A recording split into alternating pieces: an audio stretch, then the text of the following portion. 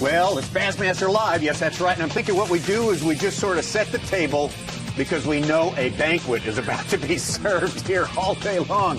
Our 6 hours of coverage begins right now from the state of New York. There it is, the St. Lawrence River, massive, long, full of water. In fact, draining all of the Great Lakes into the Atlantic Ocean in these United States. It's the Hook Bassmaster Elite at the St. Lawrence River, presented by Black Velvet Whiskey. We're at Whitaker Park, Waddington, New York. That's the launch spot for our day. We got about 100 miles of the 700-mile-long waterway to deal with here for our 107 anglers who are fishing day number 2 of this tournament, the final regular season event of the year. And what a year it has been. We have not seen you since Lake Hawaii, I believe, in South Dakota. But, man, it is so good to be. Only seems like about 2 years ago we were at Lake Hawaii. Davey Height with you, Tommy Sanders. Welcome to Toyota Bassmaster Studios.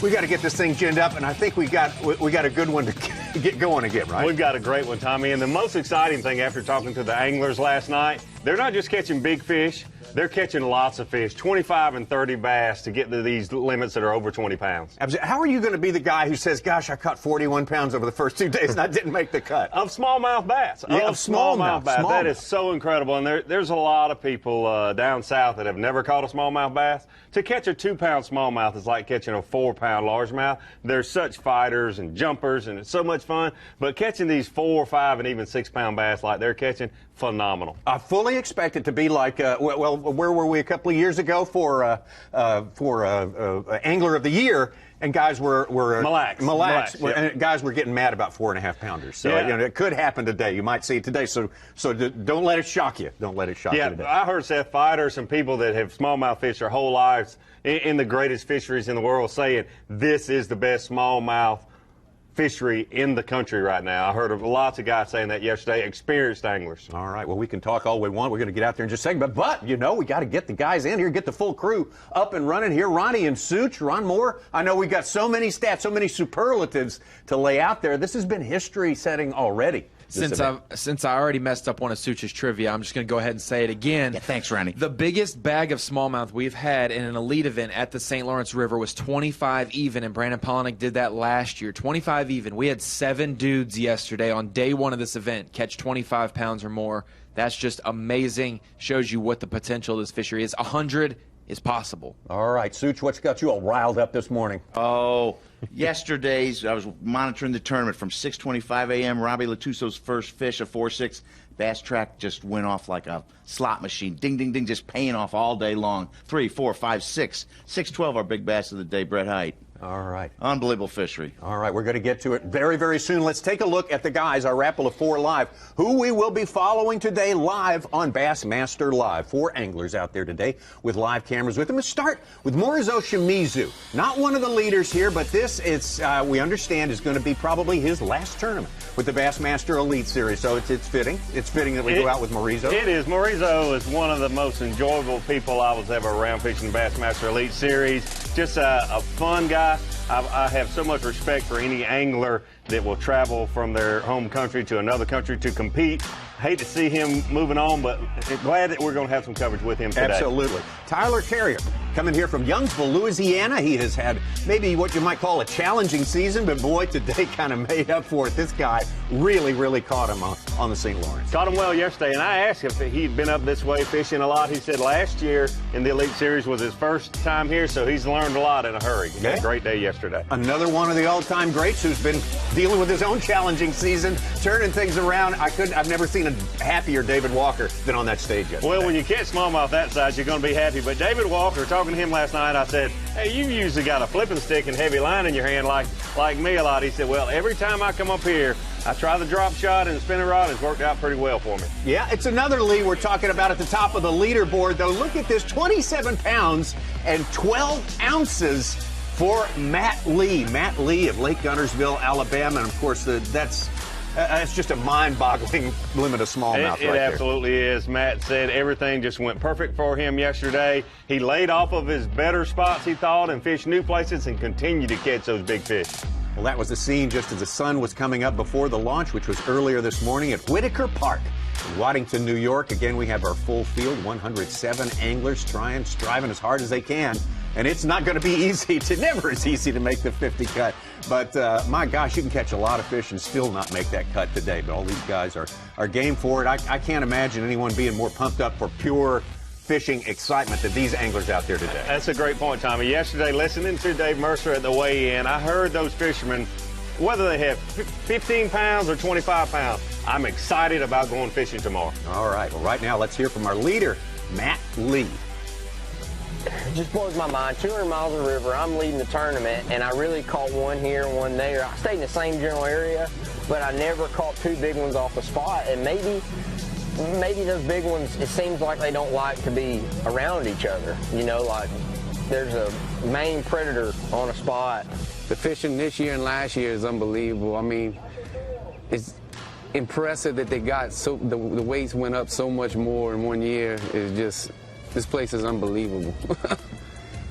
You are here. I noticed it's a little bit kind of hazy this morning, a little overcast, but I know that here it's been a matter of the sunshine, the smallmouths bite better. I think because they're such sight feeders, so I think it makes it a little easier to catch them. But you know, who knows what's going to be the outcome of the day. But yesterday was one of those days I'll never forget. It's a slugfest, and I came out on top, smoked them. I mean, just an unbelievable day. Matt Lee says, you know, I'm a guy who actually does better at Slugfest. A lot of people won't admit to that, but he says that's the way it is for him, and so he's in a good position. He's in a good place, best place of the year for that. This is a Slugfest, so if he does better at Slugfest, he should be right at home this week, and we should be seeing a lot of him the next 3 days. I want to ask all you guys, are we going to see the century mark busted this time around as we take a look at our 4 anglers, our Raffle of 4 live out there on the river? I really think that I think it'll happen, or we'll be just a little bit short. It depends on the weather. This is still, even though they're in the river, we're not on one of those Great Lakes. The wind and the weather conditions can affect things. But if they have good conditions like yesterday, we'll see 100 pounds come Sunday afternoon. You see them spread out. They are good fishing from one end to the other. I think Matt Lee mentioned 200. It's about 100 miles, isn't it? 100 miles of fishable water for them. About 100 miles. As we look at our Hummingbird lay of the lake, and they're fishing basically from, well, near Cape Vincent there at the mouth of Lake Ontario all the way up to the dam, the hydro dam, Messina, New York right there. So that's 100 miles to deal with. We talk about a 100-mile each-way trip that Brandon Polinick made back in 2013, but he was going 20 miles deep into Lake Ontario. That's when they could go, you could fish the lake itself if you want to. A very long trip. And obviously you were riding over a lot of smallmouth to get there, but it worked out for Brandon Polinick. Absolutely. It appeared to be giant smallmouth everywhere. There, we'll talk about the water levels, but the shorthand of that is there is not a big slug of water in there this time. It is much lower, dramatically lower than it was the last time. We talked about it a little earlier. I was not on the river there, but I was at Lake Champlain last week. The water level there about 4.5, 5 feet lower than it was a year ago, which absolutely blew my mind to imagine that much water in this area to go away in 1 year's time. And it affects a lot. We saw a lot of those fish caught last year. Shallow Kevin Van Dam, we saw him throwing wacky rig, plastic baits and spy baits, those sort of things, spin baits. A lot of the fish being caught this year, deeper waters, not as much shallow water cover. Those perch, those bluegill, that sort of thing, they don't have that shallow cover, and they'll move out a little deeper. Those smallmouth going to do the same. That yellow line you see in the middle of the river there, that's the border between the U.S. and Canada. Of course, we mentioned this earlier, drains all the water from the Great Lakes out to the Atlantic Ocean, and right there, the man who caught 28 pounds with a 4-ounce penalty yesterday is the actual fact there. Yesterday morning we had a real slow start.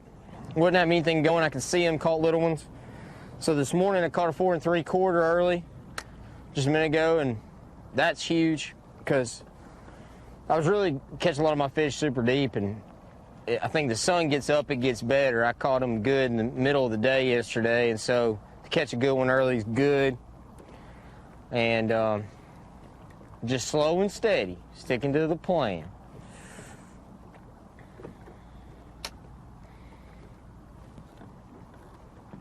Let's take a look at what Matt Lee has been able to do this morning. It looks like the sun is out. David Walker was worried about a little bit of ground fog and maybe some haze overhead, but Matt Lee, this is what he caught earlier this morning. Like about a 2-pounder there, that first one, and this fish here, I think is. Come here. Yep. A better fish there. Maybe they're starting to bite a little bit. Matt Lee catching a lot of his fish on a drop shot. Little ones, and caught a 6, 7, and a 4 1/4. So I know there's big ones here. I can see them, you know. Back here on the backside, it'll get like 35 and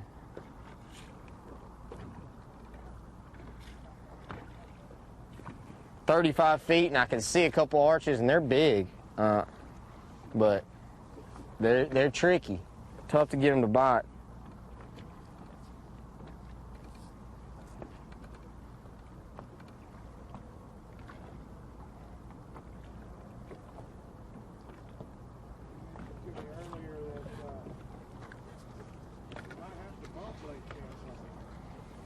Man, it's always been my favorite lake, Champlain, and after yesterday, I mean, golly. I like this place anyway, but that was just incredible. Words can't describe. Every time you set the hook, it was a monster. You know, there's so many big ones swimming around, it doesn't really surprise you, but once you actually get them in the box, you're like, this is remarkable. I mean, how many times are you even gonna have the opportunity to catch anything close to that? I mean, that's just crazy. And the bad part is I about got to catch that again just to stay where I'm at. No, I not just, it looks like I'm maybe catching 1,000 and got a honey hole, but that wasn't it at all. I moved around a lot and stuck to a certain area, certain depth range, bait, and those, I might have caught, I don't know, 20, 25 or so, but it seemed like there were a lot of, caught several that were just babies, and it was like it was either just a 13-incher or a giant. I didn't catch, only caught 6 over 4 pounds, but 4 of those were over 5, so it's like one of those deals. When they're catching this good, I feel like you got a fish where you feel like you can catch the biggest ones in the river, and regardless of how many you catch, you got to. And so that's why I got to stick this out, like go to different area and catch them 3 3/4, call your way up to 18 or 20, but that's not even good. That's not even average. So you gotta, if I feel like I got a chance to catch 1 over 5, you gotta just stick with it, because that's the kind you gotta have to compete. That's pretty silly. Gotta have 1 over 5 to just compete.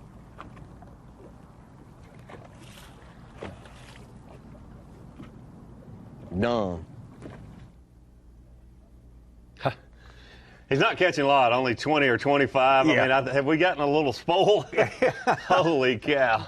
I think spoiled is going to be the watchword for this entire tournament. I only right had here. 6 over 4 pounds, but 4 of them were over 5 pounds. I mean, that's just incredible to listen to that, but it's the reality that we're seeing. We're going to see it. People are going to disrespect the 4.5 pounder today. That's you know, didn't take long for that prediction to come Wow. true. First time ever on Bassmaster Live. Our first look at Tyler Carrier, Louisiana angler. His second year in the Bassmaster Elite Series. He's hooked up.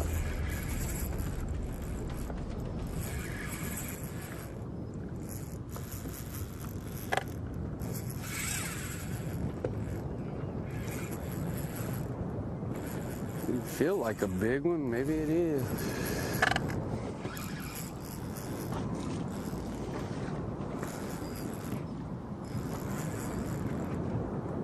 Never fished the St. Lawrence River. A lot of current pulling through there. And a lot of these anglers are using 6 to 8 pound test line. You have to take it slow and easy with these big smallmouth.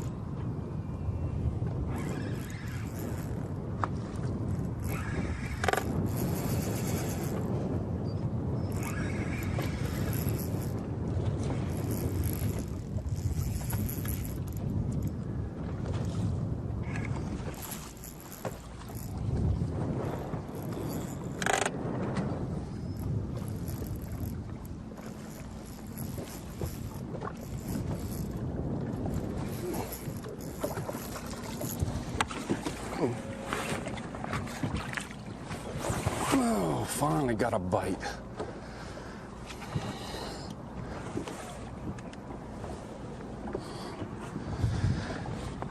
Finally. Gee whiz.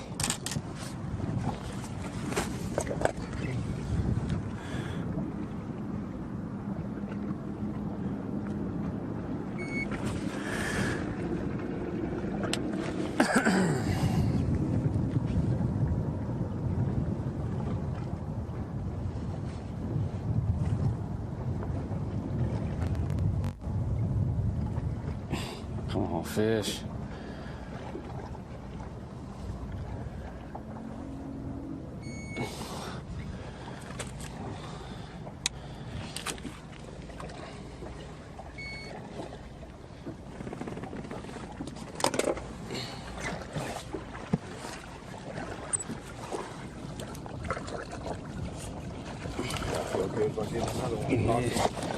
Man, it's slow grind right now. Jeez. Trying to. There's so much stuff going through my head, thinking I need to move, to try to find another thing, a big fish or something. I don't know. It's just glad to have them, but I'm gonna need bigger than this. Let me get out of his way.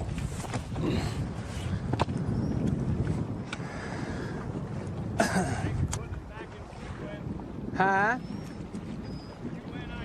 There you go. That's how we need it.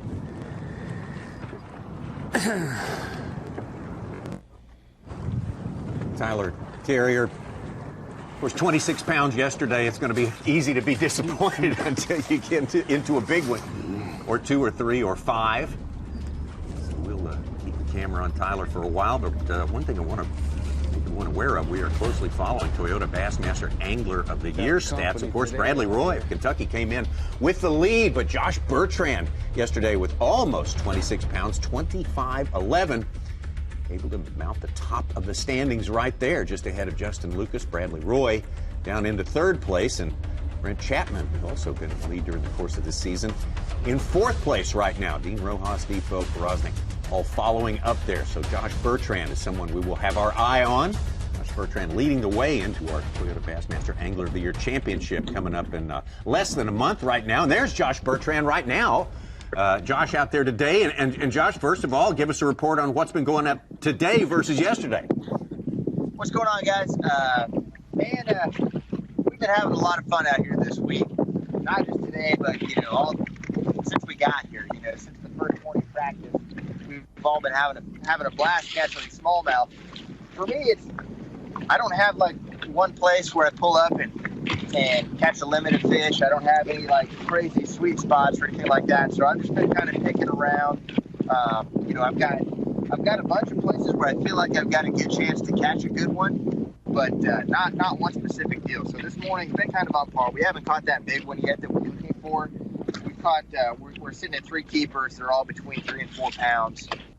But we're just hoping to literally pull up on 2 or 3 of these places and get that big one that's ready to bite. And I'm confident it's going to happen. It just hasn't happened yet. So Josh, the current's always a big player there on the St. Lawrence River. Tell us a little bit about it.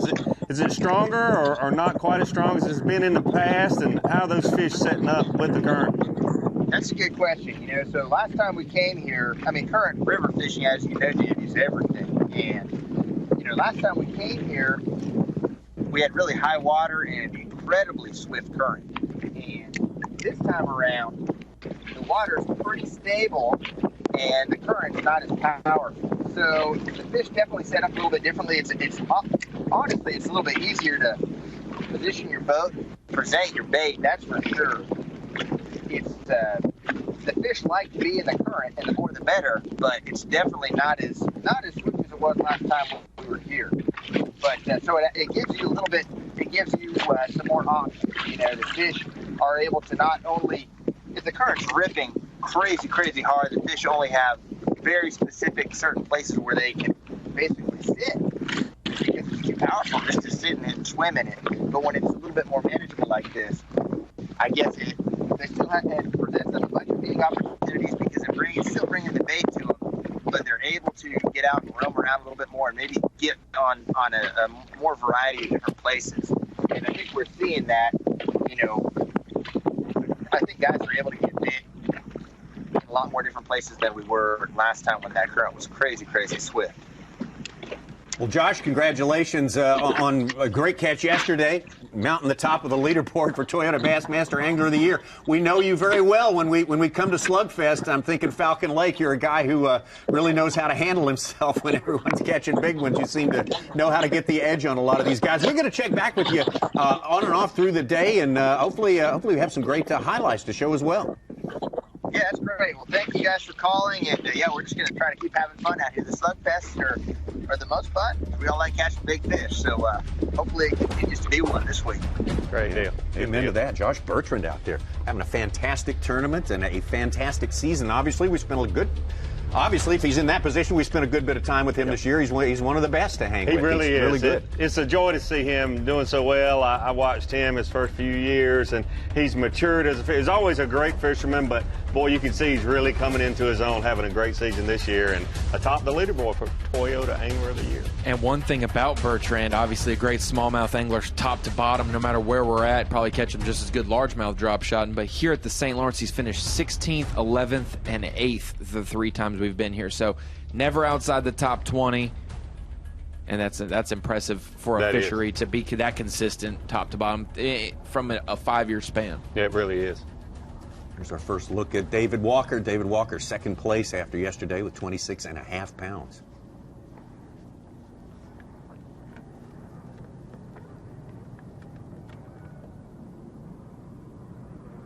Yeah. Okay. Well, things are certainly not going like I was hoping this morning. See if this is an improvement. We got a limit, but we got the smallest limit of fish. I didn't think it was possible to catch tiny ones. This one right here is not real big, but bad news is he's bigger than what I got in there. I got one 3-pounder, and now we got another one that's 2 3/4. 2.5.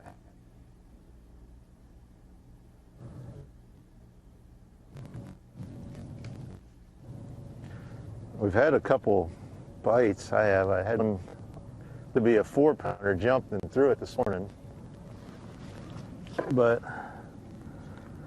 that's to be expected. But I can't get over how little some of the fish for catch today are. Look at these guys. I got a live well full of these jokers. I mean, that's not what you want.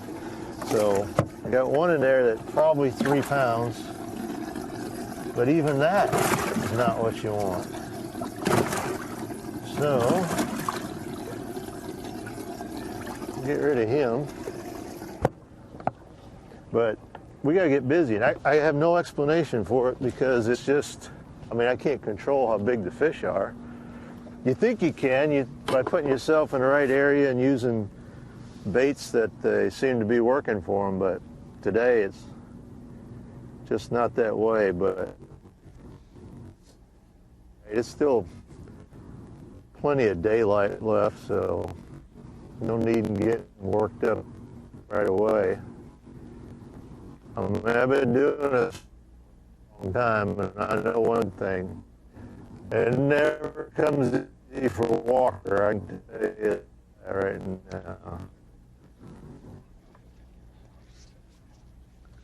Got a little rough spot in the service area right there, here on the border between the U.S. and Canada. David's slowed down to a little bit of a comic effect there, Dave. I think it's obvious. It never is easy for Walker, I think is what he was saying. New Yorkers might mistake that, and Canadians might mistake that for Southern draw or something right there. Not so. That's just a technical issue. Hope we get a little better coverage of it. I love talking to David. Here's some of the highlights from this morning. David Walker talking about those catches. He said, I didn't know it was possible to catch 5 this small here.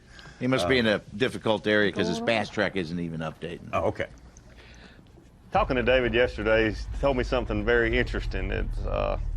He said that yesterday he caught the biggest smallmouth he's ever caught in his life at 6 pounds 7 ounces during a B.A.S.S. tournament. It was a great time to do it.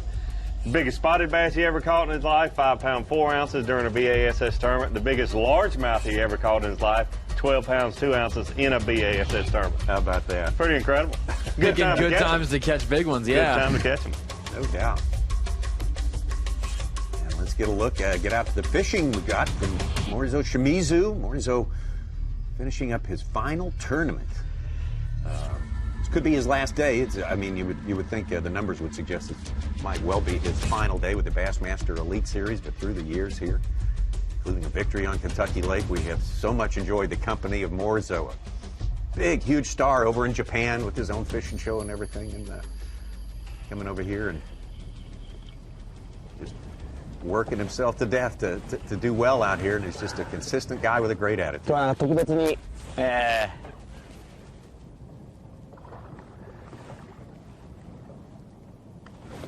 試合に乗ってくれるということで、もう初日釣れなかったんですけども、乗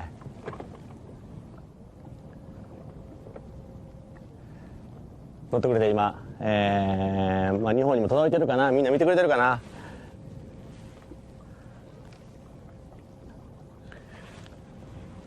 David Walker was talking really slow. Morizo was talking really fast. Morizo was saying, folks at home, folks at home. Yeah, he is talking to the folks at home, as he should. You hit the nail on the head, though, Tom. I've never seen him without a smile and a laugh. Oh, yeah. I mean, he's good attitude whether he's catching big mamas or having a tough tournament. Yeah, Japan, yes. What did you say to them? So, good evening. Japan is 9 o'clock right now, p.m. So I said, good evening. Then I don't know.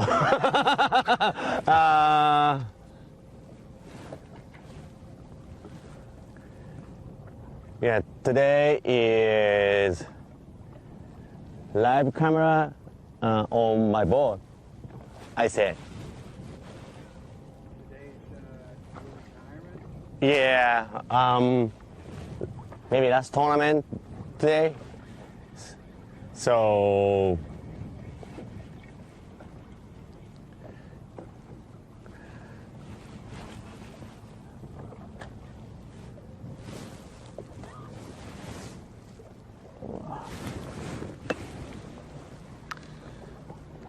A little emotional. Yeah, I think sure. he's feeling that. I felt that when I fished my last Elite Series tournament. I mean, there's a lot of the grind and the thrill of victory, agony of defeat, all that sort of stuff through the years. Sure. And when you the last morning you get up and make your last sandwich for lunch, you start thinking about this could be the last time. This could be the last time you start thinking about all those memories. It's quite a day, I'm sure, for Morizo.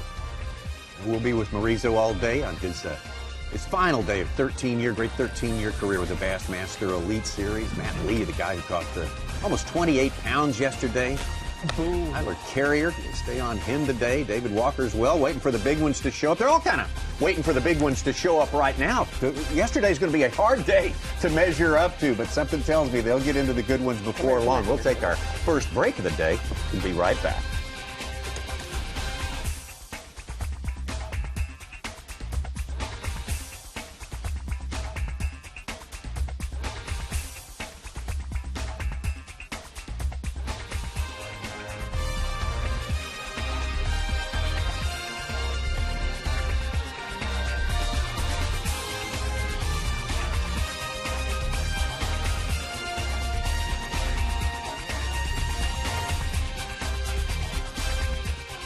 The Hook Bassmaster Elite at St. Lawrence River, presented by Black Velvet, is brought to you by Toyota,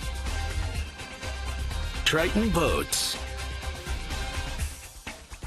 Mercury, Minn Kota,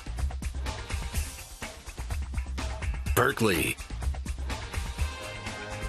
and by Hook.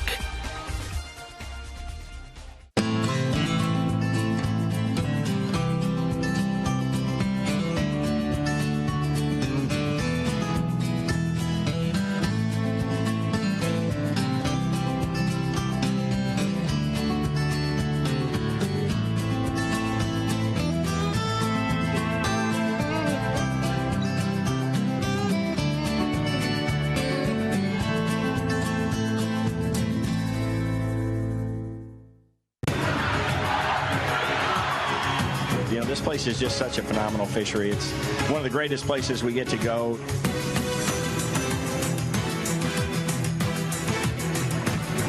What an awesome fishery. I just can't, say enough about this place, guys. It's really, really good. Oh, yeah. New York could easily be a second home to me. Come on, let me get you. Yeah, you're ready. There's a reason I escape to the water for over 200 days a year. It's not only my passion and my job, it's my life. The work and the miles that I put in traveling across this country have prepared me for this sport. Because after thousands of casts, eventually I will find the water. Toyota, let's go places.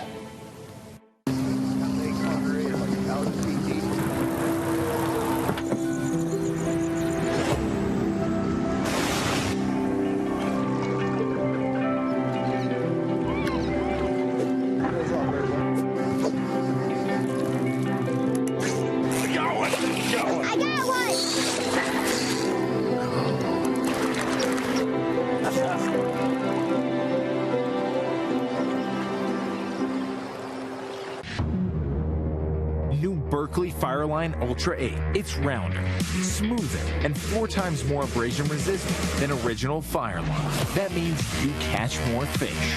Ultra 8 features 8 braided strands heated to molecularly bind individual fibers. It lays well on the spool and is prior to going through your guide. Expect 10% longer casts and superb knot strength. New Fireline Ultra 8, and you thought Fireline couldn't get any better. What's your biggest strength? You got jig skipping skills? Can you tie a double uni? Product planning? Oh my goodness. I ain't got a resume, but I do have this. You're hired. See more office antics at teamgtfishing.com. Fishing just got easier, and it didn't cost you a thing. Free feature upgrades from Lowrance. Fish Reveal delivers the best of chirp sonar and downscan imaging, all on one screen, and it's going to help you find more fish. High visibility color sonar take high contrast imaging to a whole new level. It delivers the absolute best views of structure. Fish like to hide there, but their hiding days are over. These features are ready to roll when you are. Just upgrade your HDS Carbon software.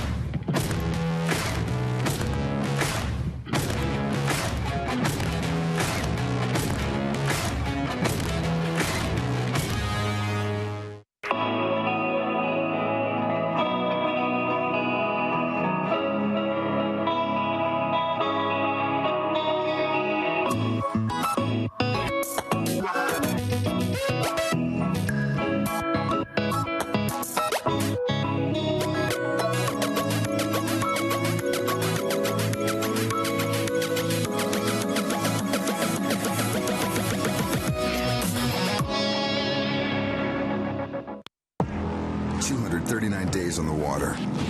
With an average tournament day of 8 hours, that's 1,912 hours of fishing. Averaging 60 miles per hour, you covered 12,300 miles. That's 102,420 minutes with a rod in your hand. Averaging 4 casts per minute, that's just shy of 410,000 chances at a bite. But numbers are the foundation. The results are up to you. Bassmaster Angler of the Year! Bass Live is being brought to you by Bully Dog.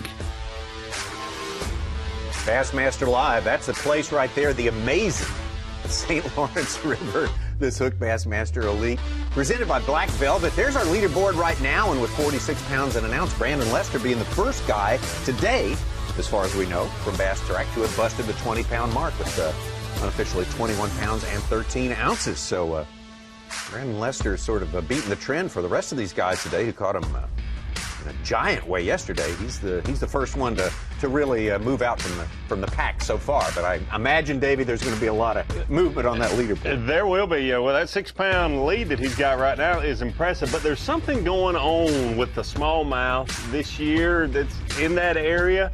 I was up in that area last week. The bite was definitely better in the afternoon. I was talking to Terry Scroggins. He's been up there for a few weeks. The smallmouth bite being better in the afternoon. Our friend Mark Zona, his son Hunter, and Jacob have been seeing the bite better in the afternoon. I think we'll see that here this week. Don't know why, but they seem to be biting a lot better in the afternoon.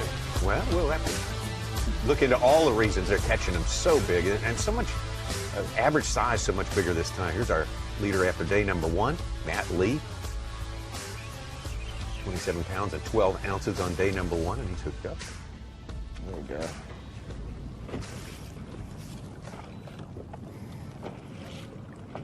I know there's some arches down there that are not like this. Don't go tell your buddies.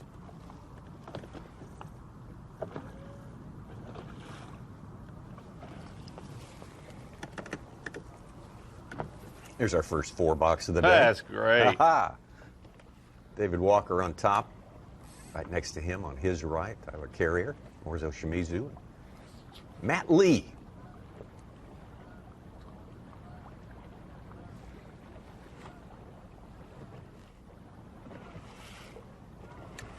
It was more than a year ago that we were here the last time, and a 4-box at that time would have had a lot more foliage in it. Would have had a lot more bank showing up there. That water was up, and it was out in places where you don't usually find it, and that's where the fish were. In some cases. A lot of fish were caught last year, shallow, including the winner Kevin Van Dam was catching a lot of his fish. I was there at the event on the water last year. A lot of vegetation, a lot of reeds, a lot of cover in the water, and those. It was a little earlier in the year. The fish, there were still some fish around spawning, not a large percentage, but a small percentage. But even though a lot of those fish had spawned, they stay shallow more when they have that high water and that cover. And now it's a lot lower than it was. Head on and drop it on one.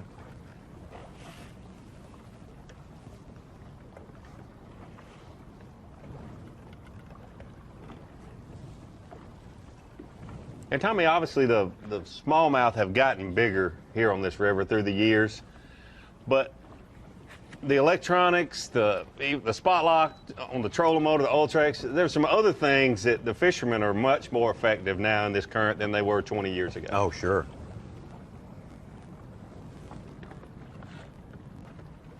Your Lake Master maps, your mega imaging, all that stuff contributes. You can see those bigger smallmouth, if they're not just right on the bottom, these anglers can see every single one of them just under their boat.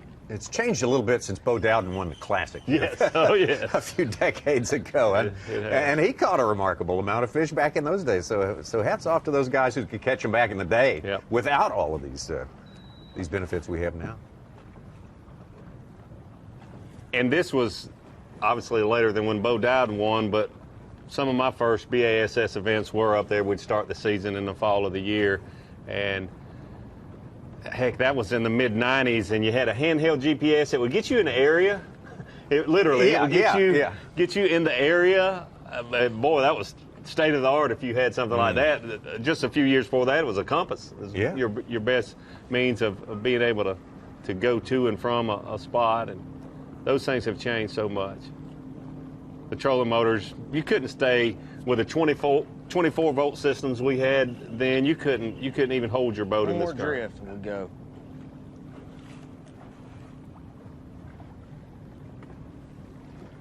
But looking at the previous winners, they held a lot of New York Invitationals on the St. Lawrence. Looking at the list of winners, back then it's a who's who of fishing. I mean, you had Roland Martin, Jimmy Houston, Rick Clunn. Besides KVD's 3, I think he's the only guy to win 3 events on the same body of water. What is this, Such, the 20th or 21st time Bass has fished at the St. Lawrence River? I'm not telling you. It's a trivia Oh, question. it is? Well, see, you're just trying to break trivia today, Ronnie. Why are you I trying to didn't bust know. up I trivia? didn't know. There's no need for that. That just seems mean. We do know it's the 4th elite we've had here. Obviously, 2013 when the lake was in limits, but only one person went there, Brandon Polnick. 2015, Edwin Evers won at shallow. 2017, KVD caught 90 pounds. And then this year. 4th elite, which is great for elites, but the history, like Such mentioned, I mean, there's a lot of just B.A.S.S. history on the St. Lawrence River. From Bo Dowden to Roland Martin, I mean, you name Ken it. Cook, Dusty Pine. Mickey Bruce, Kenneth Pine, yeah. Rick Lilligard. I think KVD said his second ever event was at the St. Lawrence, and then last year's His first. win was I think it was his first. Is his first? Yeah. Yep. And his 300th. That's another And trivia. his Stop 300th. You're picking that low-hanging fruit there, You sure Such. are. I didn't do that much research. Took my bait. I don't think they're big. Let's keep going. Simultaneous moves. I was victim to one of KVD's wins there back in the 90s. Second place. And never thought about tying a drop shot on, I can tell you that. It was all spinner bait and jerk bait kind of stuff back then. Didn't even know what a drop shot was. How sketchy is it running some of those flats and humps and rock areas without a map or GPS? And Well, like, we had maps, but honestly, you had a paper map about 3 feet by 2 feet, and it was all of Lake Ontario, so it was very detailed. Yeah, oh yeah. You had all blue, right? Yeah.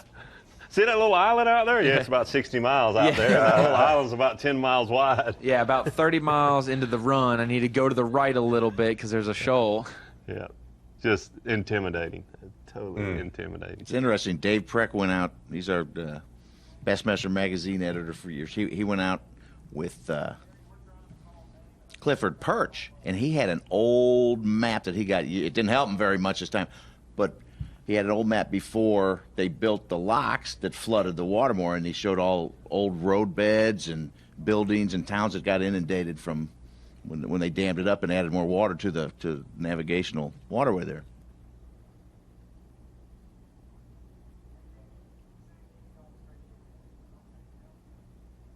One thing we didn't mention about Morizo, obviously, yes, he's got a TV show in Japan, and he's been one of the elites since the inception in 06. But he's considered like the Kevin Van Dam of Japan. Like, people know him and follow him. Like, he's got a huge following over there. It's something we don't get reference to unless you do travel to Japan and know the fishing That's game a there. memory. 70 years. Especially 2005, Lake Guntersville.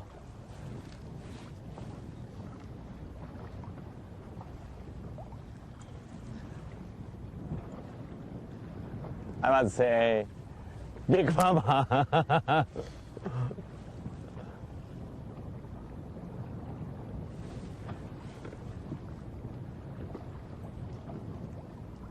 My English okay? I don't know. 大丈夫。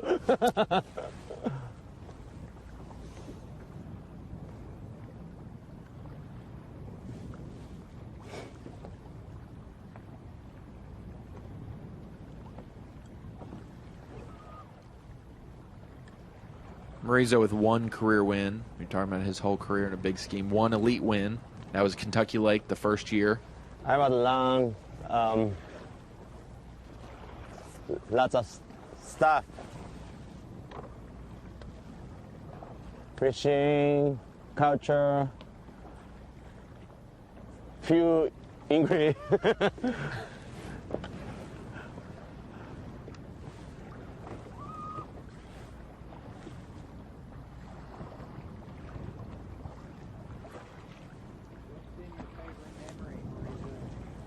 What's that?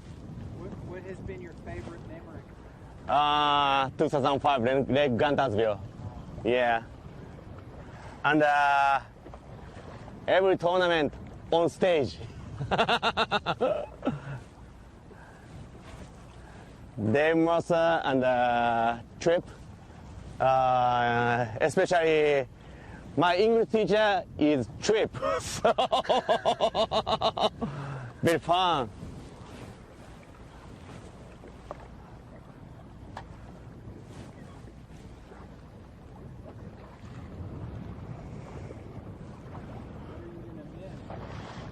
Huh? What will you miss the most? I don't know what.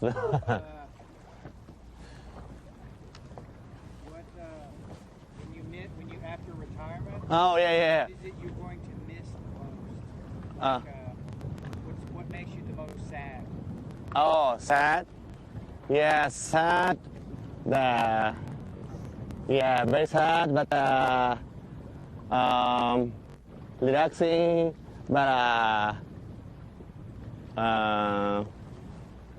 maybe after tournament, fishing comedian.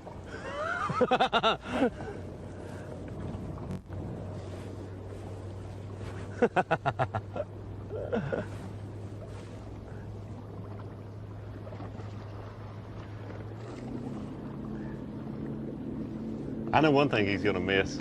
Some Louisiana crawfish, because I've been in a couple smackdown, throwdowns, crawfish bowls with Morizo, and he can get it done. He can get it done, yeah.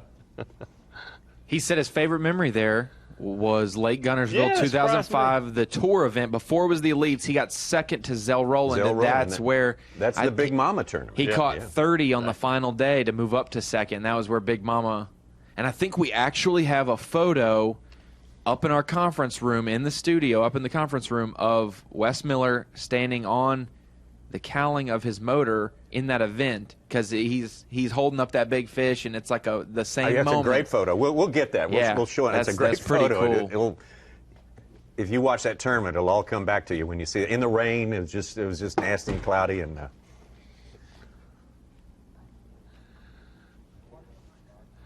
certainly a phrase we all know because of Morizo. Big Mama. Big Mama. Big Mama. I bet I know what he will not miss the most is probably the plane travel. You know, a lot of our anglers who hail from Japan, like Takahiro Omori and others, gone ahead and made their home here in the United States. Morizo, home still in Osaka, and has a lot of commitments and work to do back there. And you know, you take this season where you get an event that's canceled or postponed. I mean, you got all that time in between. That's got to be. How do you deal with that? That's got to be one of the things that factored into his decision, I'm thinking. Yeah, that's why just one of the reasons why I have so much respect for the anglers that come from other countries to fish. I mean, we as fishermen complain a little bit when you have to drive 1,000 miles. You know, and that is a long drive, a long way to pull a boat. But when you start thinking about anglers coming from other countries, and that dead time in between those tournaments, that they either have to, the long flights and the cost, the expense for that travel, or stay here and stay in hotels for extended lengths of time. Oh, yeah.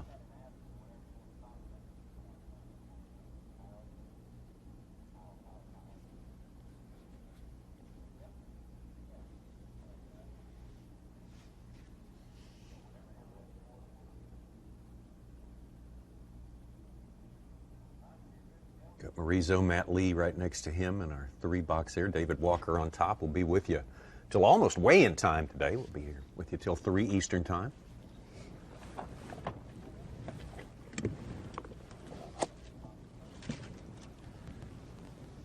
Got 6 over 4 pounds between 10 o'clock and 1 o'clock yesterday. No.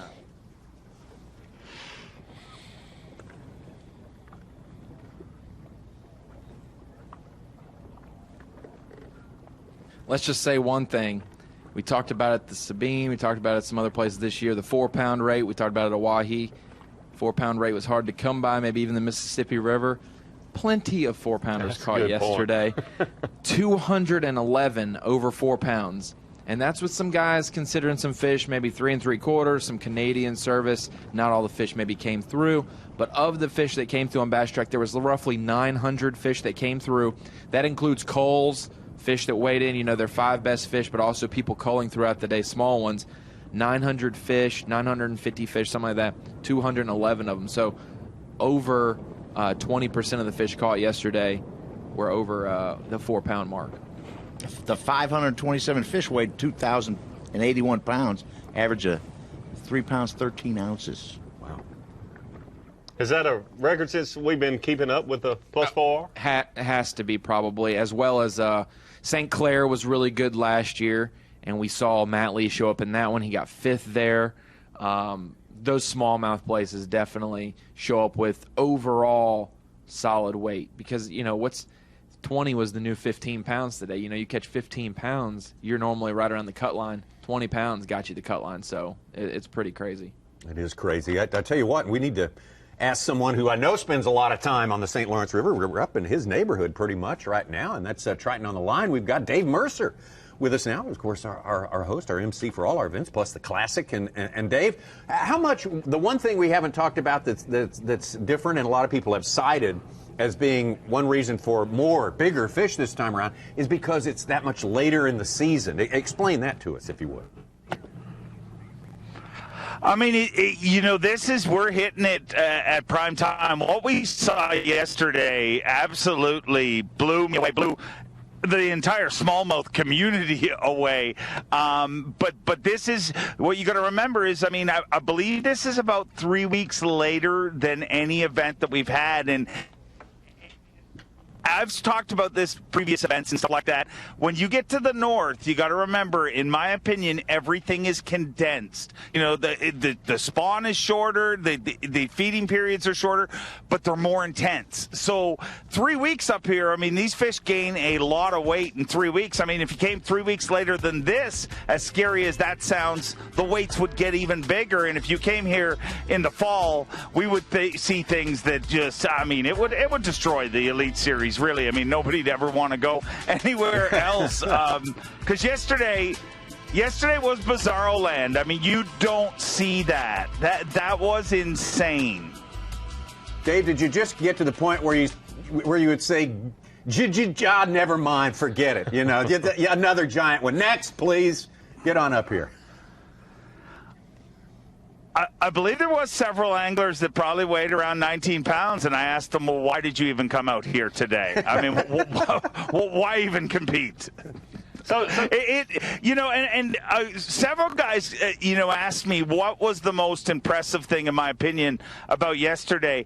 And I got to tell you guys, if somebody asked me, and it's really hard to pick, obviously Matt Lee's 27-12 stands out. It's an insane giant bag. You don't normally see bags that big until the fall rolls around and they really strap on the feed bag. But if somebody had asked me at the beginning of the day, is it more likely to see 27-12 lead this or to see 52 20-pound bags?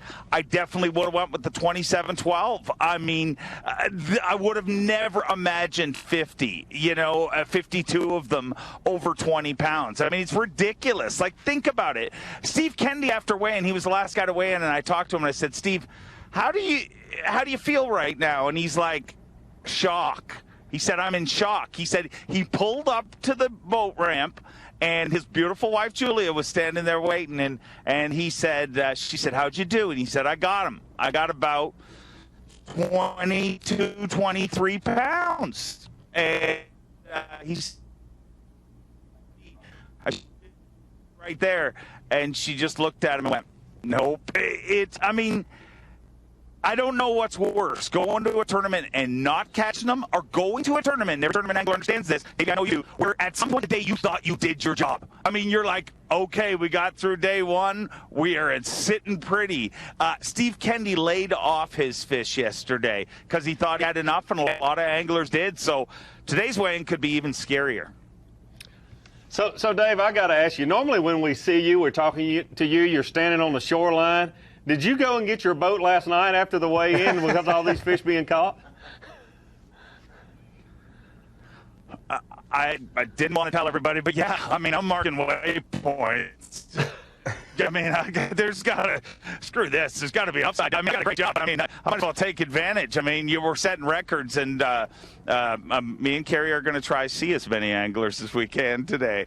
But no, I always bring my boat to this event, Davey, just because it's so close to home, and it's such an incredible fishery. I just love being out here on the water. Tell us the truth. You've got some rods in there, don't you? You got rods laid out ready to go.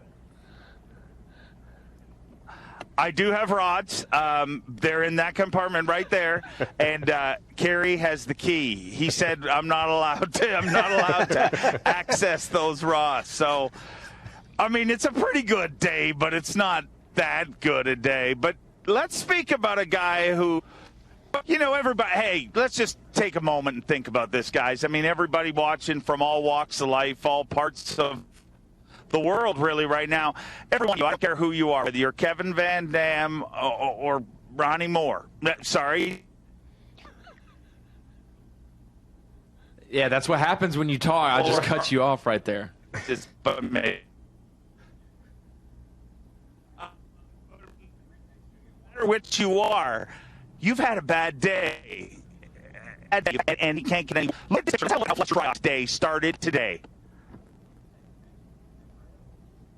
Okay, having a oh, there we go. Now I know what he's talking. We're having some trouble with the signal there, but he's talking about the bad day, and this is Hunter Shryock's boat. Is that right, Ron? Fletcher. I'm sorry, Fletcher Shryock's boat. He's bounced back with a couple of fish. Yeah, that's not the way you want to get the day started. The only thing I can say, if you're not in the top, if you're not Rapala 4 Live and you want to get some coverage for your sponsors and your boat wrap, there's a great way to do it right there. Yeah, I don't know exactly how that happens. How do you get it back on? That's what I want to know, Davey.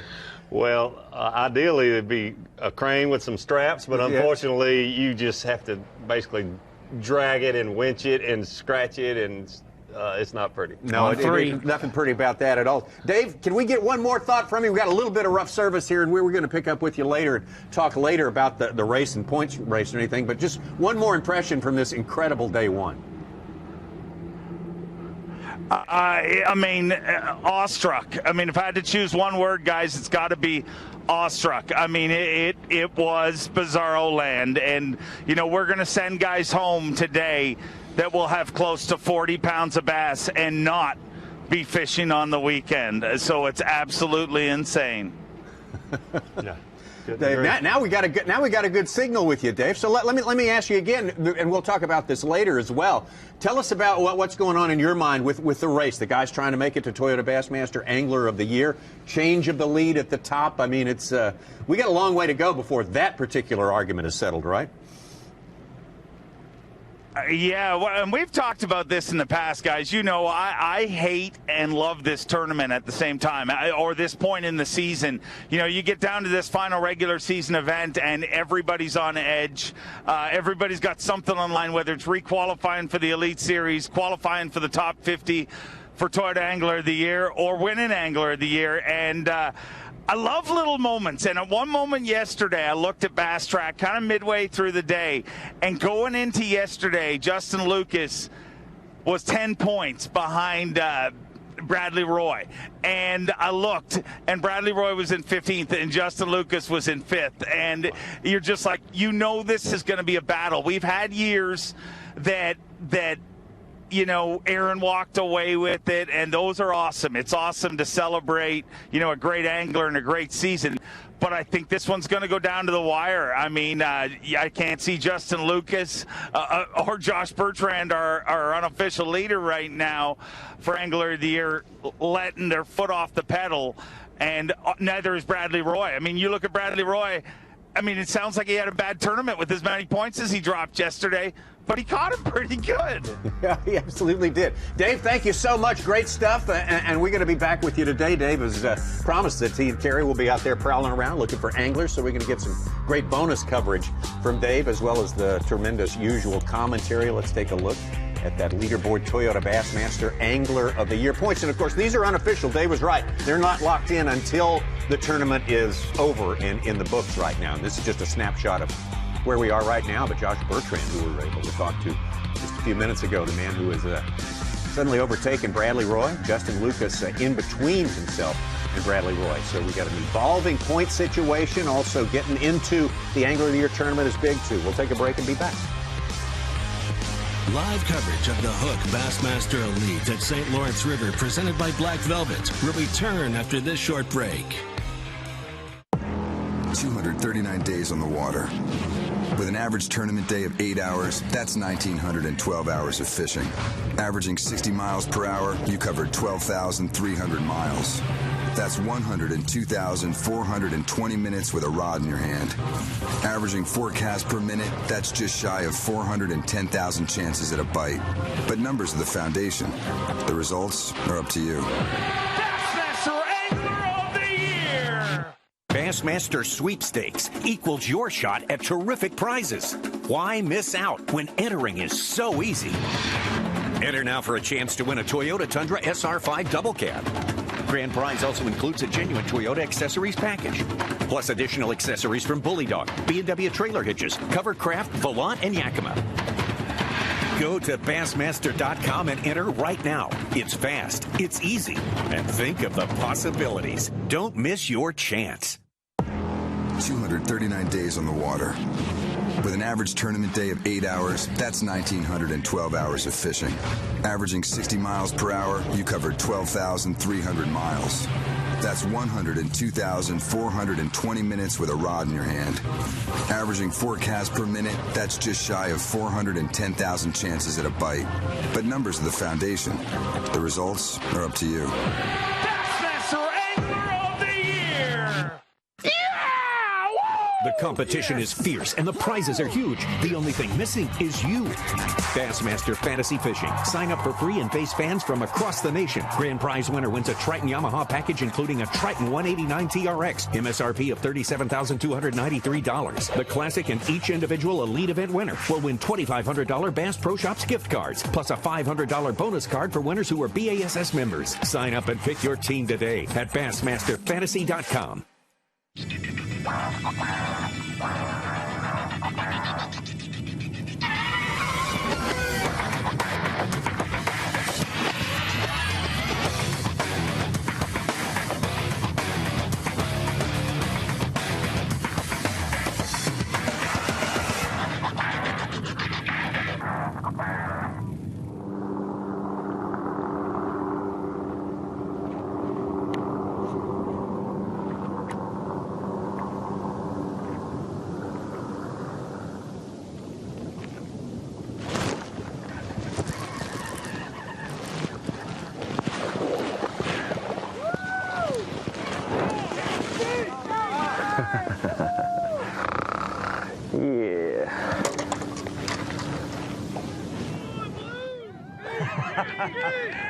I got Worthless over there cheering now.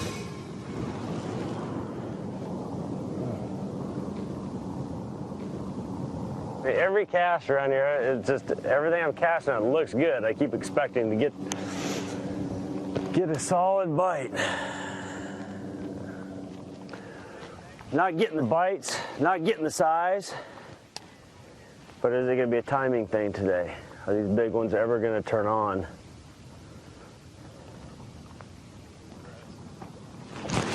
That's a big one.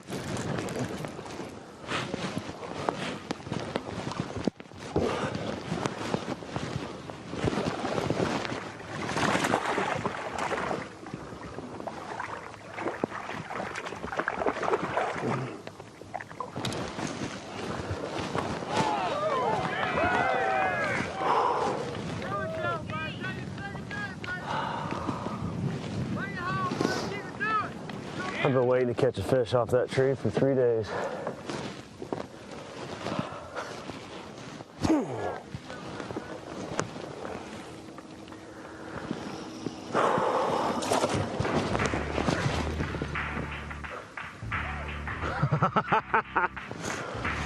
Wow!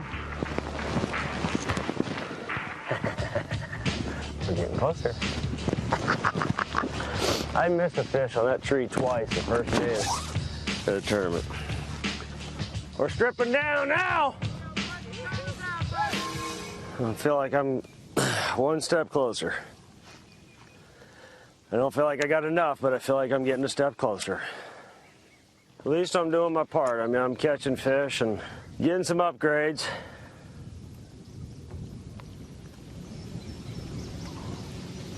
Who is going to pull it out? Lift it up as heavy as it. Oh, maybe. Maybe not.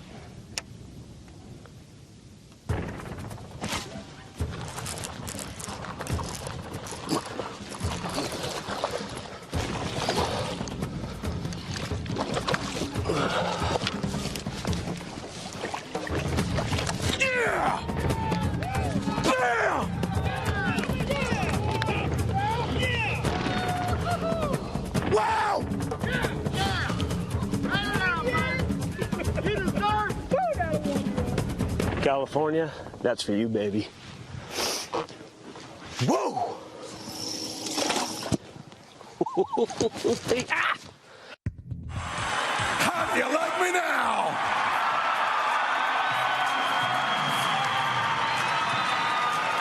This year, redemption is sweet, and Steve Reese is the 2009 Bassmaster Classic champion. Oh, yeah!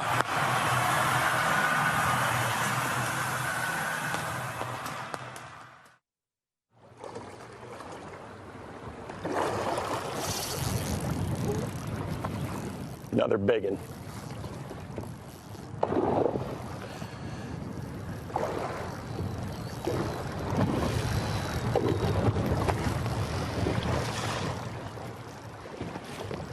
Might be the biggest one I've seen yet. It's a giant, dude. That's a freaking giant. Ooh, we need this one. Oh, come on. Don't do this. That is way. Look at the size of that one. That's a 6+. That's a Z-Train. Gigantor.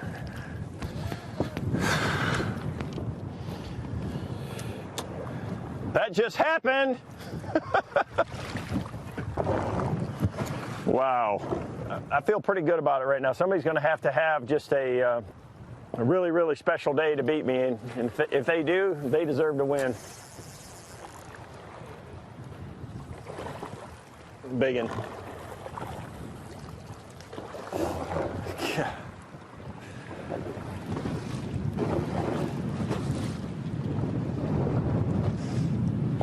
Oh, God, he's only got one little bitty hook in him now.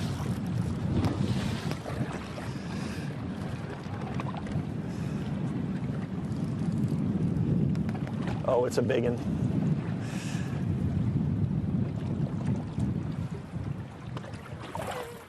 Lights out! Boom! 5-pounder.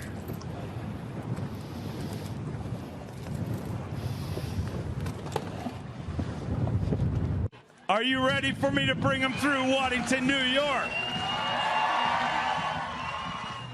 66 pounds, 7 ounces. We're looking for 15-13. 23 pounds, 12 ounces. KVD slams the door on number 24.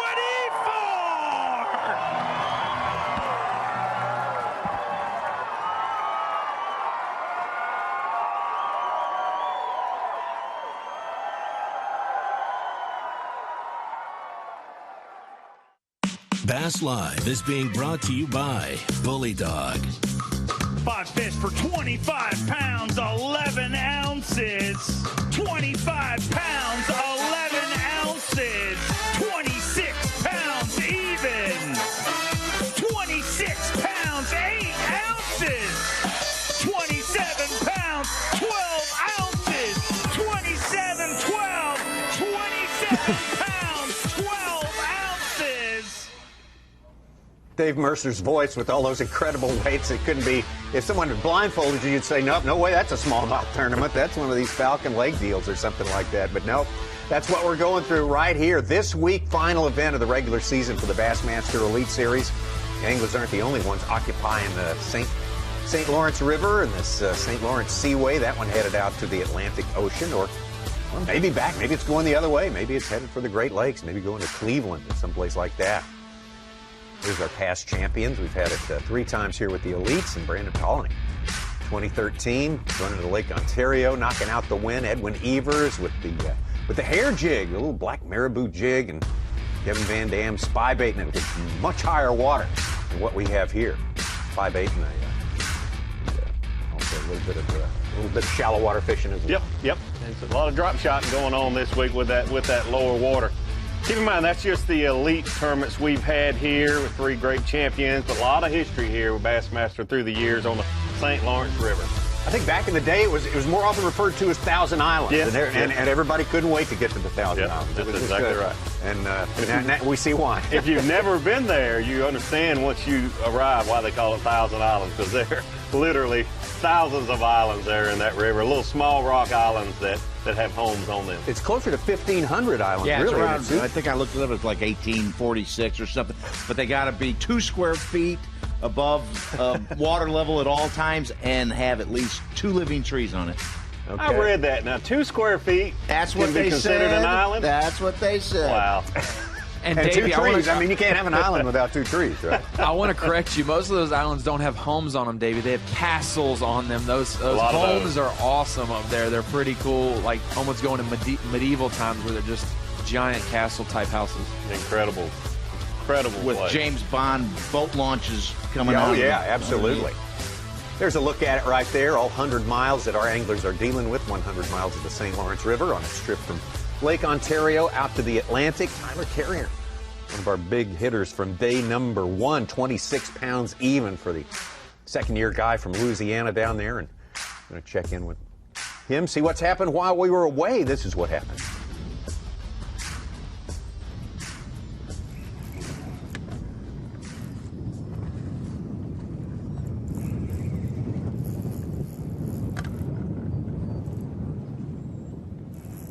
Come on.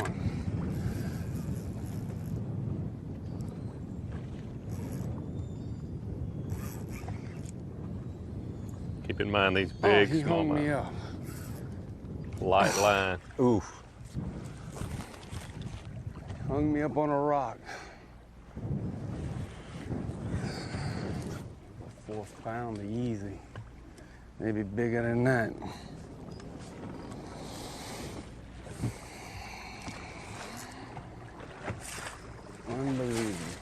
Unbelievable. Sorry. Well, we were on break right there. I'm sure Tyler wished that hadn't happened. I tell you what, you're right. The light line out there and all that current, and of course, you catch a bunch of smaller ones, and you don't realize. Maybe sometimes you don't retie, and you really should a lot, right? It's so easy when you in a slugfest like this, catching a lot of fish. It's so easy to just not think about retying, and with 6 and 8 pound tests, you need to retie often because they're doing damage to that line every time, no matter what size they are, right? You're exactly right. He's hooked up again. Even if they don't get around something, the teeth, if they swallow that bait, the smallmouth teeth, they'll damage that line on a drop shot more than any other technique, in my opinion. But there's nothing you can do. You just got to take it easy with them. If they wrap you up, they do. You can't put so much pressure on these fish. Don't do this again. I don't know if he's big or not.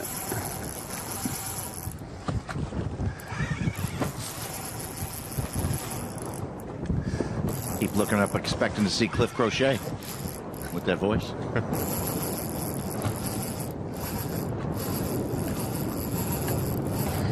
Dave Mercer went so far away in to say that out of all the fishermen in Louisiana competing somewhere yesterday, he thinks he caught the biggest bag, even considering everybody fishing at Toledo or whatever, just 26 pounds even. Probably the biggest bag on a Thursday for a Cajun angler. In August, it'd be tough to catch 26 at Toledo. Not saying some people didn't do it, but I'd probably agree with Dave Mercer. Yeah.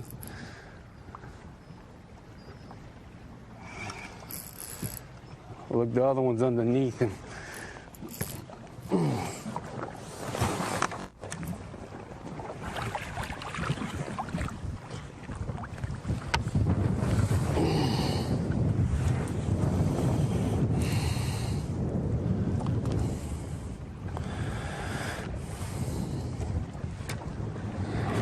Might help.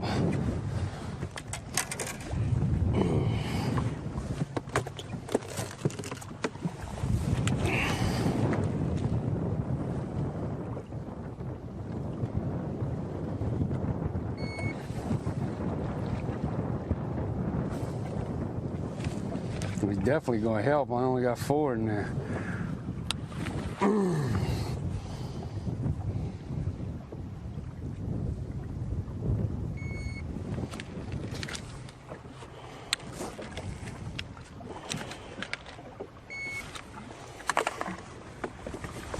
That's his 5th fish? Well, that would have been a good drift if we could have got that other big one in. I mean, that other one was at least a 4 or 5. Next drift, get this one, so we're working. Tyler Carrier, 3rd after day number 1. Trying to hang in there. Shooting for his best elite finish. He was 35th at the Sabine. Oh, his wow. best. 11th in an open. Much better here. Let's go out to our leader to start the day, Matt Lee. Came up through the Carhartt Bassmaster College Series.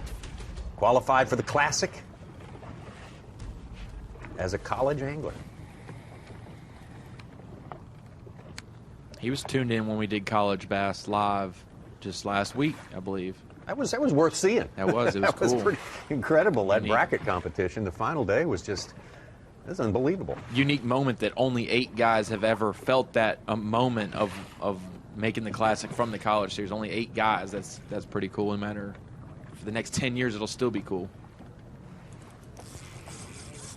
Matt's hooked up.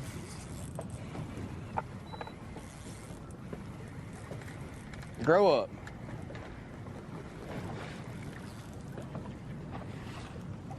That ain't the one I seen, but it's a good sign. Switch it up a little bit. Well, that go. Break my rod.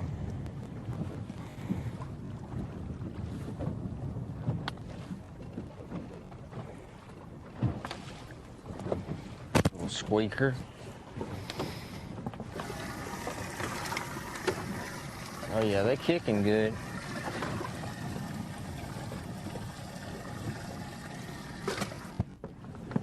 Fifth fish there, I think, for Matt, isn't it? 4th? Just Having hard. 4th or 5th? His race not registered on Bass Track. Yeah. I talked to the cameraman about, I think, that Canadian or something happened on the boat ride, so we're trying to figure that out. You just threw the word Canadian in there. Appropriate to what? Just Canadian self-service. Canadian or, self-service. Okay. You know, he might have I thought lost you were it just and never blaming regained Canada it back. in general. Yeah. I didn't know. You know, just Canada just fishing. And, Ronnie's going to start a war. Tariffs. Because Canada. Yeah, because Canada. Yeah.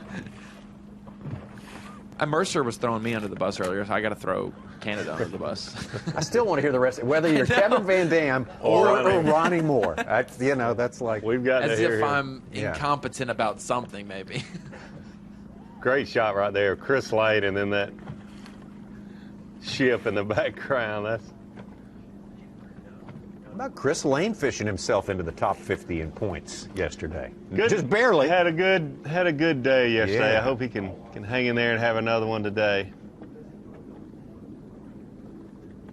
Like Dave Mercer was saying earlier, it's this time of year, you love it, but you sort of hate it because there's a lot of tension, a lot of pressure. Guys trying to make that AOY championship, guys trying to secure their spot in the Bassmaster Classic, and then you've also got to think about guys trying to requalify for the elites themselves. Yeah.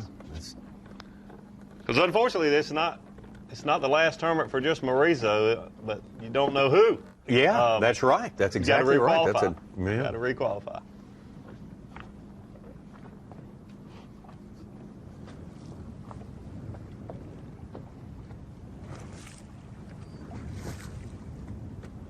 And everything ratcheted up even a little bit more by the fact that we had to wash out a tournament, our Chesapeake tournament. We just absolutely couldn't do it. It got canceled. One cool aspect that they did, obviously, people have read stories about it, but it looks like David Walker's hooked up. hooked up. Yep. We got a bass.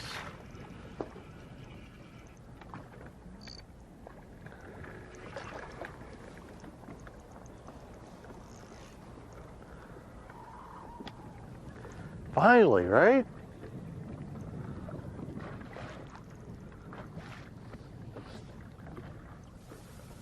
See what kind of bass we got here. I think it's a good one. Look at the head shaking.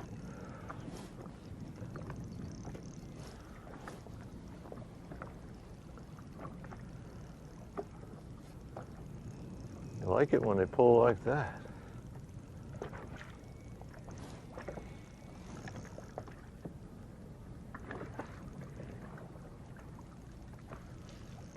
David Walker referring to, you can just tell after catching a few of those bigger smallmouth, the head shake, it's a bigger fish.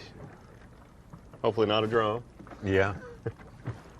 Got a few of those in here. Matt Lee caught a giant one this week. I mean, it was a big drum. That's a good thing when your drag is seeing.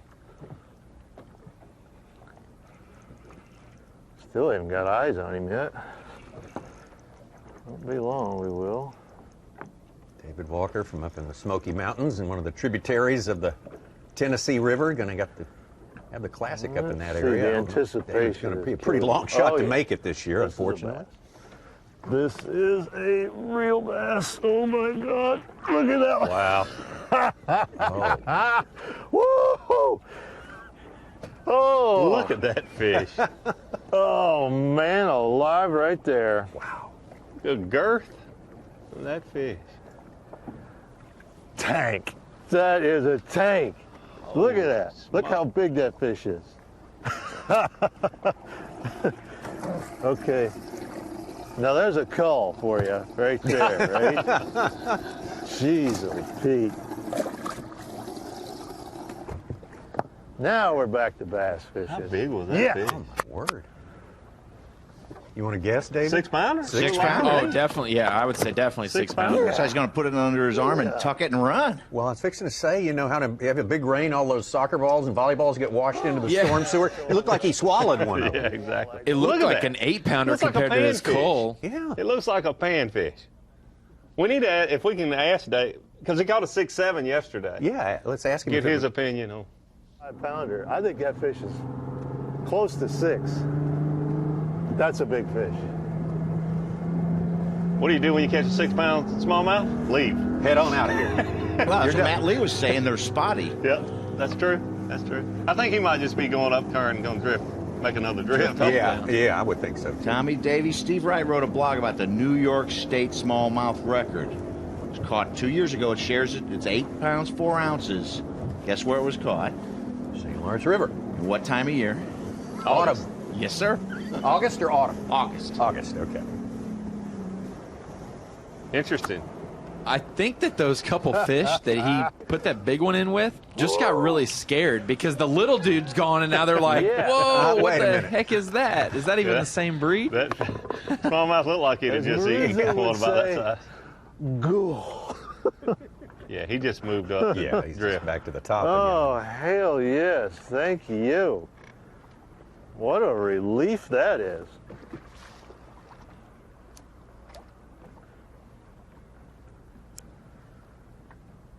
And the cool thing is when I was fighting him, you can see other fish on the graph. They come up and react to that fish.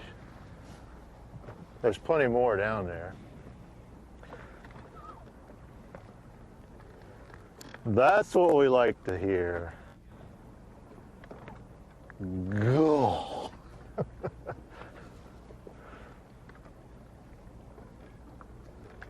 You know, this current determines so many, how hard it is to land a fish, what you got to use to catch them. And it varies here on the St. Lawrence quite a bit with the water levels. Talking to Josh Bertrand, there's a spot that he fishes every year and that I fished every year when I was on the Elite Series, and we would share it. And he mentioned last night he's glad I'm gone. He had it to himself yesterday in a joking way. But you could just hold your boat on 36-volt high. And he said yesterday he could hold there on like 50%, and that shows how much the current has slowed a little since the last time I was there. High water and more current. And, you know, last time around they couldn't.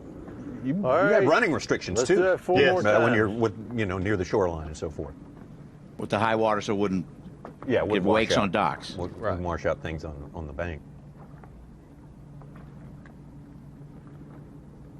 I think David Walker likes the current just like it is, like it has been in the last 10 minutes. We got to see more pictures of that bass. That looked like Photoshop or something. Tank. Yeah. Somebody take him a scale out there so we can know exactly, because we just want to. The Dave one he Mercer, threw the guy back for the job. was Maybe one. Dave could take one. He threw back that was a 111. He threw back. Oh my gosh. Yeah, good call. And it looked like an 11 ouncer. Yeah, It didn't look like a very 111. It small. looked like an 11 or an 11 ouncer. Yeah. Well, maybe Mercer can. Let's just ask Dave Mercer if he can take an actual scale over to David Walker. Dave, let's go.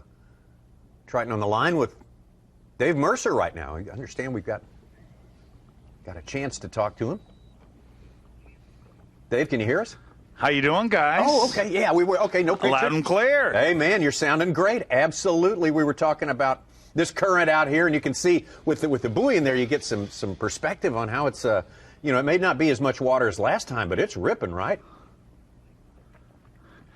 You know, it's real easy when you're watching Bassmaster Live here this week to watch these guys, and when you're looking from just the perspective on a boat, to kind of think, it's a meandering little river boat. The thing to remember is 20% of the world's freshwater, 20% in the entire world is the Great Lakes, and every single one of the Great Lakes dumps into the St. Lawrence River. It's about 750 miles long. I think it's 744 miles, and, obviously runs into the Gulf of the St. Lawrence. But this current, these guys are fishing in a lot of current. We're with Wesley Strader right now, and we've watched him fish this one area, and he's probably, run his big motor up and re-drifted 3 times while we've been here, and we've been here a grand total of 10 minutes. And that gives you kind of an idea of how quick these drifts are. I mean, I've got my trolling motor on full, holding me where he is here. But one of the big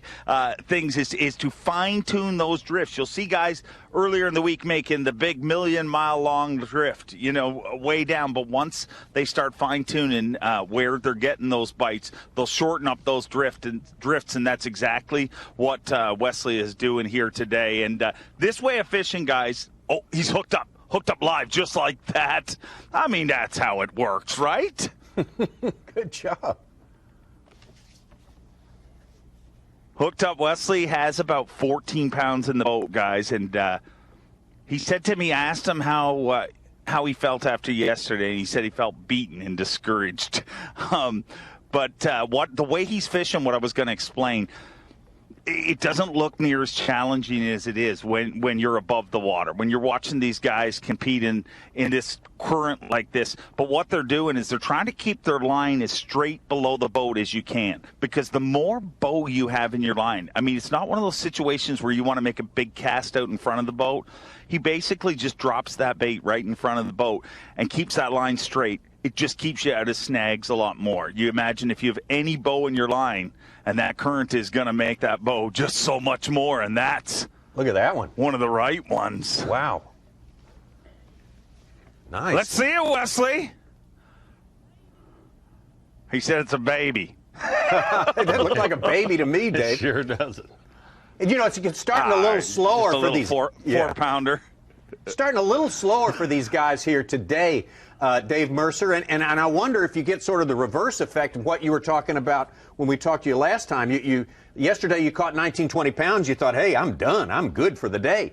And now do you think maybe unreasonably, if you haven't caught 20 pounds by 10 o'clock or 10:30 in the morning, do you think I'm out of it? I'm done. I've lost. You get the reverse of that on day 2.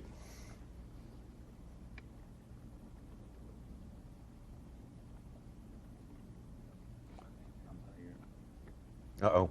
I think you're exactly right. I mean, you can feel it.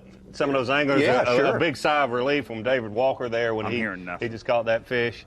A lot of guys, after they saw the weigh-in yesterday, they know they've got to have 20-plus pounds to even stay close to where they are. And you feel a lot of pressure right now if you don't have that. A lot of time to fish, and I still say that there's a good bite in the afternoon for some reason right now, but they're feeling the opposite end of that. No laying back. Oh my gosh, I've only got 14 pounds, and just Wesley Strader there would look like a 4-pounder saying it's a baby. Yeah. You can get catching them good and still have a case of the nerves out here today, but boy, catching them good is the watchword right here.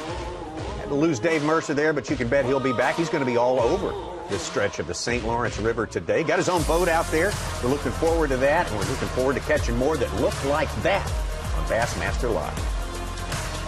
Live coverage of the Hook Bassmaster Elite at St. Lawrence River, presented by Black Velvet, will return after this short break.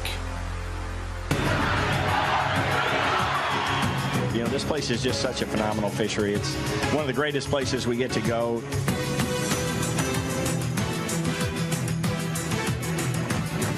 What an awesome fishery. I just can't, say enough about this place, guys. It's really, really good.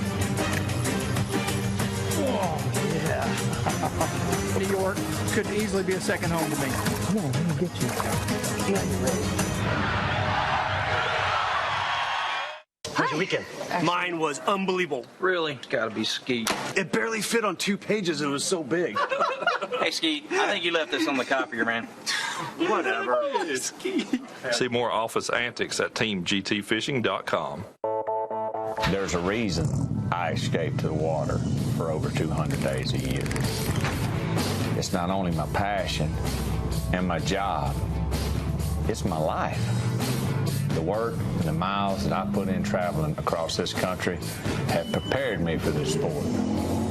Because after thousands of casts, eventually I will find the water. Toyota, let's go places.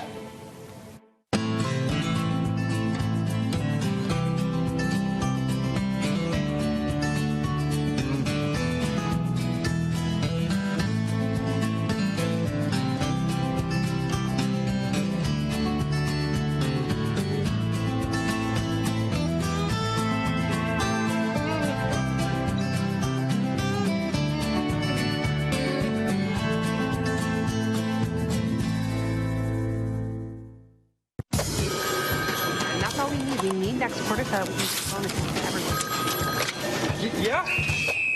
Stop working right now! Look outside. Is this spreadsheet weather? No, it's not. This is fishing weather, so stop clicking, get out there, and catch a bass.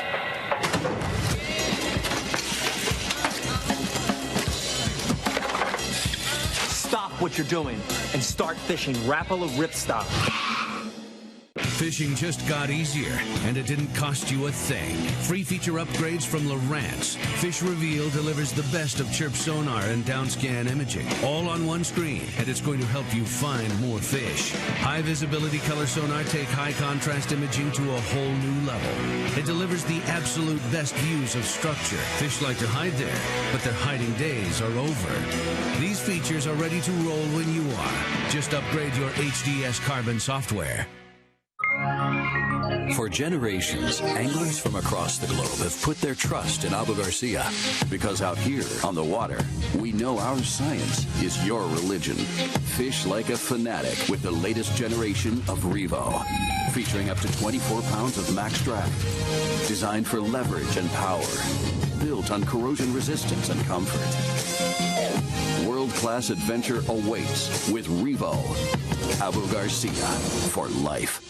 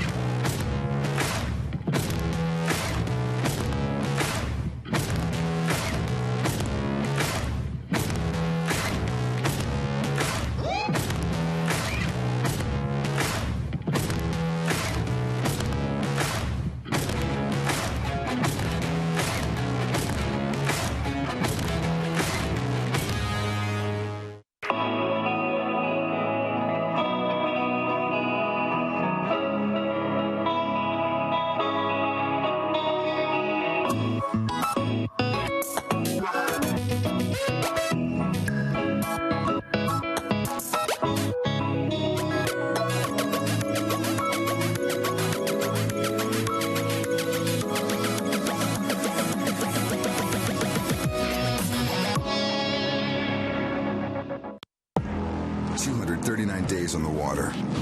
With an average tournament day of 8 hours, that's 1,912 hours of fishing.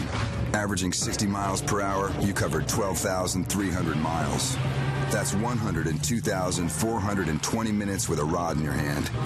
Averaging 4 casts per minute, that's just shy of 410,000 chances at a bite. But numbers are the foundation.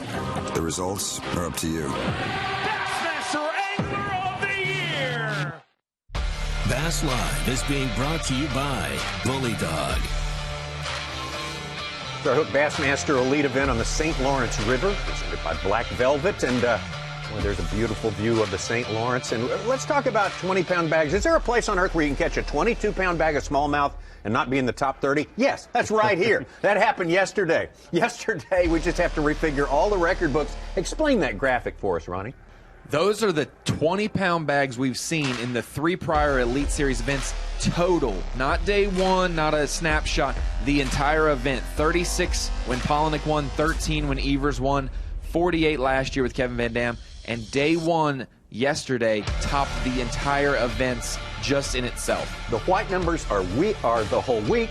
The yellow one is yesterday. Yesterday is just that's just everything aligns, Davey. And you know, even Matt Lee talked about it. Said, you know, some days you got one little distraction, something that puts you off of having a perfect. He said yesterday for him it was perfect all day. Perfect day. That's he kept saying that. He said it's almost like a blur, a dream for me. But the thing is, there's 52 guys that didn't have a perfect day, but a great day to have 20 pounds. Oh, that's a great day, career day for so many guys. And this is how you get those big stringers there. You see David Walker, what looks like a 6-pounder, culling a 111. Brandon Lester's the only one over 20 pounds today. He's got about 24 and a half to take the lead. His is interesting. He started the week 66 in AOI points, moving to 11th place, got him to 53rd. He needs 9 more points, and he's picked it up by jumping in the first to grab the be in the top 50. So we'll see how his week could be a big jump. And I'll have to admit, I've just kind of been waiting for everybody to catch him because we expected that to happen. He's held on to that substantial lead all morning. He's grown it. He's got to get back with David Walker, man. I mean, how can we not watch David? We saw that fish. You just saw it. I want to see it 100 times more today. That was the most freakish-looking smallmouth. But I guess it's not that freakish for the St. Lawrence River. And David said there's plenty more with him. He's hooked up. What we got? Big one. Oh, my goodness. One. Yes. After what he just caught, he's saying this is a big one.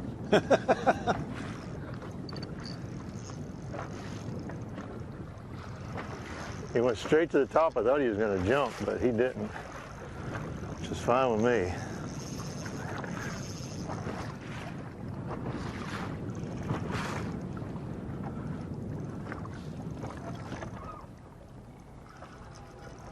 Oh, yeah, he's a big one. Head shakes. Uh-huh. There he is. Oh, yeah. Oh, yeah.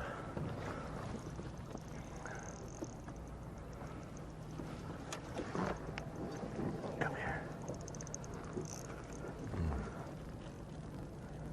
Come here, you. Yes! Oh, look how that sucker was hooked. Not even. That is a nice one. They ain't no 6-pounder, but that one is way bigger than them other ones.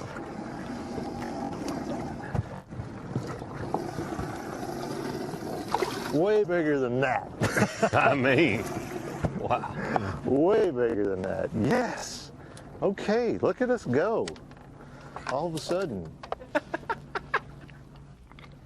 sudden, back into fishing. All right, I got to bump us back up on top of that spot again. That's the only downfall in this spot. I mean, it's got good fish on it, but it's small. The gobies tend to bite harder than the smallmouth.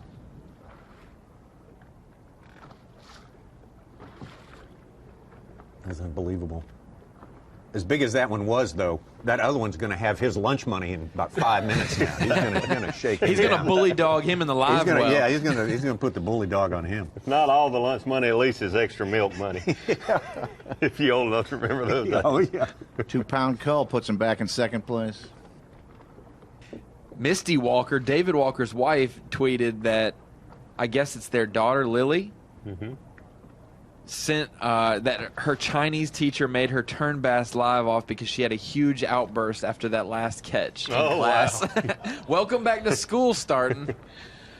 I don't know if they still make them write 100 times the sentences like when I was in school. But can you imagine at recess had to write, I will not watch Bass Live while in class. I will not cheer for my father's heroic fish catches. She should get the whole class watching. There's a lot of other things that I'll give up other than watching Bass Live. I'll write other things 100 times that I'll give up. Not that. It's funny. Talking to David yesterday, he said, with the drifting, Dave Mercer was just explaining about the current and drifting. He said, I feel like I'm a glorified rod holder because they just hold on and drift a little bit. But he said that jokingly, obviously. You've got to find the right drift, the right spot. It's not just, you just can't go out there anyway and catch fish like you see these guys doing. It's not quite that easy. You're not completely a human planer board or anything like that, no? He was just joking, trying to say that. But having the right drift, the right speed, the right area, obviously, a lot of factors. And one thing you'll notice different with David Walker, and it could be the difference for him, he uses straight fluoro, not using the braid and then a fluoro leader like most of these other guys. You don't hear that line going through his guides like you hear in these others. And you're really not worried about retying and losing leader length or losing, you're having to redo a leader length during the day. Right. When you just keep cutting and keep retying. But they definitely have more than just one spinning rod rigged up with it. But sure. Yeah, it definitely still takes time. You could probably drift a good 1.5 miles doing a new leader length, yes, while you're in the bottom of the boat. But the trade-off is you're not going to be as certain you're not going to break off. That's straight fluoro, right? Okay. The line twist is one of the biggest things that the braid gives you that advantage because you don't have the line twist like you would with the straight fluoro. So there's give and take with both. Yeah. But interesting watching him catch these big fish. You can certainly go straight fluoro or the Matt Lee. I noticed he was using a mainline braid with a fluoro leader. And for folks at home, Matt Lee was on 0 on Bass Track for a while. We explained those difficulties before the last commercial break. That has all been resolved. It seems he is now popped up in 14th unofficially with 4 fish, just under 10 pounds. 1 big one, 3 small ones. So he needs to cull those after he fills his limit. He's got an even 1 pounder in there, Ronnie. They came that small here. I think you made a good point earlier, though, Tommy. I wouldn't say the panic button, but surely the pressure is building on some of these guys that have 12, 13 pounds. After yesterday weigh. You can draw the guys who caught 25 yesterday. Right. Yeah. Oh, absolutely. You got to think. We talked about it during a commercial. It's like you might not know where to go catch 20 pounds at, so you're just like, I'm going to go fish my 3-pounder spots and pray that they're 4s or 5s today because I got nothing else to go to. I'm topped out almost,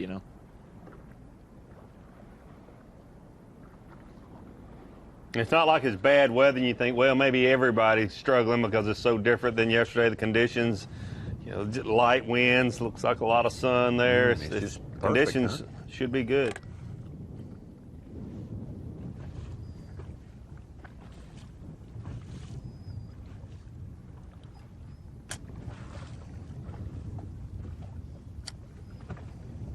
So, David, does that play in how you actually are fishing? Like Dave Lefebvre, as Marshall just sent a blog, and he had almost 25 yesterday, 24, 13.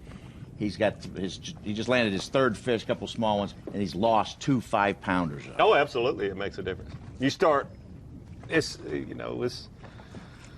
rushing things or what? You start trying to rush things, do things a little quicker. From fishing itself to landing a fish, you start changing, and mentally it's self-imposed pressure. And you can just start thinking, man, I'm behind. I need to catch up. I need to start doing things a little faster. The best days, slow down then. Yeah, you should. But the best days are just like Matt Lee described. Man, I caught them. Everything was happening good. I went to a new place, and you get in that flow and you get in that momentum that, man, everything. And when you hook one, it's like, oh wow, I'm gonna catch a nice one. Versus the very next day when you not catching those fish like you were, and you lose a 5-pounder, then you start thinking, I'm going to lose a 5-pounder when they hook up. It's just I'll mentally probably you lose this one too, or this one may come off. I mean, mentally it can change so much in just 24 hours. Craig Lamb had a good blog entry yesterday about the battles at the side of the boat with these big fish, and there's current. You know, they're so strong, they live in the current and everything like bouncing that. off them rocks right at my tip. Finally drifting right.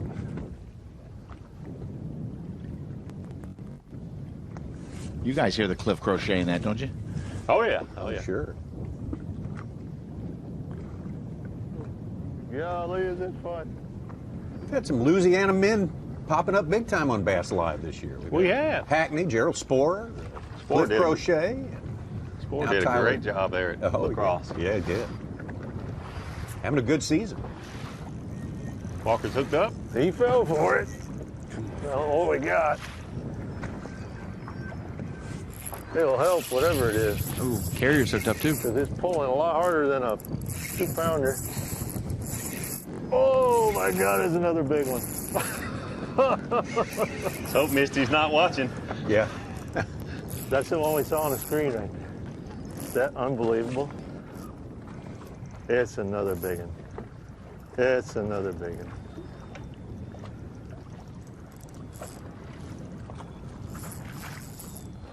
I don't know if he's going to help or not.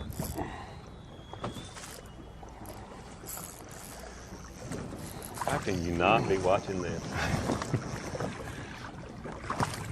2 box and both of them hooked up. I don't think he's going to help. I don't think so. The anticipation. Look at that drag, just keeps going.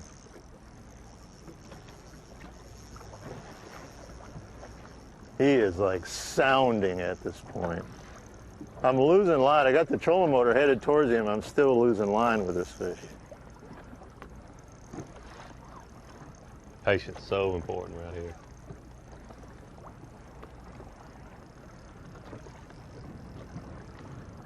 But all you can do is wait him out.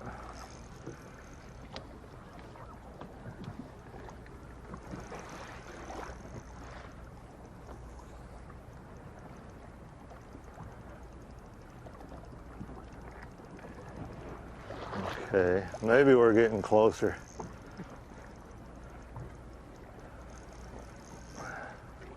Yep, here we go. Oh, that's a big one.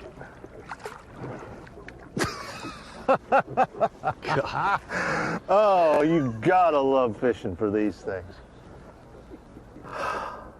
Gotta love that. Look at that, huh? That on a thread. Yeah. On a thread. Yes. That is so exciting. I mean, I'm a flipper, but this deal right here is fun. Nerve-wracking, but fun. Yeah. Come here, you. All right.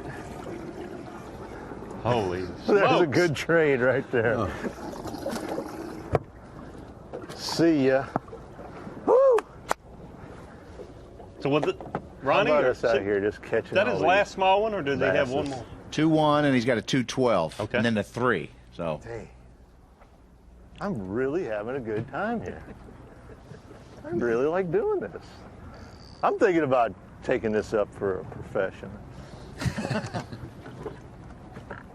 Okay. Let's do it again. Let's do it again.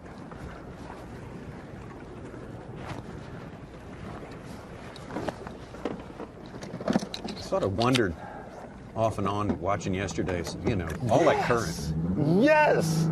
What's down there that they hide behind to ambush other fish? Obviously, they hide behind fish that size and jump out and grab whatever's coming down the river, right? Yeah, they line up according to size. The biggest one That's right. breaks the current in the front. Yeah. That's teamwork. Yeah.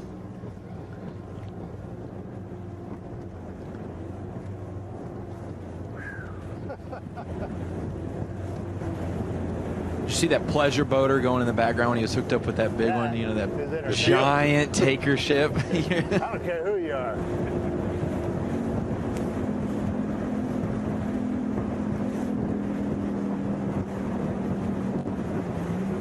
He just said, I don't care who you are. I thought he was about to talk about Ronnie again or something. Yeah, even Ronnie Moore could have caught one of these fish.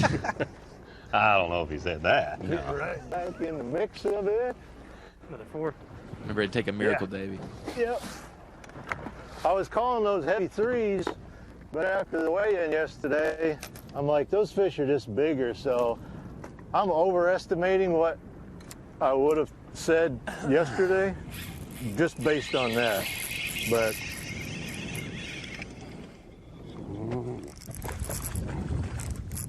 I'll do that.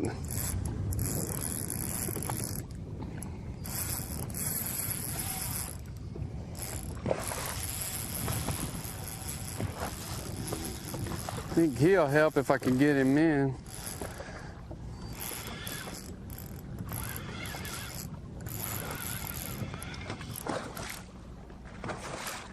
Ain't no way this fish is giving up that easy.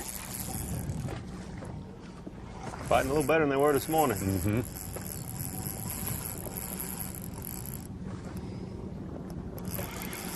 We've got him down there on the screen.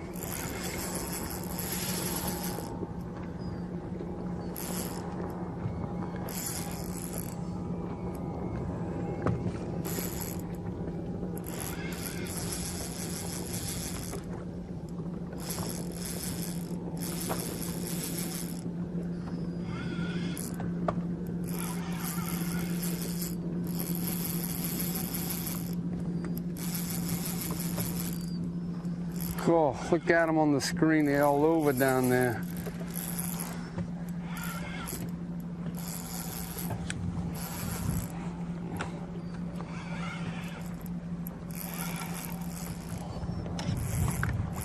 I don't know if it'll help or not.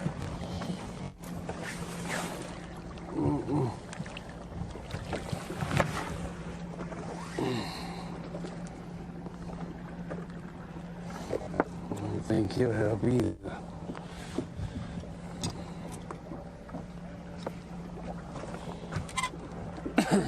No. Ain't no way. Let's see.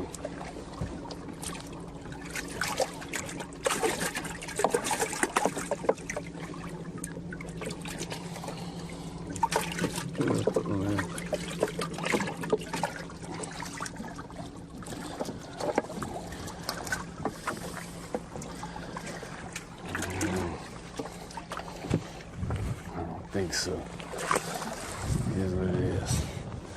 In trouble if I need those.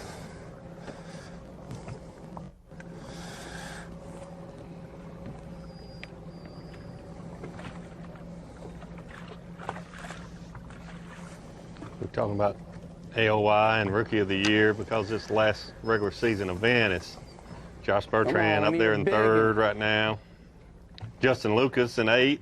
Roy Hawk is Rookie of the Year race up to 7th. A lot happening today. Boy, yeah. Dang. Boy, they were all over the screen down. Oh, there's some right there.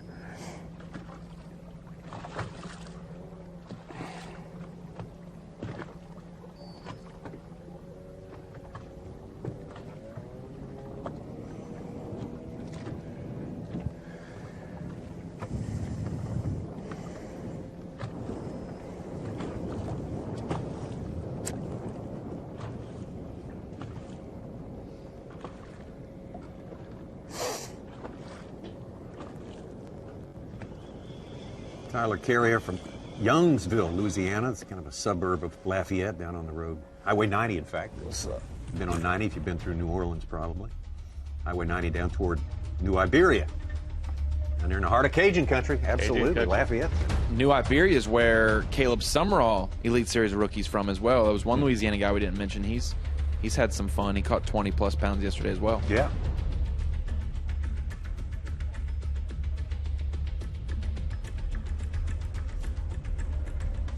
You see the hummingbird lay of the lake there. Anglers spread out.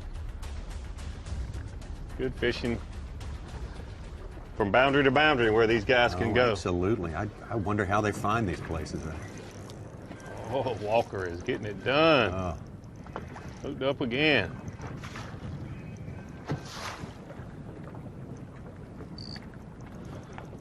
Got another one. Ooh. I don't know how big he is.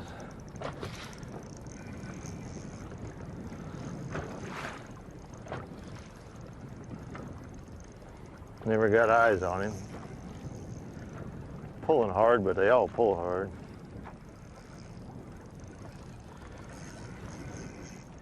Yeah, he's a little guy. Just a 4. No, I'm just kidding. Little one.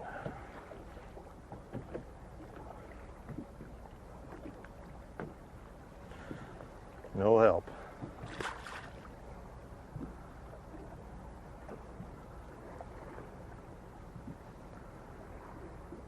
See him checking his line good there.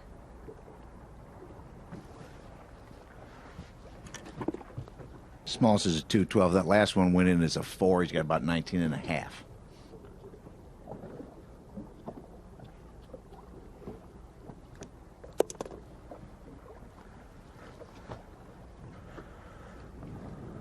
He's got 2 5s in there, 2 5 plus. The 1 513 and Bass Track has him for 2 4s. Oh, I think that's 2 4s. Okay. He might have underestimated those a little. One of those was. Yeah. Everyone watching, we invite you to join in, be a part of the whole deal. Hashtag Bass Live. Got a question for you. Are the anglers having to fizz most of their fish? This is from one of our viewers. Having to fizz most of their fish due to them coming from such deeper waters. Well, you see a lot of the anglers using the clips, the weighted clips now rather than fizzing because it's safer in my opinion, and I think a lot of the anglers, you agree. We saw someone this morning putting clips. Was it Tyler? Yeah, immediately. Tyler, yeah. The weighted clips on their fins to help them, stay upright, and then throughout the day, their bladder will adjust, and those fish will be fine in the afternoon. So to answer that question, there's more that are using those clips now than fizzing. But another good thing to mention because it takes a lot of people to make these tournaments happen. There are bass officials that will work with those fish, and they have those release boats, and they will fizz any fish that cannot swim upright before they release them back into the water. Yeah, they'll do the fin clips now just while they're in their possession, try to keep them alive, and then so they don't accidentally miss and maybe puncture something else inside the fish. But especially while they're out on a bumpy boat. When they go to the live release boat, they're Conservation Director Gene Gilliland. They have New York's Conservation Director Barb Elliott. She's one of the best fizzers probably in the nation, and they do that. She was there at the registration instructing people on how to correctly do that. Yeah. Another message from hashtag Bass Live, tearing up for Morizo. Good dude. A lot of people really we want to see Morizo catch one more big mama. Before he bows out. Would that not be awesome to see that. him catch about a 6-pound smallmouth today? Sure had fun with him on 10 Killer. Someone who spent some time with Morizo, and he'll be missed, boy, that's for sure. They had I believe a viewer from Japan tweeted very thankful to be able to see him on live. Good. At, I guess, 10 p.m. now, probably.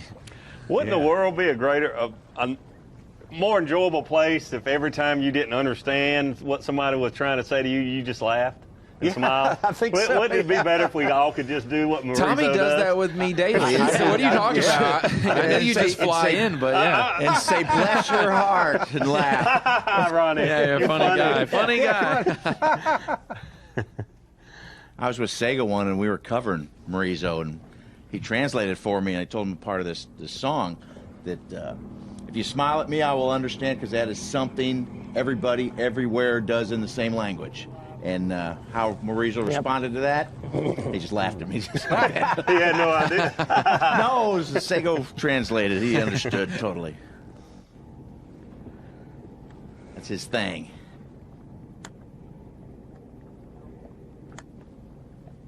Morizo Kingdom, I think, used to be the name of his fishing show over there. Of course, oh really? Shows change. He may have a new name for it, a new format now, and everything. But very Super happy fun time fishing, I believe it is. No, that's not right.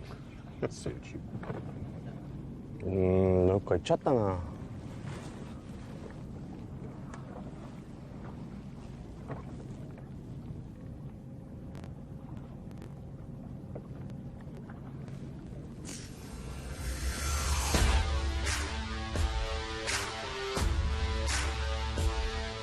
There's a break coming up here and get into our last hour of the morning session. Let's wrap it up. Second hour of our power pole replay of the day. Not hard to find a winner there. Take a look at that smallmouth.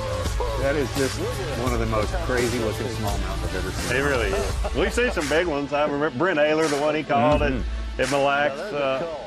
But that fish right there, my length to girth might be the biggest I've ever seen. Incredible. David Walker getting it done, making a move here in the last hour. Way bigger than that. Yeah, the culls are as entertaining as the fish themselves. It's just. We've had some conversations about the afternoon bite being a real deal here. We're getting closer and closer to afternoon time. Coming up on 10 o'clock, we got a couple of hours of morning left. But the afternoon bite is as good as it's maturing in the morning, in the late morning. It's going to be great. It's going to be good stuff. It's been great so far. And these guys are just getting warmed up on the St. Lawrence River. 100 miles of it. This is our final stop of the event. It has been a year for the Bassmaster Elite Series. We have not seen you since Lake Oahe. It seems like a long time since Lake Martin. Oh, Lake Martin. Oh, a long time. A year since Lake Martin. But it's been a fun one, that's for sure. You can't say we've been short on thrills this week, and we got plenty more thrills on the way after this. Live coverage of the Hook Bassmaster Elite at St. Lawrence River, presented by Black Velvet, will return after this short break. Bassmaster Sweepstakes equals your shot at terrific prizes. Why miss out when entering is so easy? Enter now for a chance to win a Toyota Tundra SR5 Double Cab. Grand prize also includes a genuine Toyota accessories package, plus additional accessories from Bully Dog, B&W trailer hitches, Covercraft, Volant, and Yakima. Go to Bassmaster.com and enter right now. It's fast, it's easy, and think of the possibilities. Don't miss your chance. 239 days on the water. With an average tournament day of 8 hours, that's 1,912 hours of fishing. Averaging 60 miles per hour, you covered 12,300 miles. That's 102,420 minutes with a rod in your hand. Averaging 4 casts per minute, that's just shy of 410,000 chances at a bite. But numbers are the foundation. The results are up to you. Bassmaster Angler of the Year! If you love bass fishing, then show your support by joining B.A.S.S. today. Since 1968, B.A.S.S. has been serving bass fishing enthusiasts with information and tournament coverage that make you a better angler. When you sign up today, you'll join over 500,000 outdoorsmen who love bass fishing. With your membership, you'll receive every issue of Bassmaster magazine, plus $50 in free gear, including a membership tackle bag, BASS cap, plus more. Log on to Bassmaster.com to join Bass today.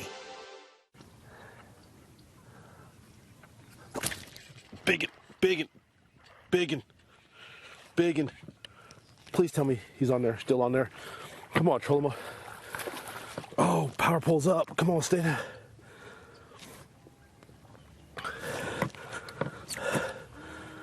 Get in there. Stay pegged.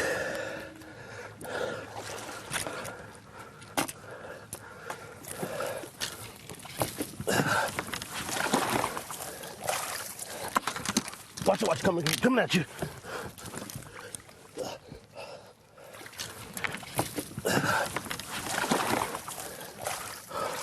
Can you say, can I get some of that? Yeah! Give me some! Folks at home. Yeah!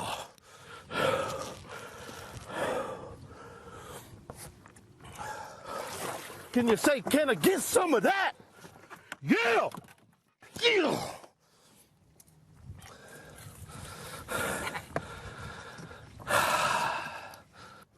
Oh, God, I missed him.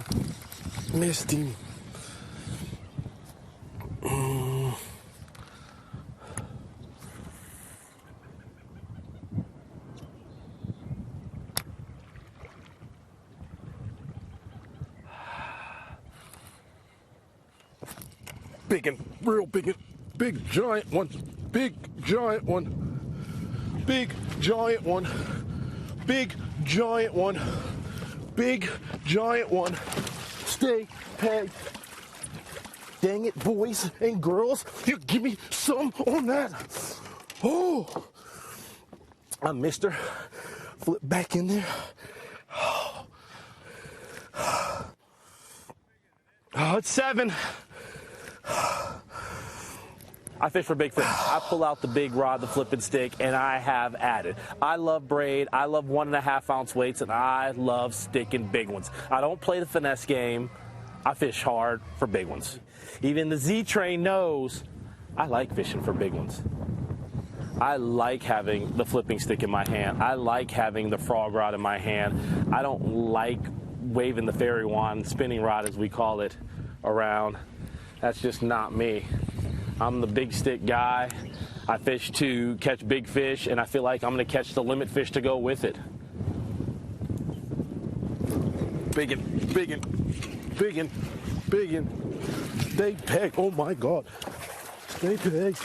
Let me get my hands on you, girl. Get my hands on you. Got her. Wes, this is the 10. Golly gee, sorry you're gonna have to beep that, but golly gee, give me some.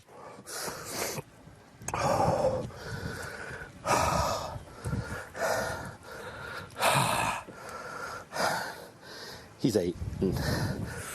I got a power pole down.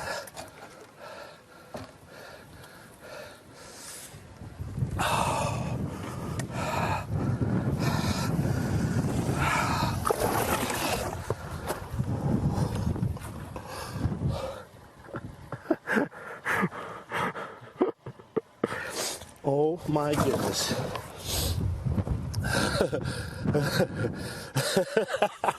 When they're culling fish like that, God, it's game. Whew, game on, boys. Game on. Let me make sure. Hold on. Okay. Yes. And yes.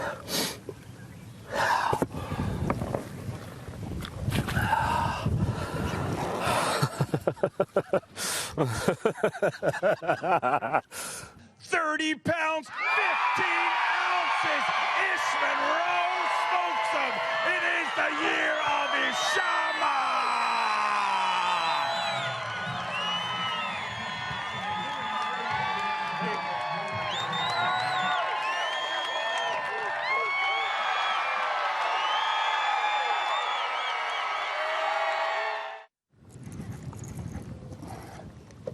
Feels like a good one.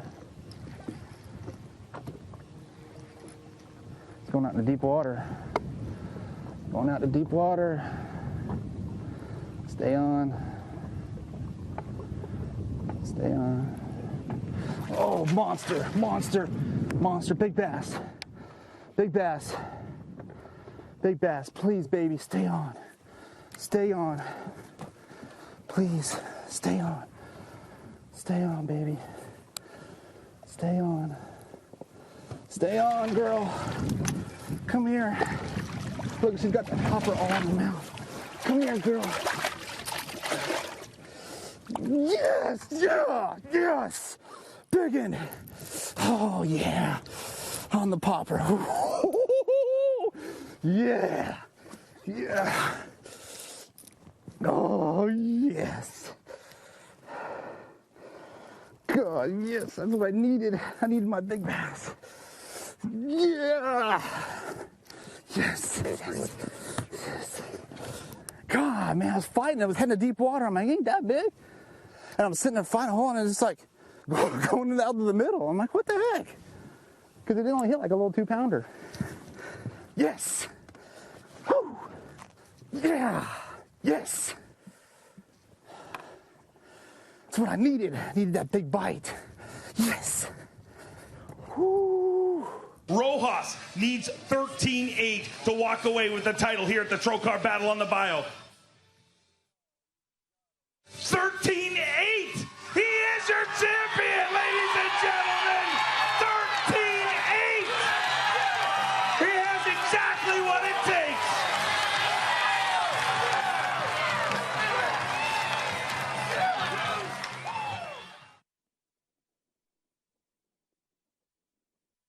For your champion, Dean Rojas.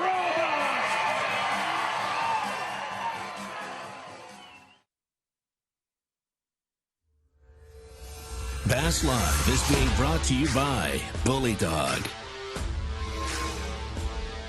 Bass Live, one more hour in our morning session remaining here on the St. Lawrence River. We got a Brandon Lester. Good lead atop the leaderboard, but David Walker has done his best to whittle away at that, and he's done so successfully, pulling within 3 pounds anyway. Brandon Lester, we've seen some great catches from David Walker. He's one of our Rapala 4 live today. We've been talking to Josh Bertrand, who started the day on top of the leaderboard, the unofficial Toyota Bassmaster Angler of the Year leaderboard. He's having another good day today, helping to shore up his position, a great position as we head into Toyota Bassmaster Angler of the Year tournament time. Coming up in about 3 weeks, we'll have all 4 days of that for you here on Bassmaster Live. That's going to be a lot of fun. Jesse Wiggins making a big move up. Justin Lucas, another one of the big-time players, second place on that leaderboard. Again, unofficial. It's never official on Angler of the Year points till the tournament is complete and in the books. But Mike Iaconelli, our last champion at our last event, Lake Oahe. Mark Daniels Jr. making a big showing on this day. Roy Hawk. Got to know him at Lake Martin real well. There's Brandon Lester. There we go. Right there. We get to spend a little time with Brandon. How are you doing today? Obviously, it couldn't be going a whole lot better, right? I'm doing pretty dang good right now, Tom. Well, tell us, conditions, the places you're fishing, everything is identical to yesterday, or are you expanding your territory a little bit? I'm trying to expand a little bit. I think I've got like 24 pounds. So I'm trying to expand a little bit. I only fish 2 places. And I mean, I've got some stuff I hadn't even been to yet. But 24 pounds, I feel really, really good about that. But, dude, I don't even know what planet I'm on right now. Well, yeah. It's unbelievable. I mean, it's unbelievable. All the standards have been upset this week. I mean, everything is it's inflation. It's fish inflation is what we got going on right here. Are you pretty much on the same schedule? You'd be hitting the spots and catching them at about the same times you did yesterday? Pretty much, yeah. I started on the same place this morning, and my very first drop was a 5-pounder. So, I mean, that's a heck of a way to start. And then by 20 minutes after 9, I had what I've got in there right now, and I'm kind of fishing some new stuff, kind of fishing some stuff that I caught a couple fish off of in practice and trying to learn them a little better. Every day I'm kind of getting a little more dialed in, I feel like, on how these fish are relating to the current and these little high spots. So Brandon, with seeing the weigh-in yesterday, it amazed everyone. Do you lay off of your fish after seeing what I mean, the incredible stringers, 50th place being 20 pounds. I mean, do you lay off, or did you decide that coming into today? That's sort of the struggle I'm having in my mind right now, to be honest with you. I've got 2 places right here within sight of me that I'm pretty sure I can pull back up on and catch another 5 plus probably, but my smallest one is a 418. So I'm like, I don't know, man. I think I'll just call it good with 24 and see where I'm at after the day, and then we'll see how it goes from there. Yeah, good strategy, I would say. Yeah. As much as you can without giving away any trade secrets, Brandon, to kind of walk us through the process of when you hit town to start practicing on the St. Lawrence. How did you know where to go? How did you find these spots? How did you weed out the bad spots and eliminate the parts of the river you didn't want to mess with? It's kind of funny.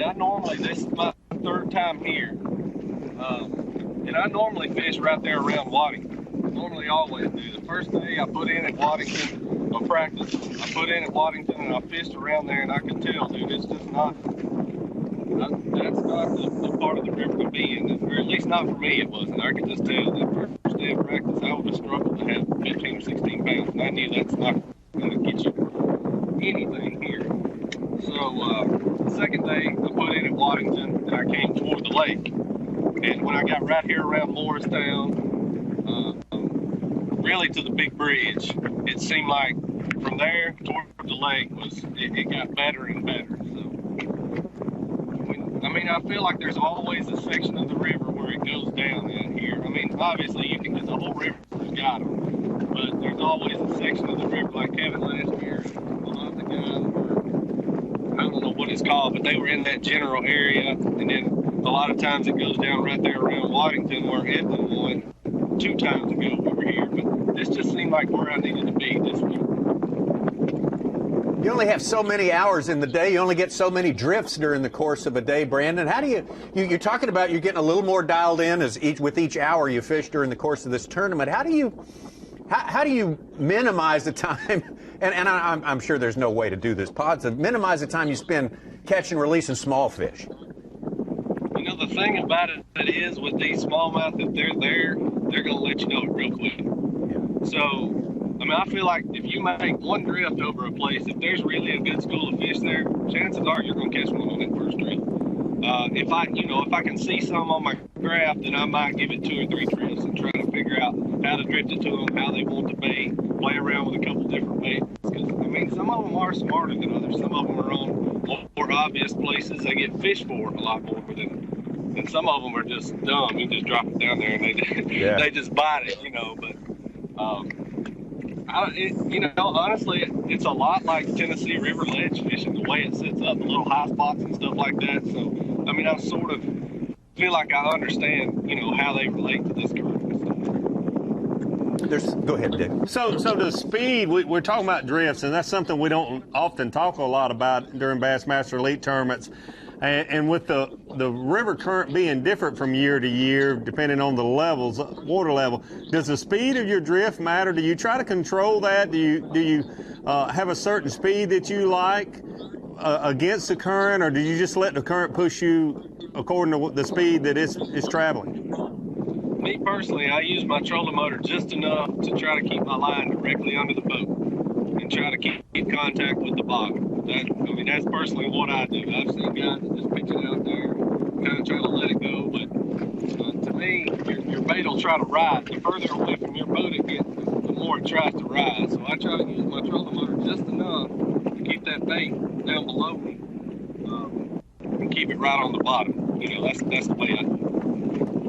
Some great stuff, Brandon. Having a great day. We enjoyed visiting with you a while. We're going to try to check in with you a little bit later. Brandon Lester of Tennessee Estate's got some great smallmouth lakes there. I wonder if he gets many 24-pound days on any of those lakes in Tennessee, though. He's a smallmouth specialist. I remember Lake Champlain last year. We were with him a lot. He knows how to catch those big smallmouth when we go up north. All right, up there having great days. Let's talk about David Walker, and we have seen all that action that he has gotten today, and it has been formidable. Taking a look at some of these highlights from his day. That fish, I'll never forget. I won't eat that thing. It's just so wide. It's not long. I heard, I think it was Dave Lefebvre yesterday on weigh-in stage talking about Lake Erie smallmouth. Weigh-in being similar weight, but being longer, and these fish are just so big and fat, and the girth is just incredible. Way bigger than that. Yeah. He's made some 4-pound culls here. I think we can safely say at least one of them during the course of this morning. Love fishing when you take a experienced angler like David Walker, and all they can do is laugh when they put a fish in a boat, that's incredible. That's incredible. On a thread. Well, let's take a look at something. Yeah. This was, again, highlights from this morning with David Walker, but just moments ago, David Walker hooked up again. He bit it.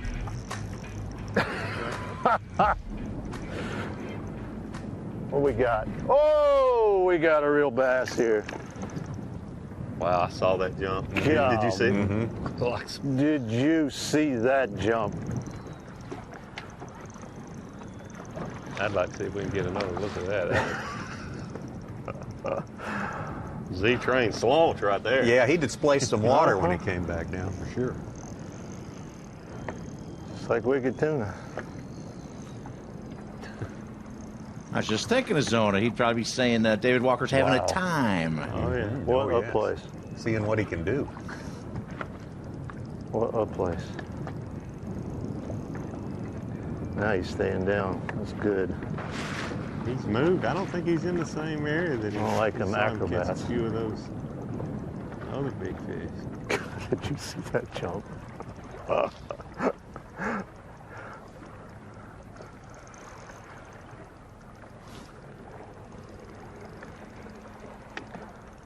Come here. No, don't go that way. When a 2-pounder jumps, sure, we all like to see that. Shallow enough to run you in the grass. Big fish like that jump, it's impressive. Yeah, when it sounds like a cinder He's block going hitting the that water way. again. Come here. Come here. You're in for it. Come here. Come here.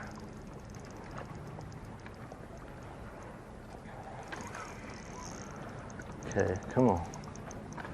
Come on, come on, come on, come on, come on. Where are you?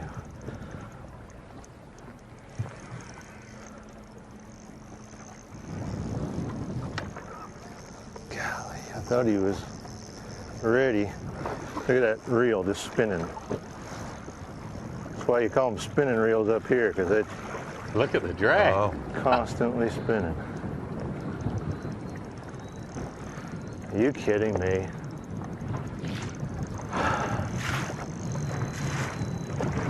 This fish will help him a lot. He's got a 2-pounder in there in his live well. Probably taking the lead.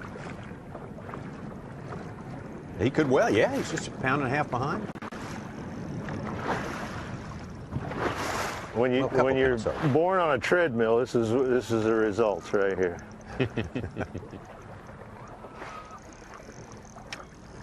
God bless. This is a donkey. I mean, this is a big.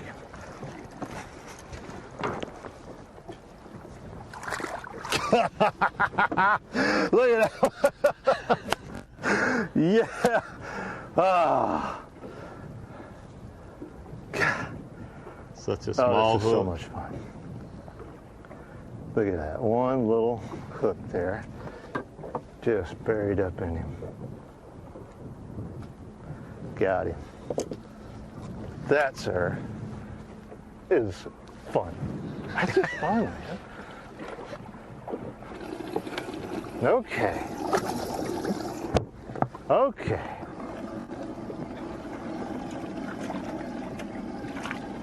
I'm sure that's the littlest one. Yep. So this guy goes back. Wow. See how big around they are. Look, I mean, it's just fat. Love it. God bless the goby. Yeah. Goby is the main forage fish, I reckon, around this place. Was that your experience, David? Oh, yes. Yes, It definitely is, and it's changed everything. Lake Ontario, all the Great Lakes, I guess, and St. Lawrence River. But to hear a seasoned veteran who's had a lot of success out here just having a time, just laughing and loving every minute, it just shows you how enjoyable it is to catch those big smallmouth. Yeah, he's been all about the flipping stick all these years. And man, oh man, I think his flipping sticks are jealous sitting in the box there today where they'll stay. Just incredible. Said gobies came here about 1990 to the Great Lakes from the Black and Caspian Seas on big freight ships. Talked about that little hook right there. Davey, why don't we get David Walker to break it down for us? His whole setup there on our Yamaha Taste the Bait.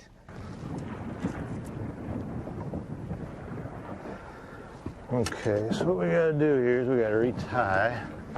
This one's getting pretty twisted up. That was so cool to watch that fish. You see him, you know he's there. And then by the time your bait gets to where you saw that fish at, in the lake and stuff, you reel in and drop right to them. Here, there's so much current. I never really seem to have much luck doing that because I can't really get it right to them. Maybe if I had a really heavy sinker, it would work. So what I got to do is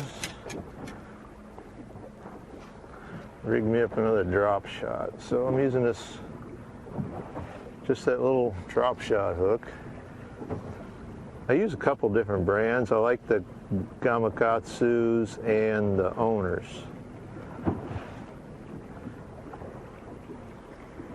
So like I have them rigged on both of them. Like I got a couple on here. I think the Owners, I like when I'm using a little bit bigger bait because the gap is a little wider on those. But both of them are solid when it comes to, they don't open up, they hold up to the pressure, and that's important on a tiny hook. If it flexes open, it's over. So, and I just rig it old school Palomar, and I'm using, I've got 6 and 7 pound test Sunline fluorocarbon on. My shallower rods, I got 6 on it, and the deeper rods, I got 7 on there. I don't think it's that much of a difference. It's just what I like to do. And then my sinkers, I'm using the Rains tungsten sinker, also in 2 sizes. I'm using a 3/8 up on the shallower stuff and a 1/2 out a little bit deeper. You can certainly get away with, like today we got this wind, you could get away with a heavier sinker for sure. But it's a fine line, so if you have too heavy of a sinker and you're not moving very fast, it just gets stuck. It just gets hung up real quick. So you want to be in contact with the bottom, but you don't want to be stuck on the bottom. And then the sinker I use is made by Rains. It's a tungsten sinker. So it's a 1/2, but it's, and then there's a 3/8 right there. But they're small. And it's that long profile, and it has a loop. So I can tie a knot there, because if it has that point, that cutter, every time that fish jumps, it cuts the line and it slings the sinker off. So these here, I've tried many different styles, and I like this long design. It doesn't get hung on the bottom so much. The round ones seem to want to get in behind them rocks and stay there. And then these are all Z-Man trick shot, drop shot baits is what I'm using. Using the trick shots mostly, but I've been using the jerk shads and the just the regular old TRD, just putting the turd on there. Then just nose hook it. I mean, it's as simple as it gets, but man, is it effective. Well, I'd say now that we're going to go right back up there and make another pass. See if we can get us a 6-pounder. I caught my 6.7 here yesterday, and when I was fighting it, it was the same deal, fighting it forever. There was another one the exact same size that stayed with it the entire fight. It never left it until I finally got up to where I was trying to land the fish before that other one left. So I got plenty of good looks at it, and I never did catch that one. So she's still swimming around here. But what a place. What a place. God, I love this place. What a taste of bait, man. That was encyclopedic right there from David Walker. Gave us the whole lowdown. And then now, why is the drop shot the most effective here, David? You don't see tubes in action or anything like that? Any other of these goby sort of possibly goby imitators? You see a few guys fishing the tubes, but the drop shot, a couple things, it just gets so many bites. And then the landing percentage for the drop shot is so much better than a tube. These big fish throwing those tubes out, but it's just tough to beat that drop shot. The Carolina rig is effective. Sometimes we saw that happen at Lake Oneida just a few years ago, where it was out fishing drop shot a little. But all in all, the drop shot has become the premier smallmouth bait in these big waters. Again, if you're just picking up with us, we have 4 anglers out there on our Rapala 4 Live, and one of them is Morizo Shimizu. 13 years, been through the whole length of the Bassmaster Elite Series from the very first year, and Morizo finally going to hang it up after this season right here, going to announce his retirement, or has announced his retirement, his intention to retire, and this is likely his final day here.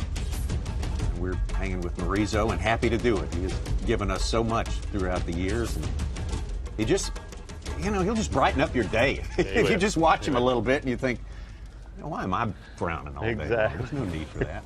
Here we go. Biggie. Maybe no bass.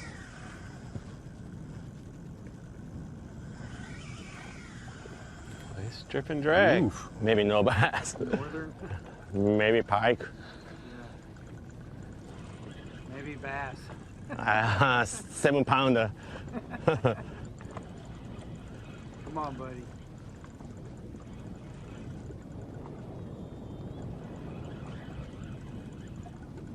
Maybe pike. Think so? Too hard.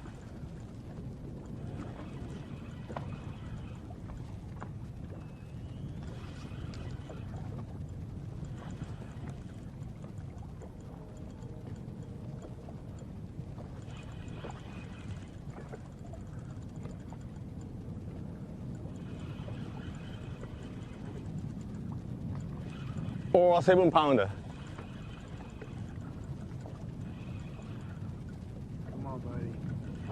No. Pike. Pike. You see it? No. Not yet.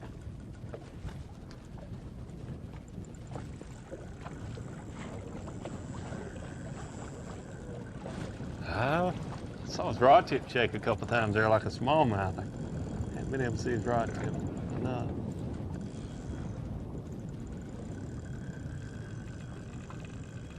It has to be a Pike. Yeah. Too heavy.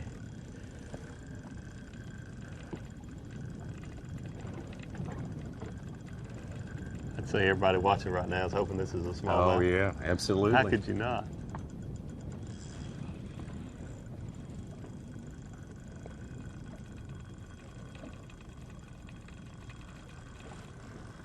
Too heavy. Pike. Or carp. Or 7 pounder. World record smallmouth. Yes. 10 pounds. 10 pounder. Like most conversations, still no clarity on what it is.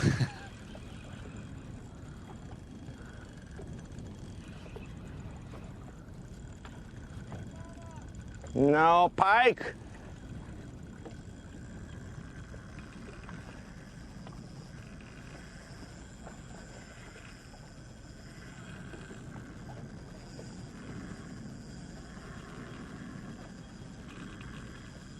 Maybe it's one of those giant sturgeon that Jordan Lee caught at St. Clair that took him 45 minutes. It could be Arctic char. Yeah, Arctic char. Morizo like that, maybe. Yeah. Infectious laughs.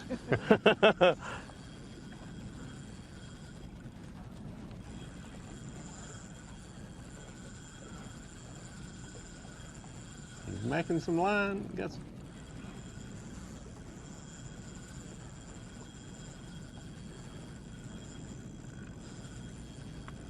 Getting close to the boat now.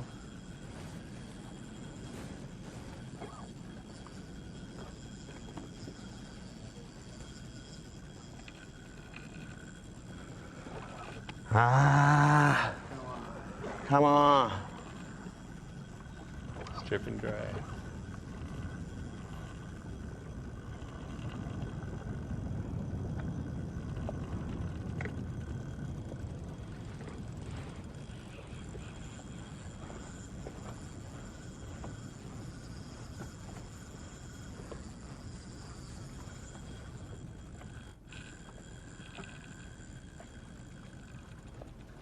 Even big pike would give up by now. They're not long fighters. This might be a 12-pound largemouth. I don't know. Drum or a smallmouth. I'm thinking, yeah. Drum or a smallmouth.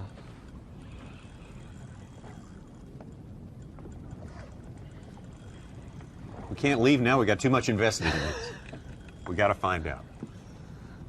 We don't want to leave Morizo anyway. Nah.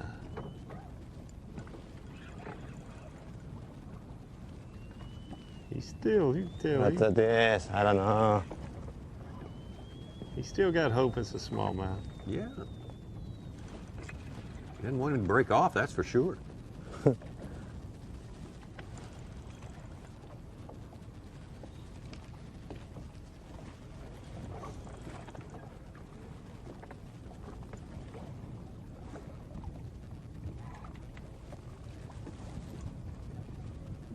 Coming up.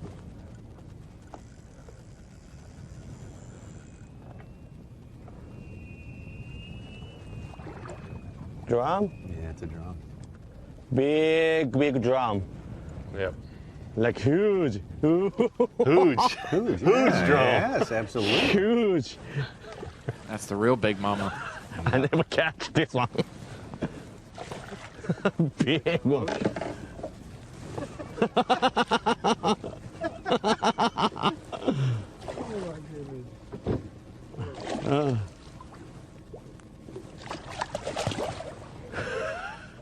Tube bait. We were talking about. There's a tube. That's maybe why. That's why you don't use the tube right I never there. catch my dick roll. Oh man, that was fun. We're going to stay with Morizo all day long. Again, that's Morizo Shimizu's last day here, and he didn't get Big Mama. Then he got old cousin Huey. So that's, He did. but we're holding out hope. We want a Big Mama for Morizo before it finally happens.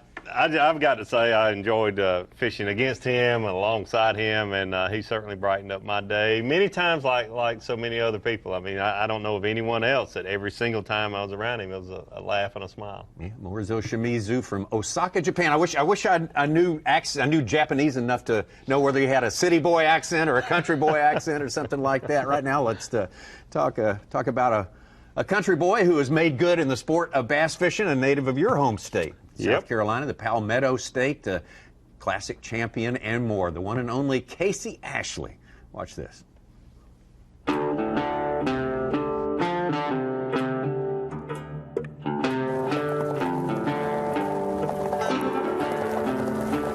I grew up in a really small town, Donald, South Carolina, born and raised there. I mean, there's nothing there. It just used to be a gas station, a little restaurant. You had to make your own fun. So the outdoors is where you turn to do that. So we rabbit hunted some days when we wasn't fishing. I had coon dogs. We coon hunted 6 nights a week, even after football practice and basketball practice. So I was a big outdoorsman. Anything outdoors, that's what I wanted to do. And I mean, the only job I've ever had, I worked on a farm. I couldn't see myself sitting in an office or doing anything else inside. I had to be outside. It's just, I love the outdoors. But I caught my first bass when I was 4. And man, it lit a fire in me that's never been put out. All I ever wanted to do was fish, fish, and fish all my life. And that's the thing about what we do as far as in the fishing world. You're playing the game against the outdoors. And that's, to me, that's what it's all about. Music is a big part of my life. There's something in music to me that just, when you're having a bad day, when situations aren't going your way, there's something there that can fix that in music. And that's how I tie to it. I'm Casey Ashley, and I depend on Firestone tires.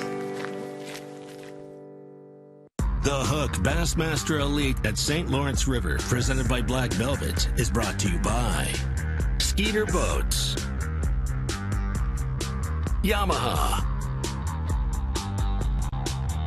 Power Pole, Humminbird, Nitro Boats, and by Abu Garcia.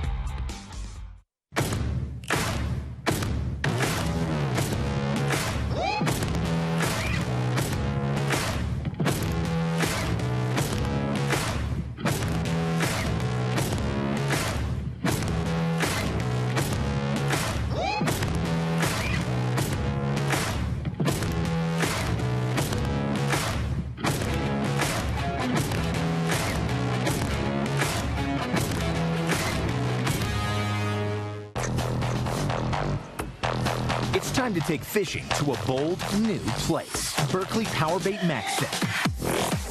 These baits feature a revolutionary new material that releases a supercharged scent field. They attract more fish and trigger more strikes than even original Powerbait. And all remain soft and flexible out of the package, so they're ready to fish. 10 forage-inspired natural matte colors come alive in the water. Berkley Powerbait Max Set. Fish bite and won't let go. What's your biggest strength? You got jig skipping skills? Can you tie a double uni? Product planning? Oh my goodness. I ain't got a resume, but I do have this. You're hired. See more office antics at teamgtfishing.com.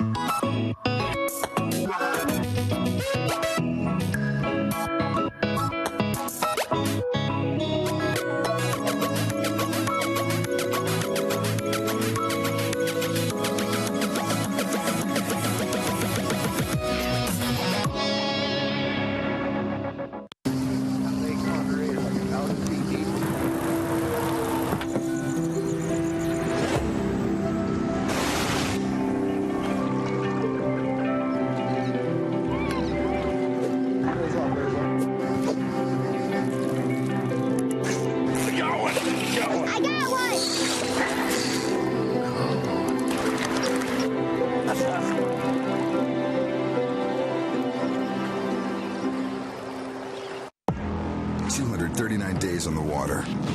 With an average tournament day of 8 hours, that's 1,912 hours of fishing. Averaging 60 miles per hour, you covered 12,300 miles. That's 102,420 minutes with a rod in your hand. Averaging 4 casts per minute, that's just shy of 410,000 chances at a bite. But numbers are the foundation. The results are up to you. Bassmaster Angler of the Year! Fishing just got easier, and it didn't cost you a thing. Free feature upgrades from Lowrance. Fish Reveal delivers the best of chirp sonar and downscan imaging, all on one screen, and it's going to help you find more fish. High visibility color sonar take high contrast imaging to a whole new level. It delivers the absolute best views of structure. Fish like to hide there, but their hiding days are over. These features are ready to roll when you are. Just upgrade your HDS Carbon software. You know, this place is just such a phenomenal fishery. It's one of the greatest places we get to go.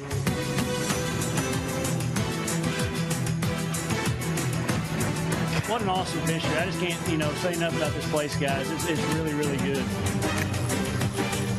Oh, yeah. New York could easily be a second home to me. Come on, let me get you. Now you're ready.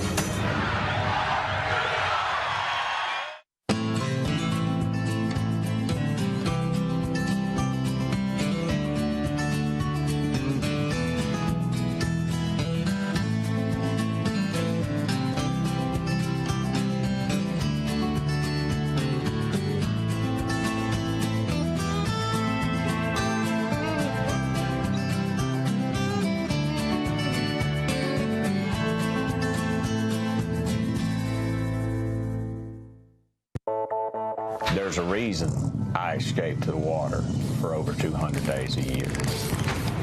It's not only my passion and my job, it's my life. The work and the miles that I put in traveling across this country have prepared me for this sport. Because after thousands of casts, eventually I will find the water. Toyota, let's go places. Bass Live is being brought to you by Bully Dog. Bassmaster Live. We've got less than 30 minutes to go in our morning session here. Look at that beautiful shot right there. You talk about some perfect summertime, late summer. I guess you can officially say we're in late summer here. About a month away from autumn getting underway here. And there's the St. Lawrence River forecast. Our TH Marine Weather Watch. The high of 82, a low of 60. Doesn't get much better than that. Just enough wind to keep things broken up on the surface there, 9 miles an hour. I think the current's moving faster than 9 miles an hour. Sometimes it seems that way anyway. Sure does. So we got a perfect day for it, and that's just exactly what these guys wanted. They had a perfect day for fishing yesterday. That's what tomorrow looks like. Hardly any different at all. Maybe a touch more wind in the forecast. So let's look at Sunday. No storm. Well, a rain. Some rain, not storms, but rain on the horizon, which might just make things that much better. You never know. A little bit warmer, a little bit of weather coming up from the south, obviously, to make that otherwise perfect weekend a little damp at the end. Oh, my gosh. This is David Walker. We've watched him with the second biggest limit of the day in the boat. It's been fun. It's been fun, and David Walker's it's been fun for us to watch him, but he's been having a lot of fun, just laughing every time he puts one of these freak pandas, as our friend Dave Mercer would say. Look at these smallmouth, and look at the culls he's making. Oh my gosh, that 4-pound culls. Oh, you gotta love fishing for these things. You're right, David. They look like a big old giant red ear brim or something like that. They just that sort of dimension. I guess it's the genetics they build up, and the ones that survive in this current look like that. They look like they spend their time at Gold's Gym. Well, he's not had the season he'd like, but a win here would surely salvage it. Sure make it seem a lot better, wouldn't he? Yeah, he'd like a second win in the Bassmaster Elite Series. He's won on a river before, the Tennessee River, 5 years ago on Wheeler Lake. Still got a tiny one in the live well, guys. You look at his 5 fish right there. 3-pounder. Normally that's a solid fish, a normal keeper for a lake, but 3-pounders small this week. Got to call that one out. And we were talking, Davey, that 513 might be 6. That 4-pounder might actually be a 5, and then the 4 might be a 4.5. He's a little light. He's a little, for sure. Yeah, I think he's a little light. It's so hard to judge these fish because you're not accustomed to seeing the fish shaped like that. It's so hard. You catch a 6 and the next one's smaller, you're automatically going to think, oh, it's just a 4. But, like, no, it's a heavy 4, maybe 5. Yeah, I think the 513 is pretty good estimate there, but I know he's got a fish in there bigger than 4.6. Yeah. One of those we saw him catch was 5-pounder. And you can see that 925, he had all those small fish, 7 o'clock to 8 o'clock. 925 was when he really started to catch those big ones. 925 to 1026 right there, an hour period. He caught his 4 biggest fish of the day, and obviously still has plenty of time to upgrade that one small one from the earlier limit that he caught.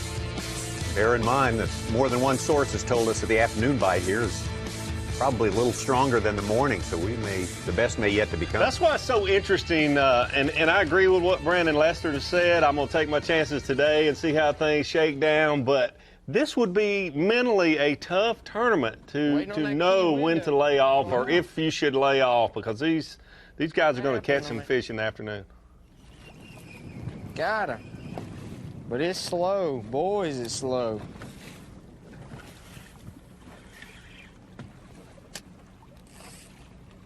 Not much to report.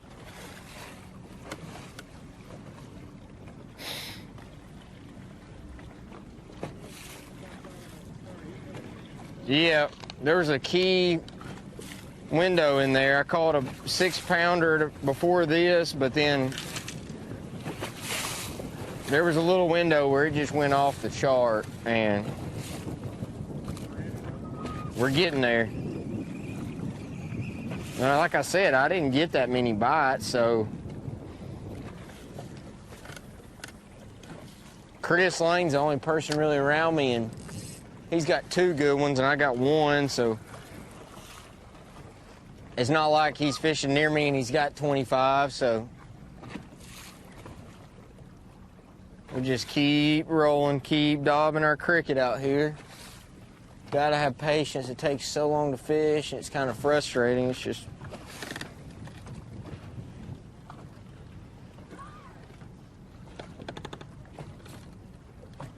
Matt Lee, of course, as we said before, set the record. Bassmaster record. I mean, they're everywhere, but they live out here. Record for 5 smallmouth, 27-12. So, jeez, it's kind of hard to go out and break your own record the next day, I would imagine.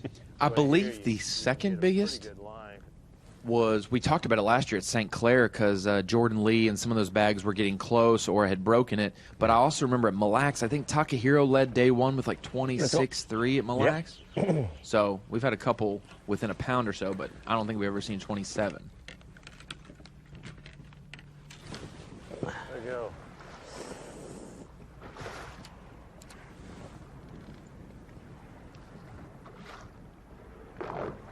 I think half the time them gobies are biting the sinkers too. Like, I think they just grab anything that goes by them.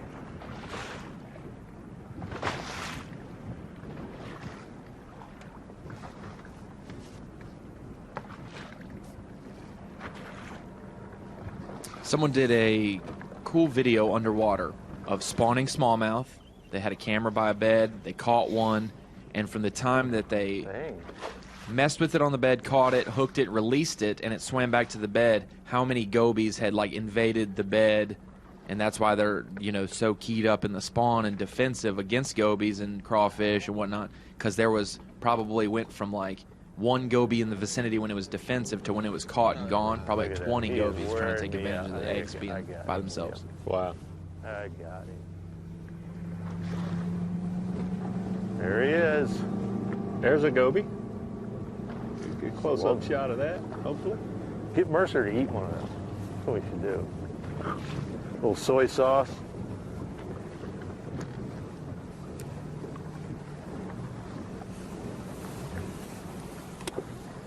When they tuck him into eating bugs, what'd be wrong with a fish?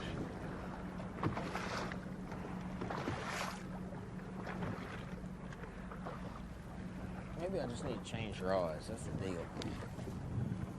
Gobies, of course, non-native species came in on tanker ships, I guess, from Asia. Is that correct, Davey? Or That's what they say. I don't know exactly how they figure all that out, which tanker it came in on. Yeah, But 1990s, they said something like the Caspian Sea. Oh, the Caspian Sea. So more like Asia Minor, I guess you could say. Yeah. Major, minor. The whatever it S.S. takes. Gobi. That's what the tanker that it came in on. Oh. The shorter, fatter ship. A few ships after the zebra mussels came in on a different ship. That's right. It's a busy place.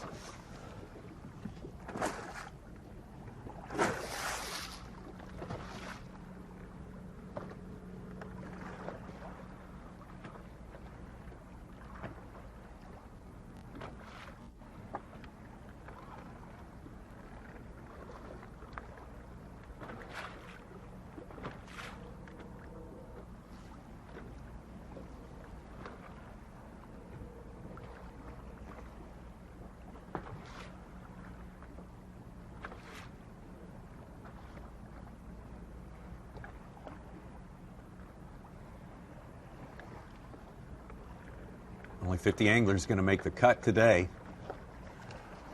I'm not even going to guess what that cut line is going to be. What's it looking like now, Such, if they cut it off right now? Oh, right to second. 50th place is Randy Sullivan, who's only got 31.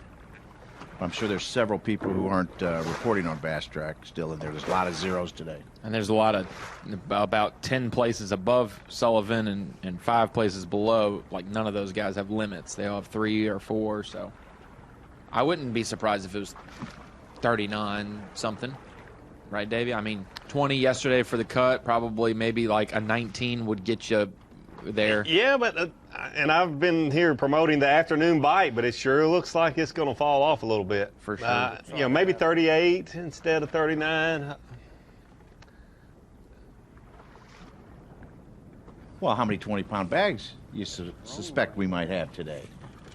I just can't imagine we'll have 50 again. And well, there were Half of that? 72 bags 18 pounds or bigger.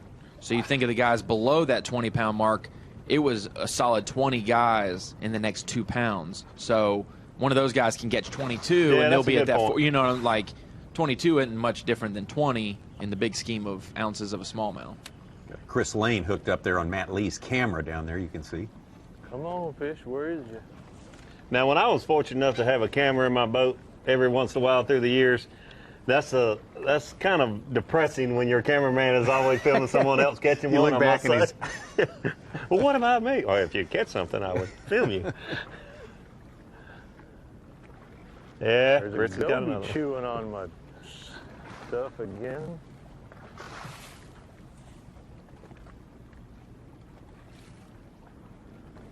Chris Lane fighting to stay in the cut for Toyota Bassmaster Angler of the Year tournament coming up next month.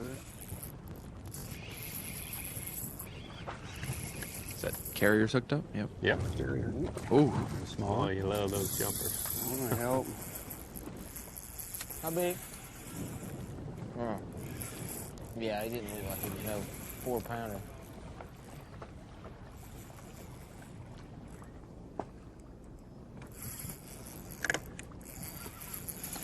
I want to say this real quick about Morizo. He's not fishing close to what we see these leaders. He's in a different area of the river, probably where he fished yesterday. That's one thing I'll have to say about him. He fished his deal. He was never someone that moved in or tried to find the leaders and fish around them. He did his deal, and there's a lot to be said for that. A lot to be said for that. He fished his fish. Win, lose, or draw, he fished his fish. That's a compliment for sure.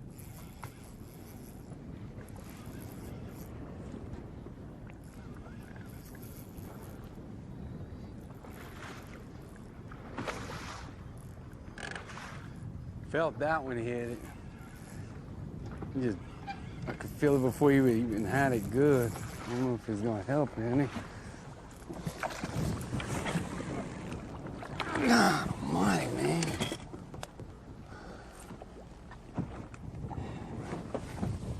I don't know if that's going to help him or That's not. gonna help either. I don't think so.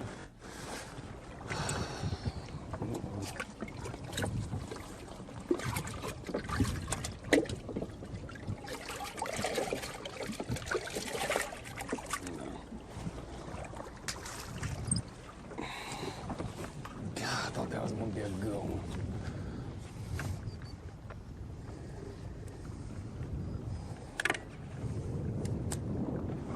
Walker got another goby. Yep. The gobies are on fire today.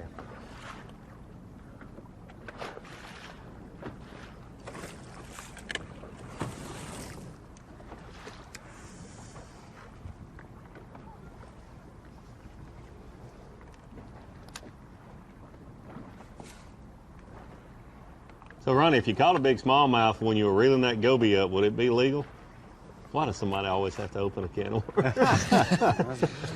I think when you made the cast, it was an artificial lure, and just because something bit it on the way back to the boat and then something else ate it. I mean, same way with a double with something else, I think, you know. If it ate, like it was latched onto another bass, like we were talking about at Lake Travis, you know, if it hooked onto a small fish, you know. I don't know that. But if you kept the goby on there and threw it back out again, Oh, then yeah. you're in the bad. Yeah, that's totally illegal. Then you've turned If you criminal. fought him a little longer than you should, would that be? Now that gets into That's your sort of discretion, Oh, he's right? tripping drag once he gets up inside. Oh my gosh! Listen to it. Don't look. Listen. Trip Weldon is listening and saying, "Shut up, shut up, shut up." He's probably doing that anyway.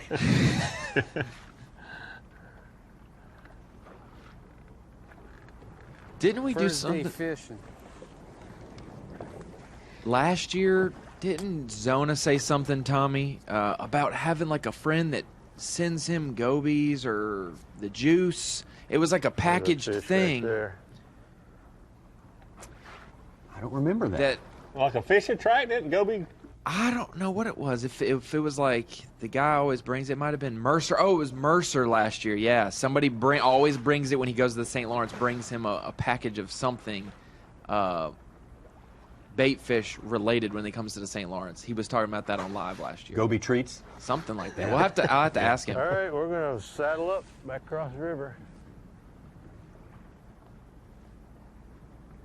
Ain't far, at least. We're just gonna be ping-ponging now. And we got 11 o'clock? We have 5 more hours. David Walker getting ready to head crazy. To get out of the goby hole there. See if you can find where that pack has moved. They're swimming around, feeding up, getting ready for the winter time. Close to our time to take our traditional 1-hour break. At midday, we'll come back at 11 a.m. Eastern time, take you all the way to 3 o'clock. Get you close to weigh-in time here. It has been fun to watch David Walker catch these big smallmouth. Look at the culls he's made. He had a very small limit this morning after catching that 26 pounds yesterday. Boy, we saw him change what he had in his live well there in about an hour.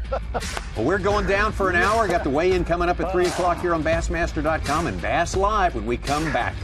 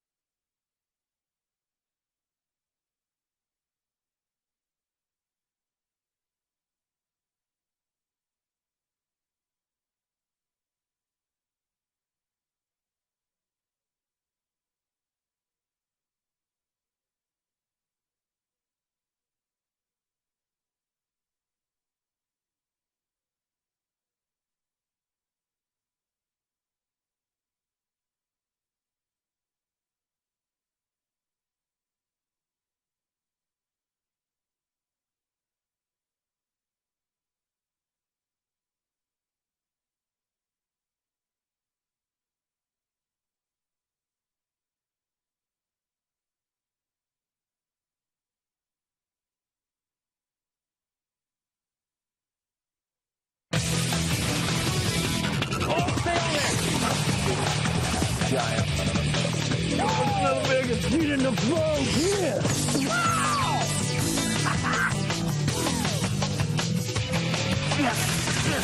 Get in the boat, big daddy. That is a mega bass. The Hook Bassmaster Elite at St. Lawrence River, presented by Black Velvet. Being brought to you live by Bully Dog. Oh, that hour took a long time to pass by. We're kind of worried about what we might have been missing because we have seen plenty so far in this tournament, the last regular season event of the year. The anglers of the Bassmaster Elite Series, of course, we're in the state of New York, upstate New York. The St. Lawrence River, our great host city of Waddington, New York, and 100 miles of this incredible waterway have produced some incredible limits of smallmouth. Look at yesterday, and it was just off the chain. Absolutely incredible. 27, almost 28 pounds. For Matt Lead leading the way. Top 50 had 20 pounds. It was a beatdown. There's no other way to put it, Davey Hyde. It was just phenomenal, and they set all the records for smallmouth. Well, they did, and Matt Lee, yesterday's leader, said it best. It was just a phenomenal day. He said it was like a dream, and certainly to go out and catch 27 pounds of smallmouth during a Bassmaster Elite tournament is a dream to anyone, but in his young career, it had to be a day he'll always remember. Absolutely. Set the record for a smallmouth limit. Let's take a look at what has happened on day number 2. We got 107 anglers trying to make this not their last day of the regular season. We are following Tyler Carrere, who's had a challenging season so far, but man, what a great week he has had here in Waddington. He had a great week. He said last year was his first time up here, and he had a real tough first day. The second day, he caught 18 pounds, and boy, did he learn each and every day. Yesterday, having a phenomenal day, being in third place after yesterday's final weigh-in. For a Louisiana boy, he's certainly caught on to how to catch these smallmouth. He's catching them on a drop shot, a half-ounce sinker, 3/8 to half-ounce sinker, short leader, fluorocarbon leader, and a braided line for his main line. Fishing out deep, drifting along with some other folks. The key is to figure out the right drift, the way current hits these underwater bars and these channel bends and that sort of thing, and figuring out the right areas and being able to calculate that drift to bring the drop shot by these smallmouth. We talked a whole lot about current. We talked about the different water levels that we have here this time around. It's been different in a lot of ways from each of the other 3 visits that the Bassmaster Elite Series has made to the St. Lawrence River. A different set of challenges and a different way to catch them this time around, mostly drop shotting.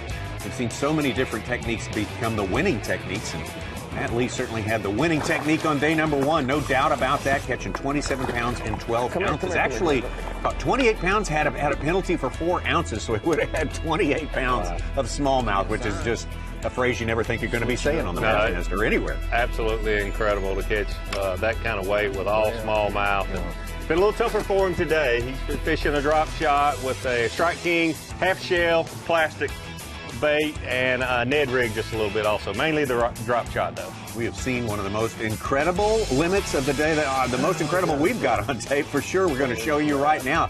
David Walker started out catching that size and a few of them that size. And he was wondering if, well, maybe things weren't going like they were the day before, but then thinks, well, no, wait, we had another one that size. So waiting for things to get cranked up with David Walker. It took a little while. It took a while. He had a live well full. You can see right there, just a great shot. Ones that he did not want to take to the scales, but everything changed with this one. Look how big that fish is. That fish is, I'm going to say a 6-pounder. Oh my gosh, it's got to be. Looks like a hubcap on a Mack truck. It's just an unbelievable freak of nature, as Dave Mercer would put it right there. And he didn't stop there. No, he didn't. About 9:30, all this started. He had caught, I think, about 8 or 9 fish, and he only had about 11 or 12 pounds. But from 9:30 till 10:30, you see just one big fish after the other. Best morning that we've seen so far. Gotta love that. Look at that. Huh? He bit it. He bit it. Having a time. Look at that. Yeah. Ah. What else can you say? Oh. The guy who's always sort of lived and died by his flipping stick is certainly taking a vacation from that this time around. And a nice vacation. I think we'd all like to sign up for a vacation like that, Davey. Absolutely. I enjoy a flipping stick in my hand also. But when I was talking to David Walker yesterday, I said, you're kind of having fun with that spinning rod in your hand. He said, when I come up here, it's been good to me, and I'm going to keep on doing it. So he did this morning, was able to continue on just like yesterday. It seems a bit slower today, which what other direction could it go, Davey? I don't know how it could have gotten much better than it was yesterday, but the talk is that the afternoon bite is a significant thing, a real thing here. So I think we got a lot to look forward to, and looking forward to, of course, establishing a cut line. Not everybody's, half the field is not looking forward to that moment, because we're going to see these guys depart for the remainder of the season unless they are otherwise qualified for Toyota Bassmaster Angler of the Year tournament in North Georgia coming up in about 3 weeks. Yep, it's a big day. It's the last regular season event, and it's the last regular day if you don't make that cut line. And today will determine for folks whether they requalify for the elites, whether they qualify for the Bassmaster Classic, and then you have the guys that's having such a good year, and we see Josh Bertrand, Justin Lucas currently according to Bass Track in 3rd and 4th place, certainly have Angler of the Year on their mind. All right, we got 3 hours left of Bassmaster Live for you on the St. Lawrence. It should be good. It was darn good this morning. Davey Hyde, I'm Tommy Sanders. We're in the Toyota Bassmaster Studios with, of course, the Such, Mike Sucon, and Ronnie Moore. And guys, what's standing out? Ronnie, we'll start with you statistics-wise. What's changed today? What seems to be the big difference? Well, I think that the number of bags we'll see maybe 24 to 27. We saw a good number of that. We saw 7 guys break that 25-pound mark. I think that number might go down today for sure. Obviously, that's easy to say some amazing day like that. But I think a lot of those bags will turn into those 22, 23s, those normal St. Lawrence River good bags that we see at the top of the leaderboard that were just mid-pack today or yesterday. I think we'll see a lot more of those bags instead of those giant bags. All right, Such, what you've been mulling over during our break time? I've been trying to look at that AOI races. Bertrand and Lucas look like they're pulling away 3rd and 4th. Gaining ground. Bradley Roy's falling off, and same with Chapman. And the ROI Rookie of the Year. Yeah, what's Jake happening Whitaker's there? even coming back up today. He's looking to make a move. He lost it to Roy Hawk yesterday by 8 points, but he's gained about 30 to 40 points today, and Hawk has only gained 20. So they're right back neck and neck. Jake Whitaker, the UNC Charlotte, I believe, former national champion. Ronnie's groomsman. Yeah, Ronnie's groomsman as well. Wanted on Chattooga, so that'll be interesting. He said on the phone last night, I don't care how bad it is. If I don't make a check, I just want to make it to Chattooga.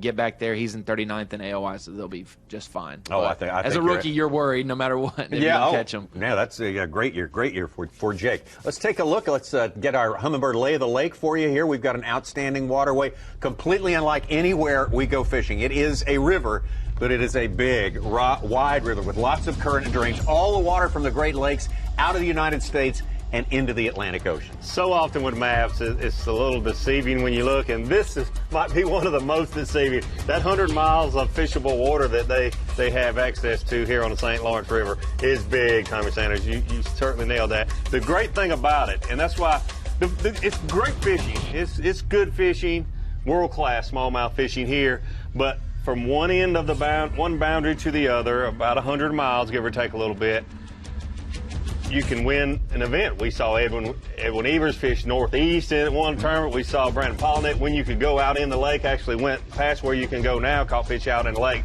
So the great thing about it, well, some places we go that you have a lot of fishable water, but it's not good fishing. So you see the anglers fish real close to one another. There's lots of room to spread out. And as we saw Kevin Van Dam last year catch most of his fish shallow to win, this year you see guys fishing deep, but we also have some people fishing shallow that I've talked to. So shallow, deep, a lot of water.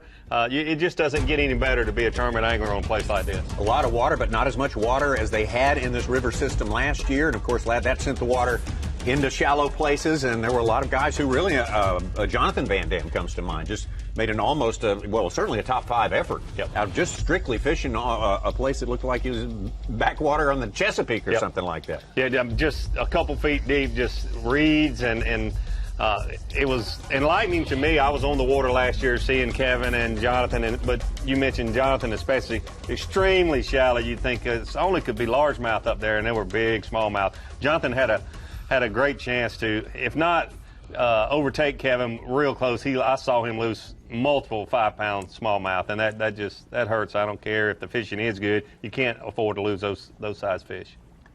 Here's our Rapala 4 live. You see in our 4 box right there. The bottom left, that's Morizo Shimizu, not in the picture as far as leading the tournament goes, but he's hooked up right now. We're with Morizo because this has every chance of being his final day of fishing with the Bassmaster Elite Series. Announced his retirement, and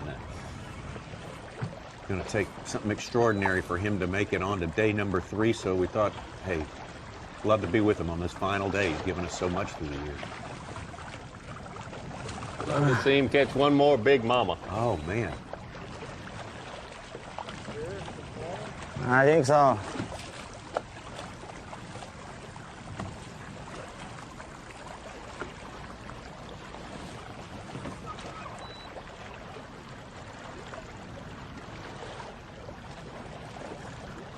Weren't we just right before the break, we saw Morizo catch a real big drum. It was a big mama, but the wrong species. Hopefully this is a smallmouth.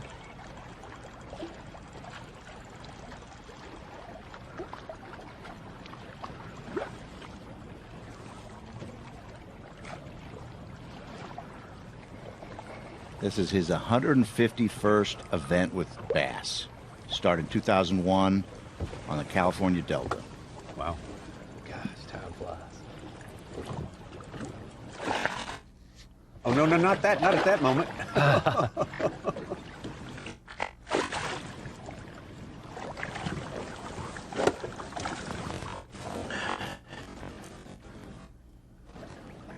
It's a nice Good one. Ah. Look at it. Not small. Nice fish.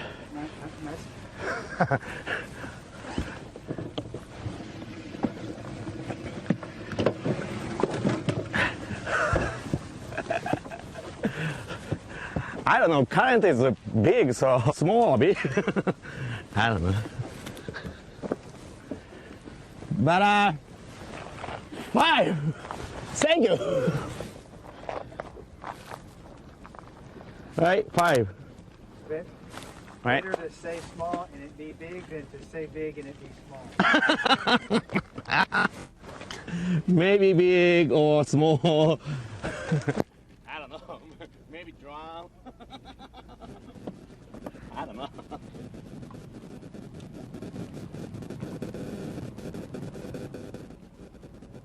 Five fish, did he say? That's I like number that. 5. I like hearing that.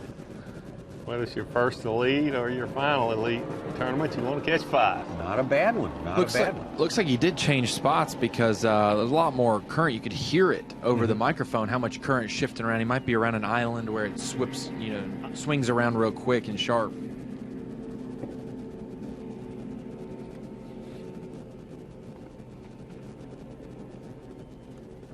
One of our anglers with we saw it, a great limit in the boat. Second best of the day, Tennessee's David Walker. Oh man, you just saw our highlights on our Toyota Midday Report. That was a sequence there. That was fun. It really was. It was fun for us to watch, and David Walker was having fun making it happen. So I'm really starting to think, and we're going to have some good fish caught this afternoon because of the afternoon bite, but David's hooked up. I'll continue my thought after he lands his 6-pounder. I don't think he's very big. I don't know. He just got really mad. Maybe he is pretty big.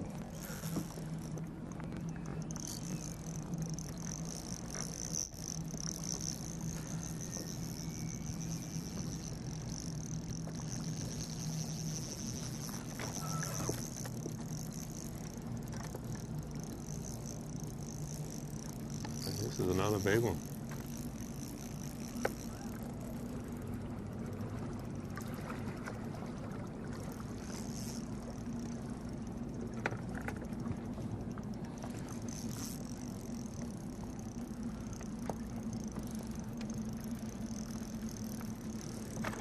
What's his smallest fish, Zeus? 3-pounder. 3 even? 3 even? I hope he's not a walleye. I caught a big one here yesterday. And he's 1 pound back. 1 pound. One even. And that's with the two that we think are low estimate. He's probably in the unofficial lead right now, but we don't know what Brandon Lester's 5 fish look like from what we've talked to him about.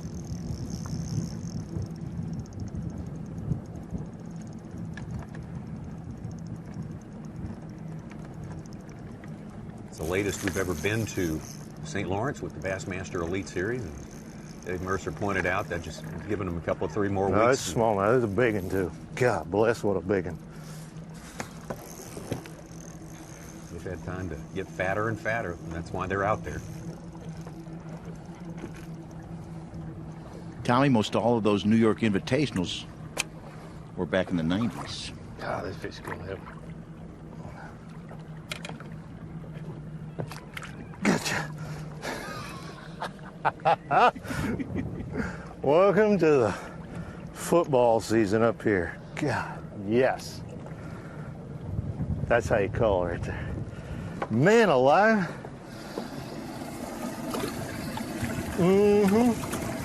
So that is what we're trading out.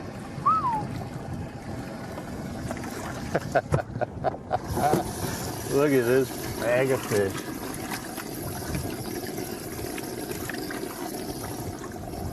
See ya.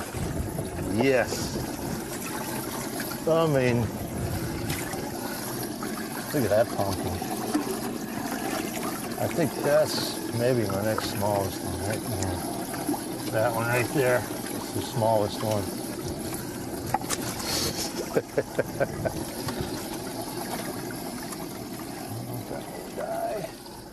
Put a little go-go juice on them.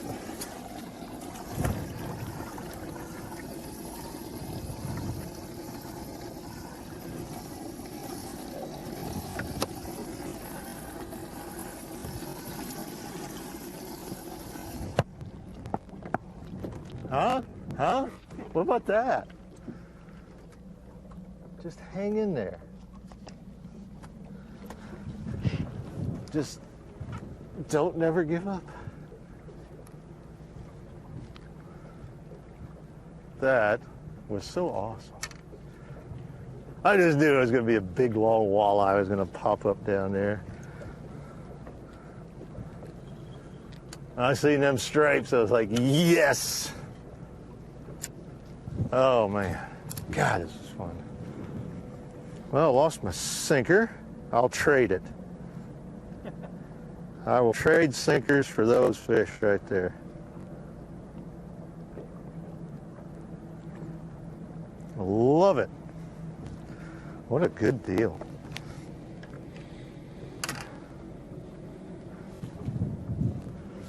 I don't want to run into the dang bridge. All right, I'm going to go up there and make another drift and I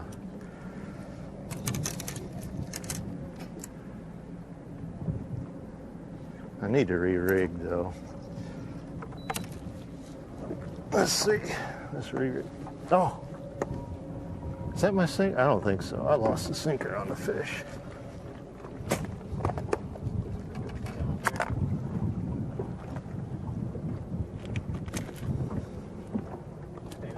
Do what? How much weight on that one? That's over 4. I mean, that's got to be a 4 something. Pick anything you want. Sure. Sounds good. I'm with you. I like it. I like the way you're thinking.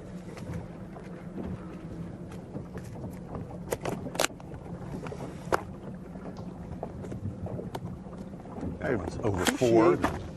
Most likely looking at your tournament leader right now. Cameraman with enthusiasm.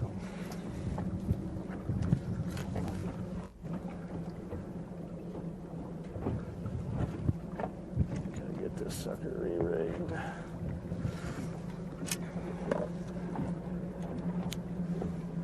Oh yeah.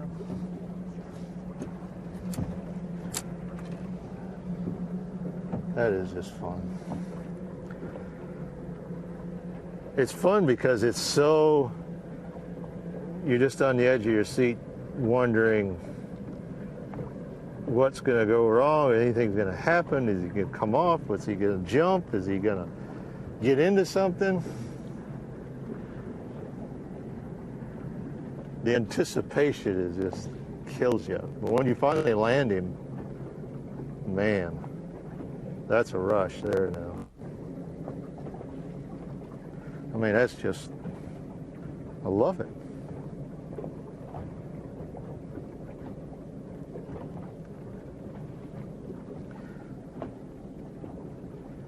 Good deal.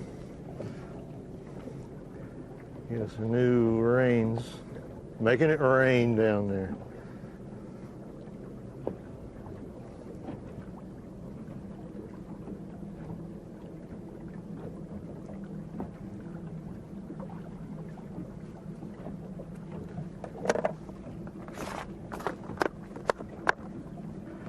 Gives another Mr. Wiggles.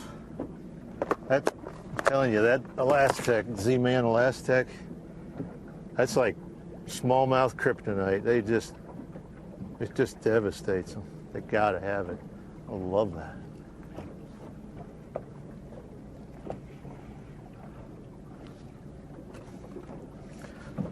Okay.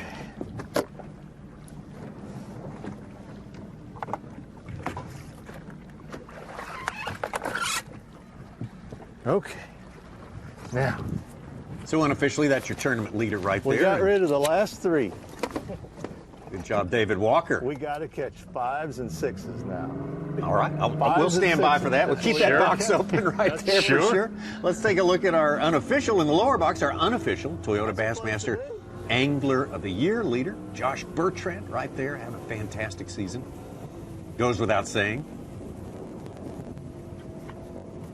And not too bad today. He's officially notched 5 fish for 21 pounds. Yeah. I mean, Josh Bertrand is not letting up. He is not letting up. It's a good deep water fisherman. I knew with him being so close to the top of the leaderboard for the Toyota Angler of the Year, with this tournament being the final regular season event, and Ronnie mentioned he's always caught him here. Every time the elites have been here, Josh has had good tournaments here, and he's certainly doing it when it counts most for him in his career, having a chance to take home the Angler of the Year trophy. I think if he could keep pushing the way he's been pushing now, if you go to that tournament with a 15-point lead, that's substantial, isn't it? I mean, that's a big leg up. It's not a lock by any means, but right. And Dave Mercer mentioned earlier, it's going to be interesting. It's going to be fun, that final event. Having, last year, even though Brandon Polnick made it interesting and Jason Christie made it interesting, it was about a 30-point lead, 25, 30 points, something like that. And if all he had to do is basically finish the top half of the field, if it's 15 or less, it's going to be very interesting. But Josh Bertrand will definitely go into that if things keep finish up like they look right now with momentum. Mm-hmm. A lot of momentum, and that means so much in that final tournament.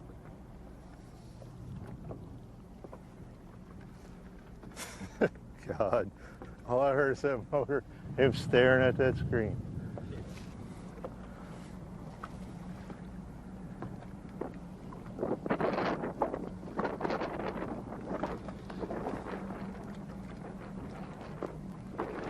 Getting some updates from our buddy Eric Kafka, who is with yesterday's leader, Matt Lee. Matt Lee, yeah.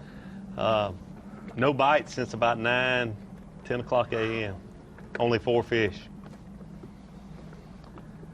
Didn't think we'd see a big change like that. Oh, geez. But it's the afternoon fishery still. I was going to mention when David Walker hooked that last fish, and Dave Mercer has a lot of experience up here. He may know the answer to this. Before the gobies, the fish were not as big as they are now. Right. But those fish seemed to replenish because I think those fish were on the move following bait fish more. Now, I really wonder if you can't just fish a place out, because those fish they live on those places. They have no reason to move because and so if you pluck them off, do you go back there the next day and think, that's a great point. Oh, I'll catch some more? I don't think these fish are moving as much as they once did, so they're not going to replenish like they once did. So they're not chasing balls of gobies and going top to bottom of Right, the whole river right. there. Like they were when they were following the purge Sure, and your alewives and that sort of thing. You just pick a good current break spot and let the gobies funnel down to you. Right. Yeah. Because they're everywhere on the bottom. And that's why it's even more impressive for like Josh Bertrand to be as successful as he has throughout the years, even though the spots move, places change, having enough spots to fish, whatnot. Yeah. And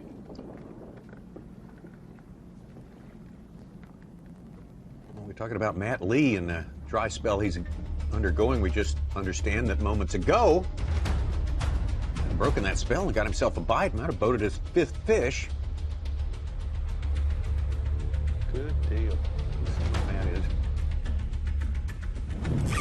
up the river.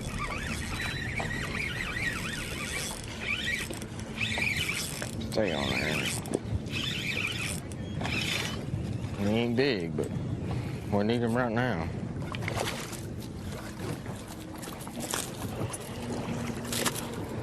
Oh boy, he has certainly changed up. That's a spin bait, isn't it? Yeah, you can hear the rattle. Oh, yeah.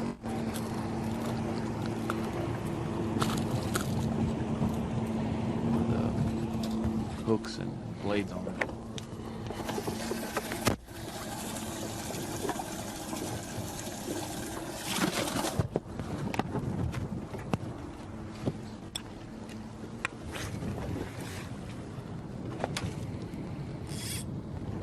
Come on, big, big.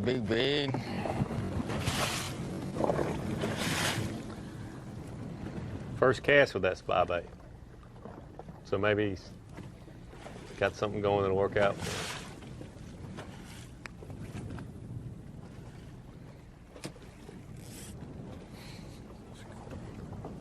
Boy, what a difference a day makes. You can just look at his body language his right whole there. Attitude, yeah.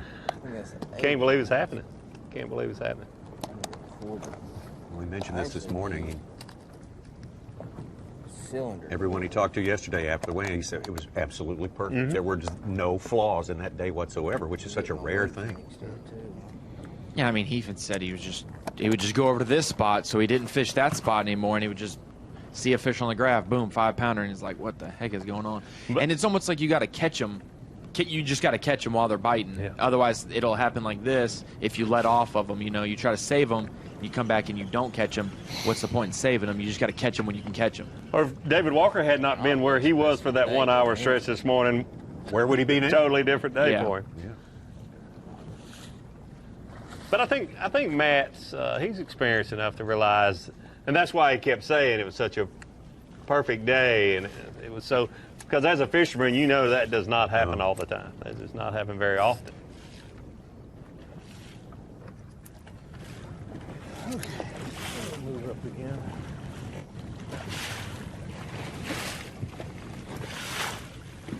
Shout out to Josh Bertrand's marshal, super marshal there. He's doing a good Man, job he's for got us. some good pictures going there. That's a good phone if that's a phone camera. And it just about has to be. Yep.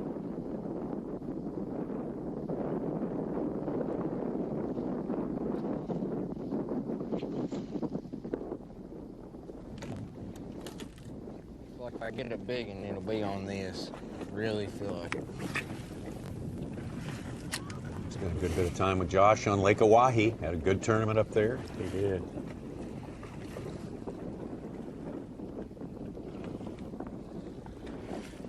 And we saw Mark Daniels and Casey Ashley and a few of those others they basically had areas to themselves, or only one other boat fishing around. Josh Bertrand had a good tournament, and he was fishing around a lot of other competitors. He was much closer to the takeoff. And has something giant break me off here. Spy bait practice.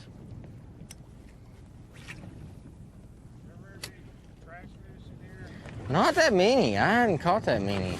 Probably bass, right? Yep. Mm-hmm. Caught like 8 little ones, or they weren't very big. And then I had something smoke me. And then on the other side over there, I jumped off 3-pounder on a spy bait. One of my first throws on it.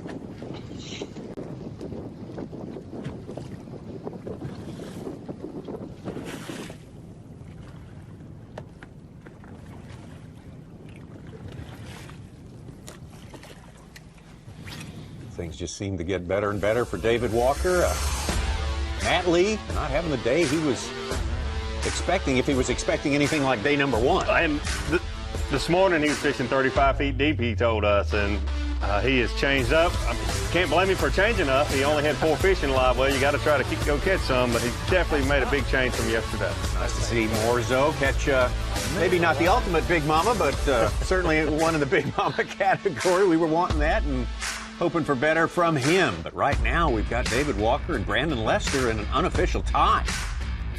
Right at the top there, Josh Bertrand, and he's our unofficial leader in Toyota Bassmaster Angler of the Year points. But he's having a hard time chasing off Justin Lucas. I'm telling you what, Lucas is hanging tough in there as well, having a good second day as well. We've got a lot more to unwind for you on day number 2. We'll do that when we come back. The Hook Bassmaster Elite at St. Lawrence River, presented by Black Velvet, is brought to you by Toyota, Triton Boats, Mercury, Minn Kota, Berkeley, and by Hook.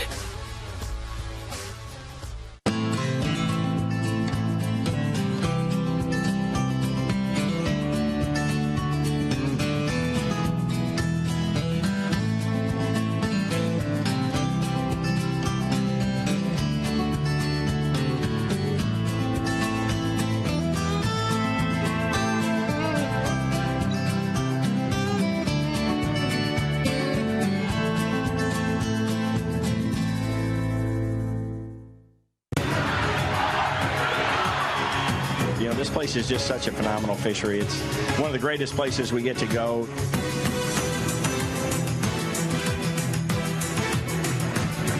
What an awesome fishery. I just can't, say enough about this place, guys. It's really, really good. Oh, yeah. New York could easily be a second home to me. Come on, let me get you. Now you're ready. Weekend.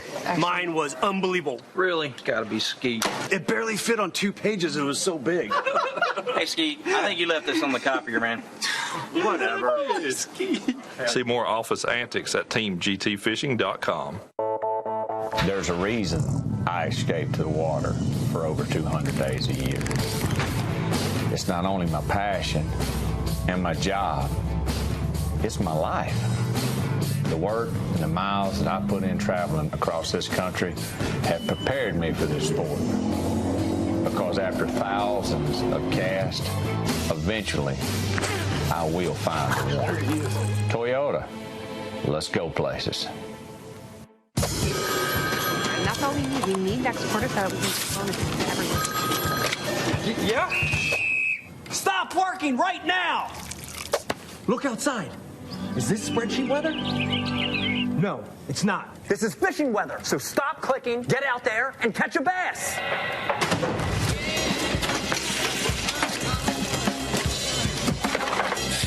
Stop what you're doing and start fishing Rapala Ripstop. Fishing just got easier, and it didn't cost you a thing. Free feature upgrades from Lowrance. Fish Reveal delivers the best of chirp sonar and downscan imaging, all on one screen, and it's going to help you find more fish. High visibility color sonar take high contrast imaging to a whole new level. It delivers the absolute best views of structure. Fish like to hide there, but their hiding days are over. These features are ready to roll when you are. Just upgrade your HDS Carbon software.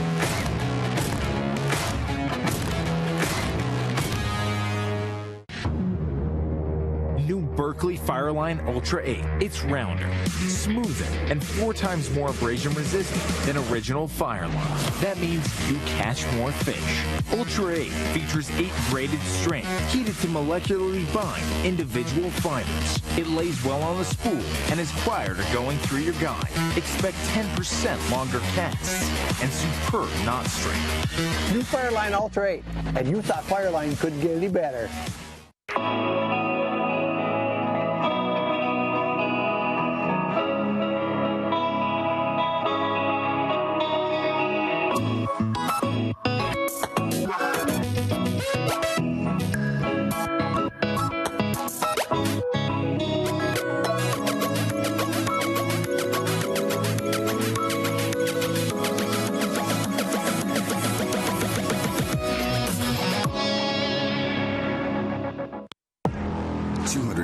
Days on the water.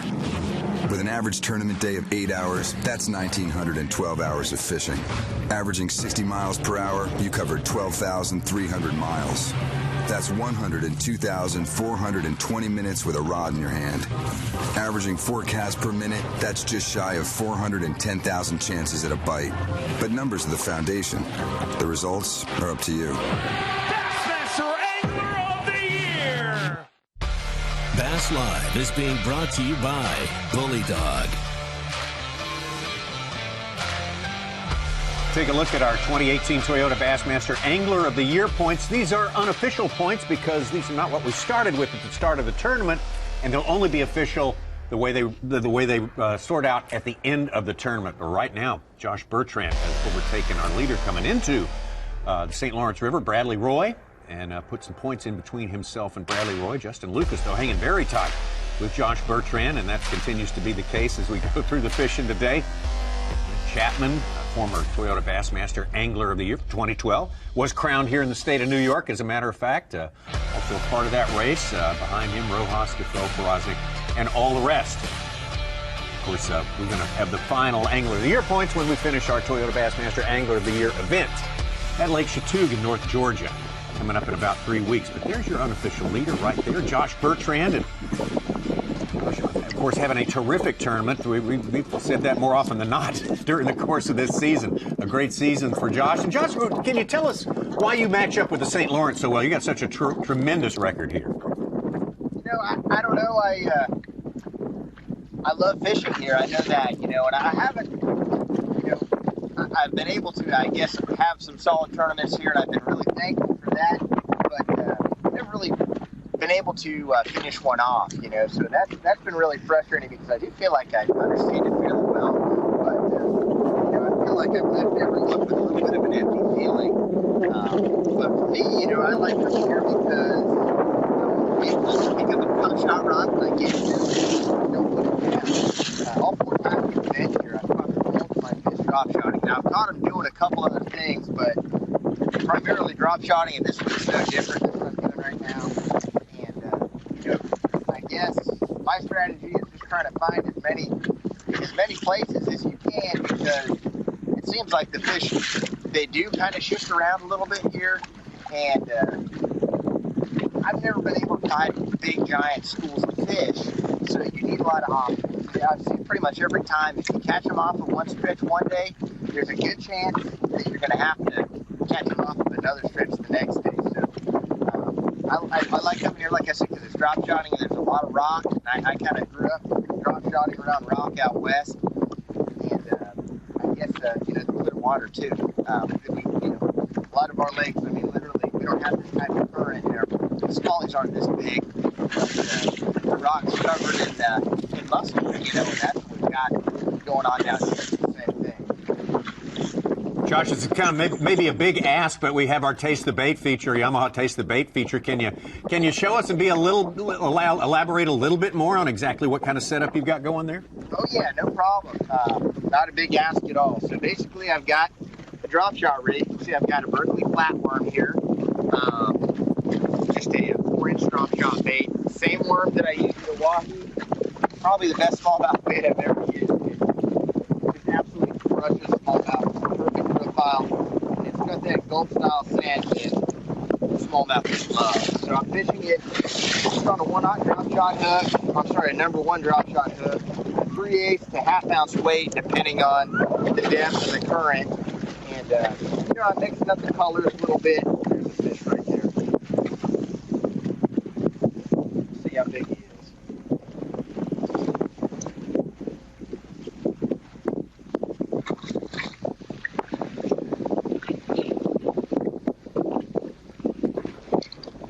So, Tommy, does it get any better than he shows you the bait during Yamaha Taste the Bait and drops it down there and he's hooked up?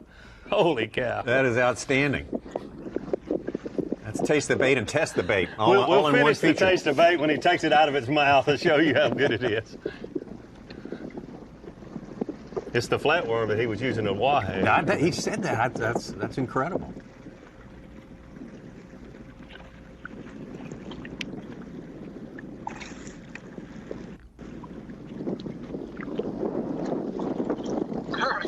I don't know if he's going to help. He's a nice fish. He's going to be close to helping. It's about a 4-pounder.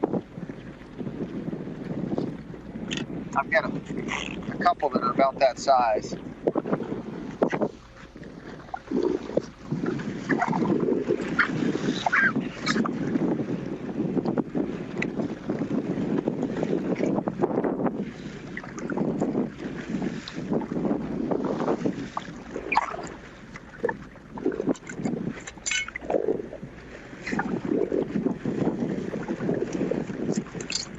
Wow.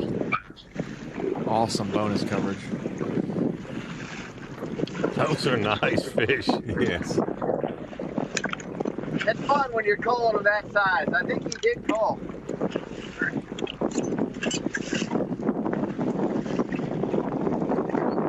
Yeah, that's what we're throwing back. It's pushing. Yeah, that's like a That's a chunk he's about to release right there. Yeah, I think he said I've seen a couple of them go over the gunnels today that I'd like to chase after.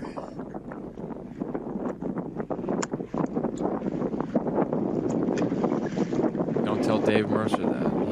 He might insult your fishing ability too. As well he should.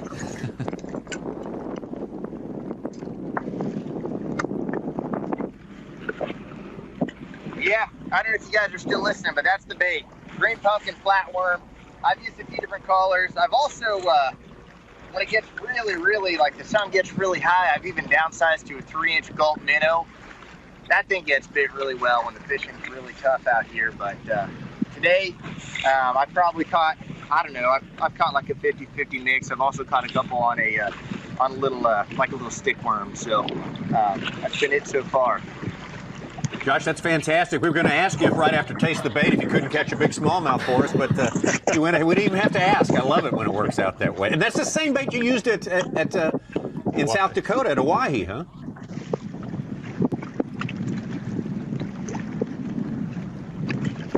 We could hear it, but yeah, it's the same bait. Josh, you say that's the same bait you used at Hawaii? Yeah, I'm sorry, I didn't hear you. Yeah, it's the same bait. I used a different color there. The fish were eating basically smelted herring there, so I used the brownback color, which is like a bait fish color, and they're eating primarily gobies. So, same bait, same setup, and the same fish. These are the same fish that we're catching at Hawaii. They're just full of gobies, so they all weigh a pound more. Yeah. Fantastic job, Josh, and good stuff. We'll probably come visit you again before the day's over, but that was a great taste of bait. We appreciate it. Right on. Thank you guys very much. We'll talk to you later, hopefully today. Yes, sir. I know. Wesley Strader building a spinnerbait for us and explaining the whole deal. That was a pretty cool taste of bait, but to show us the flatworm and pitch it right off the side of the boat, and oh, there's one right there. Yeah. 4-pounder. Not too shabby. Not too shabby.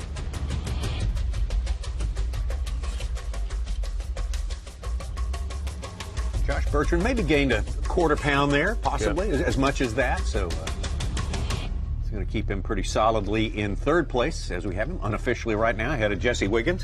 And more importantly, maybe in the big picture of things, ahead of Justin Lucas. Yeah. Gosh, Yeah. 3 points going into Chattooga. Would that not be incredible? Oh, my gosh. That'd be a battle royal on a very different fishery than this one, but I just 12-15. I mean, I hadn't had any bites in, I don't know, 2.5 hours. I mean, nothing. And you don't know whether to change baits. I tried changing up, still no bites. And, you know, it's like, do you gamble and then you go hero because you totally change it up and you're leading? but it's just tough, you know. I mean, I'm not getting that many bites anyway, so you think if I just stick with it, but God, you don't want to crash and burn. That's the thing every tournament angler faces, is like when to leave, when to stay. I'm going back. I just thought I could get some bites here. We got 4 bites, 5 bites, and I lost something big right there, but I'm gonna go hit one more shallow spot right here because I just know it's high percentage, and then we're going back to the grind. I think like there's a feeding window out there offshore, but I mean, I saw Chris catch a couple. I got a bump right there. I saw Chris catch a couple. I just could not get a bite, and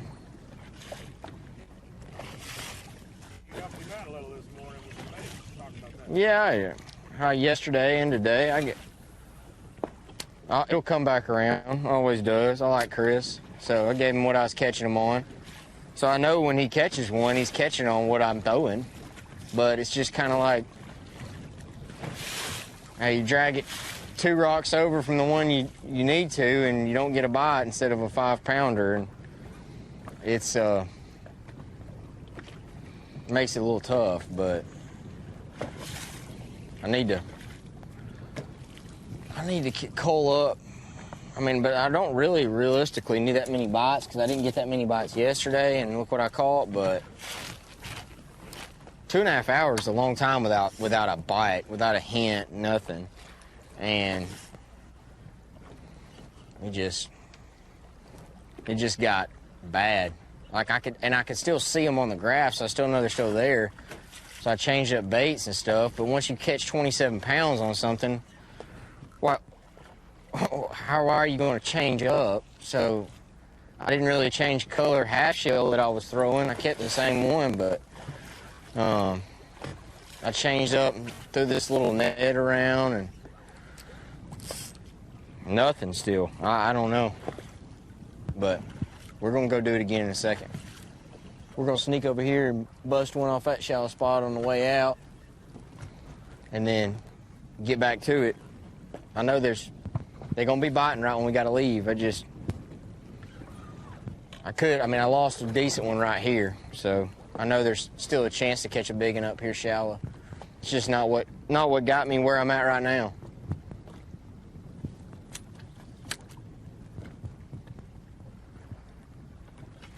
Let's go over there real quick. Stay with us live. I'm going to catch one real quick. Will do. Sorry it's been boring. I tried, I promise. Matt Lee with that first place spot at the end of day number 1, actually. It was kind of random, but golly. Fished his way into the 50 Cup. 6 good bites. The top 50 Toyota Bassmaster Angler of the Year point. So same weather. That's just smallmouth for you right there. They did that to me last time. Yeah, Tommy in 48th place, only 2 points out of 50th. Can't afford to lose any ground. Yeah, he's got, in all likelihood, going to have 2 days and change to make that up again if he can. We'll take some more fantastic performances. And some help from some other anglers. Yeah, there's a lot of moving and shaking going on today. Yes.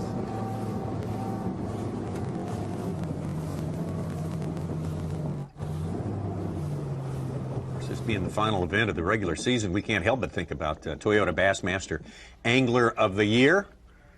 And there's definitely one of our top contenders. You see him right there, Justin Lucas. Got a little bonus coverage coming your way today. And Justin, what's your day been like so far?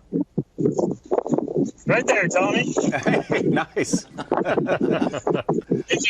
hasn't been the same day as yesterday. We're probably 22 pounds, but I'm trying to manage some of these fish and their health right now. So I got over 22, I think, but I might have a couple penalties.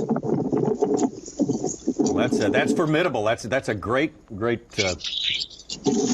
total right now, unofficial though it may be, and the penalties however that turns out. But it's been a fantastic season, and you had an off season, and it hadn't taken you long to get back on top of the pile. What's been the big difference between this season and the season before?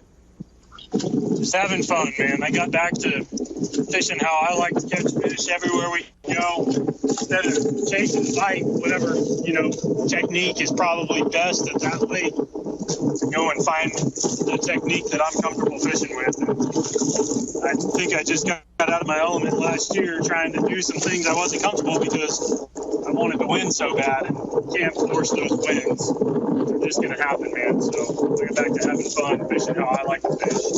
And the wins will come, just like my first 2 days. So, Justin, are you the bites coming today as well as yesterday? Or are you mixing it up, fishing some different places, or laying off the fish a little bit?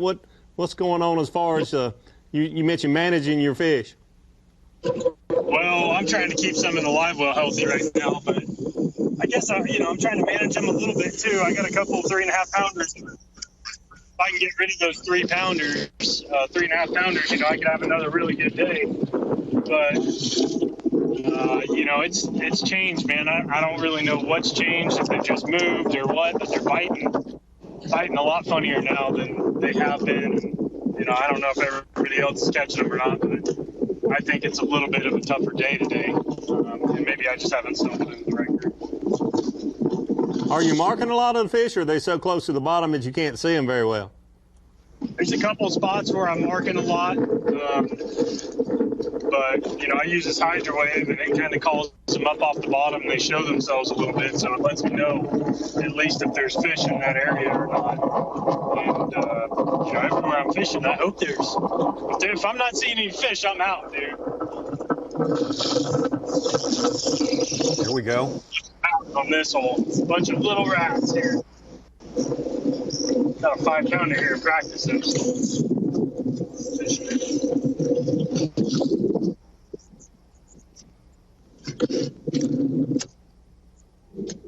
Well, through your practice in the first day and a half of this tournament, Justin, do you find these smallmouth here on the St. Lawrence as much of a here today and gone tomorrow bunch as they are in the other places where you guys go to catch smallmouth?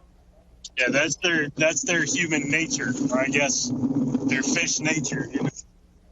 They love moving, and especially with all this current, they definitely are going to move. It's easy, really, for them to move.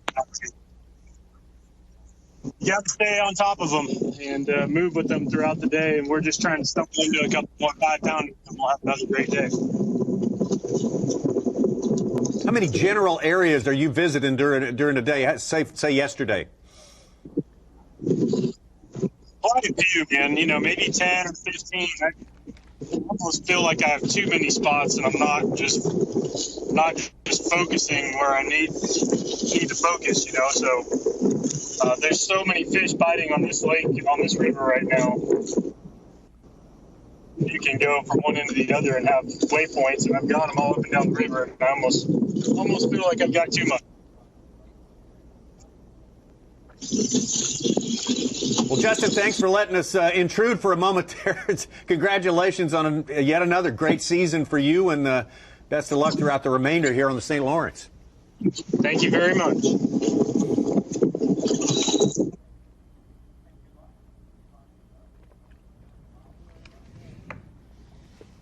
Trying to snag one real quick for y'all.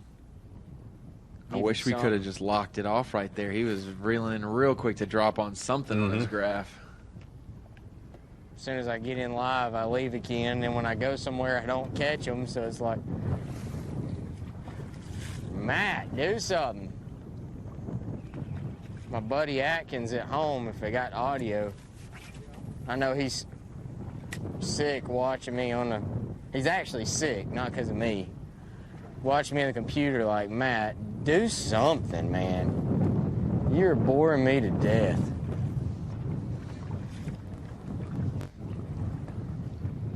I'm about to do something. I don't know what. Me and EK gonna go.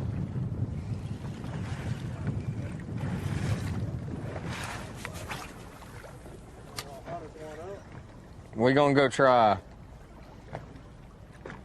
We're gonna go do what got us here.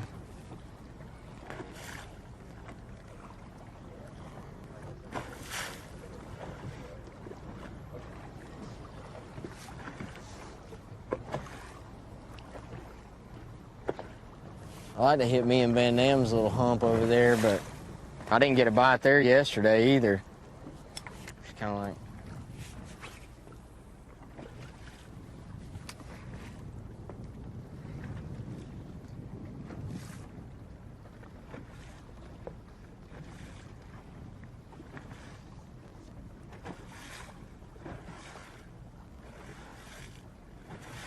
You mentioned me and Van Dam's hump over there. They started on the same spot a couple days last year. We'll go over there and throw on it real quick just to see. It's such a high percentage place.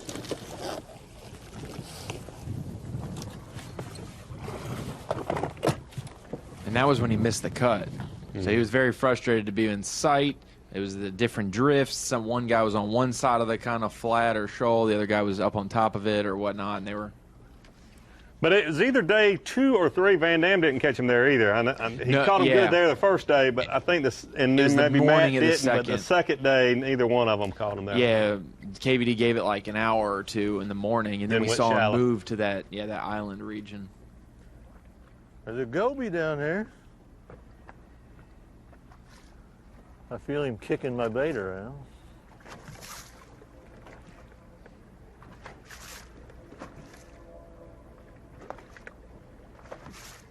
Your unofficial leader right there, David Walker.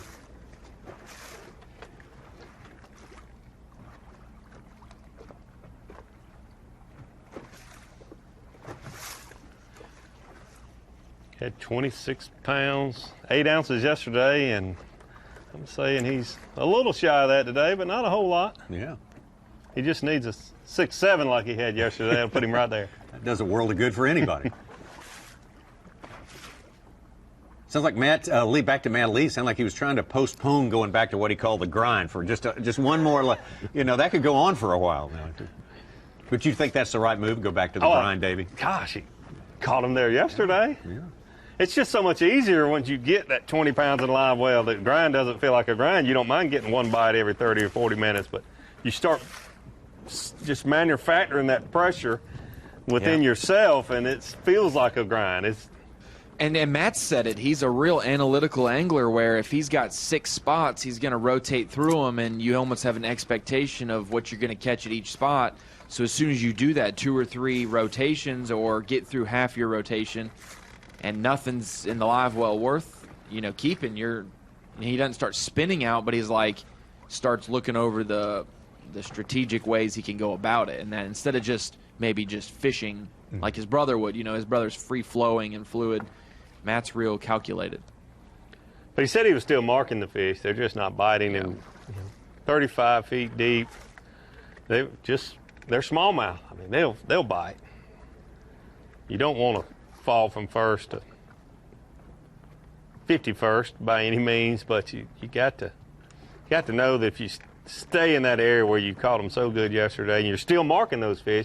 Now, if I wasn't marking them, it would be a different story. Yeah. But if you're still marking those fish, they'll bite sometime throughout the day. I think so. I've experienced the same thing last week at Champlain. I was marking fish in the morning, and I'm like, I know what I'm looking at. I know that's a smallmouth bass. And lo and behold, just a few hours later, was catching them, like crazy. You just had to be patient. Let's have a look as we get ready to take a break at the top of the hour here at our Power Pole replay of the day. And, of course, it's going to be our man who's certainly found a very similar result to day number 1. David Walker. That looks like a red ear sunfish. Oh my gosh, it really does. It's like a really good little shell cracker or something. Okay. That's the replay of the day there. That's the cull of the year, I would say, wouldn't you? Holy cow.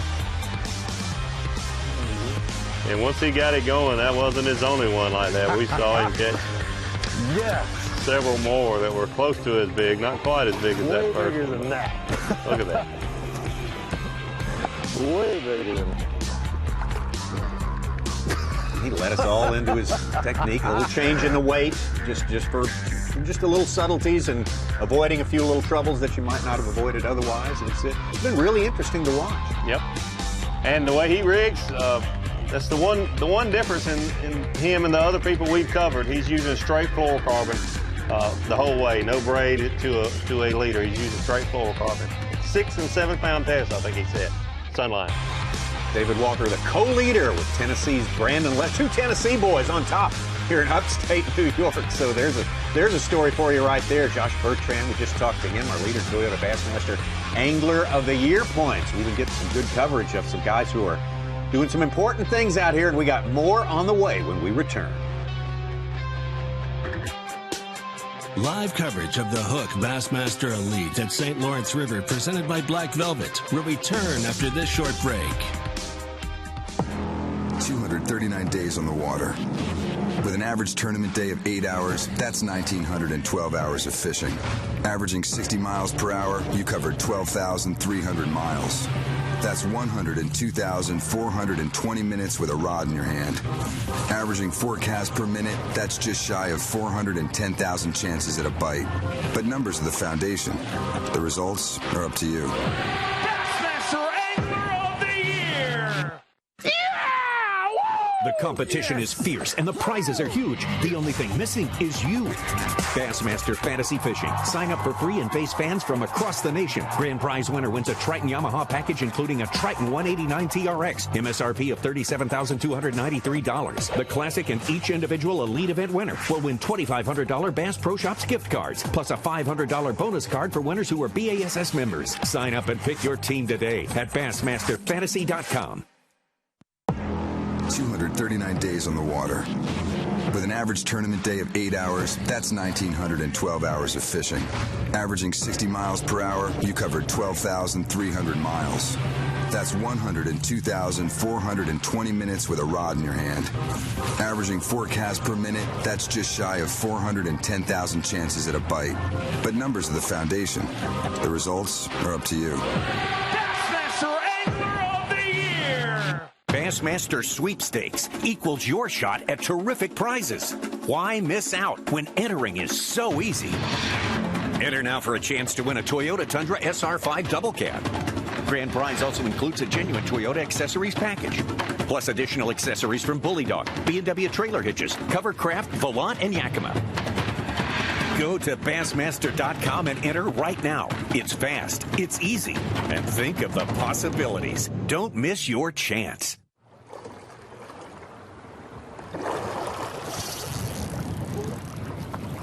Another big one.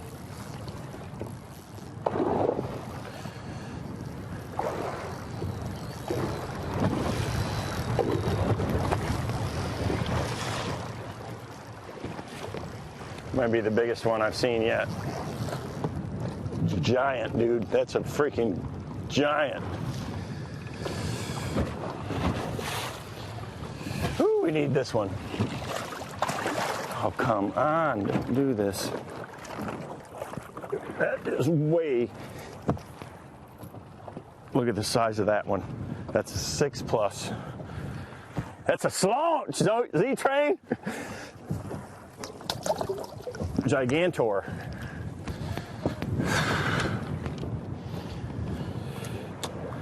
That just happened. Wow.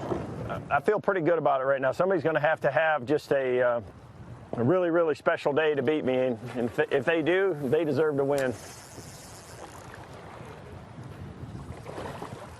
Big one. Yeah.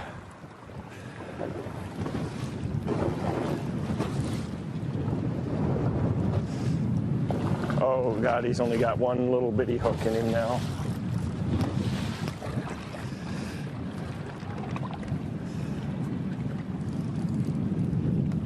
Oh, it's a big one.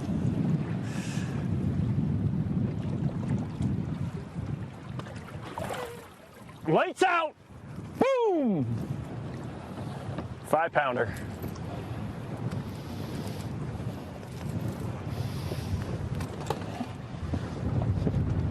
Are you ready for me to bring them through Waddington, New York? 66 pounds, 7 ounces. We're looking for 15-13. 23 pounds, 12 ounces. KVD slams the door on number 24.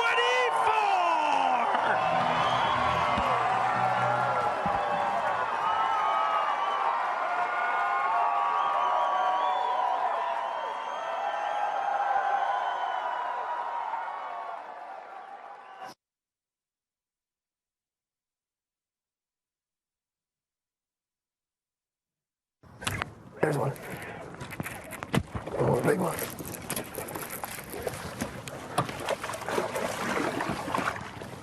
Yeah! Wow! God, it starts it down with a 3-pounder! Whoa! Decisions, man! Decisions, man! Decisions! Woo!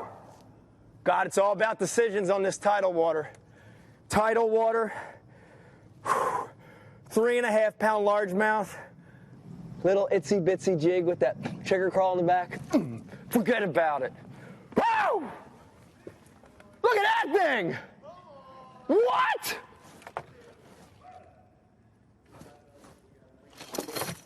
Woo! Look at that thing! Oh my God!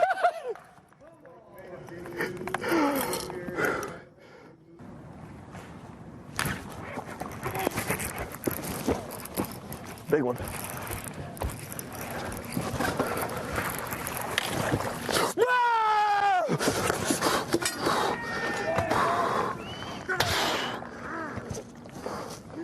Finally!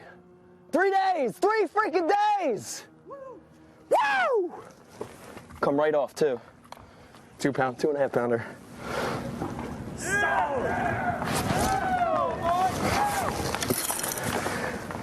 2.5.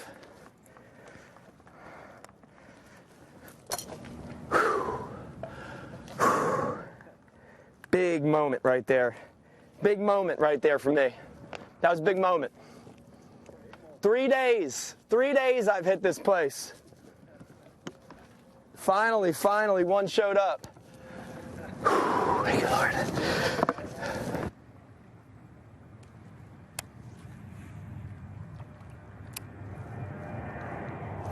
Big one. Woo! Yeah!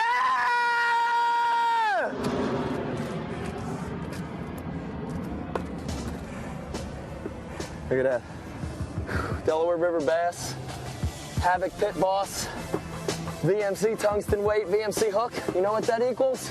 It's $100,000! Woo! Done. Wanna have some fun? Wanna have some fun with it? Jersey Shore got the world pumping with their fists. Well, man, finna have the world jumping in this. I'm not saying that you don't grind, but I grind harder. Not that you don't shine, but I shine harder. With this ambition to win. I'm born with this ambition to win. I'm not saying that you don't go, but I go harder.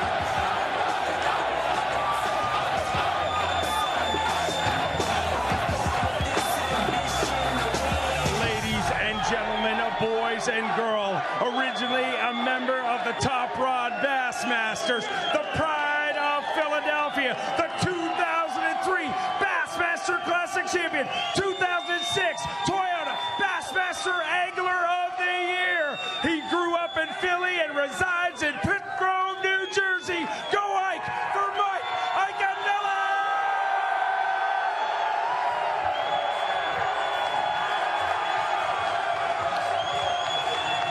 Get side by side, ladies and gentlemen. Can this dream come true? Starting the day with 37 pounds even. 5 fish. He's 2 pounds, 15 ounces. 10 pounds, 14 ounces. Sounds what dreams come true.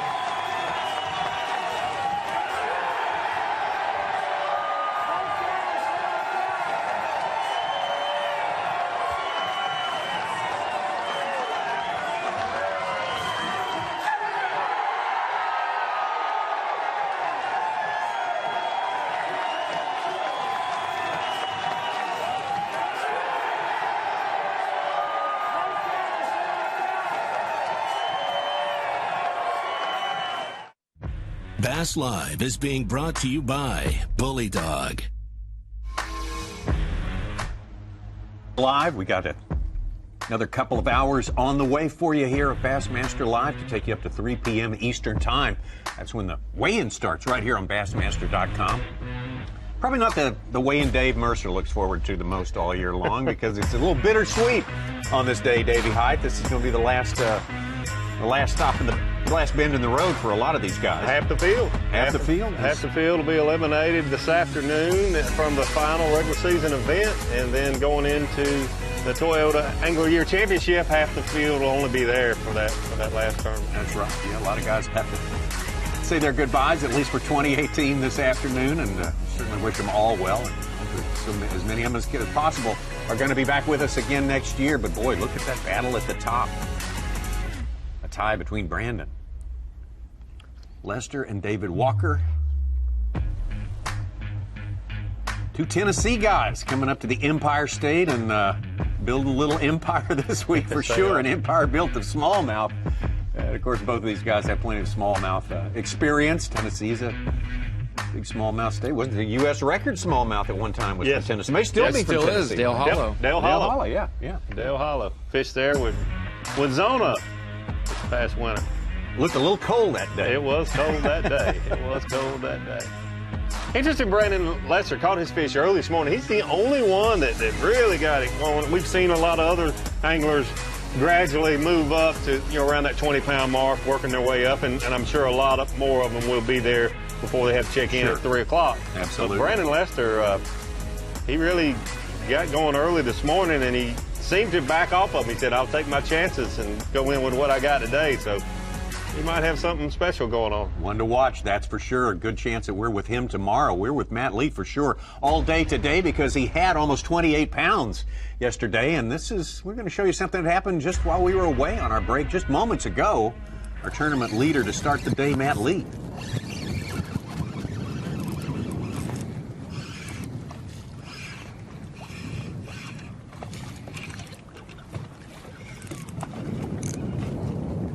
He ain't giant, but he's gonna help. Yes.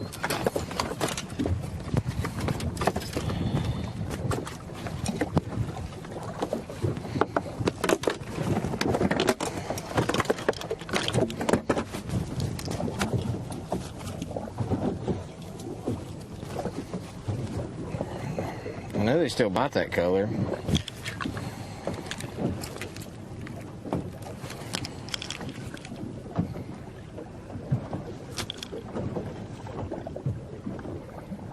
It's 3 pounds.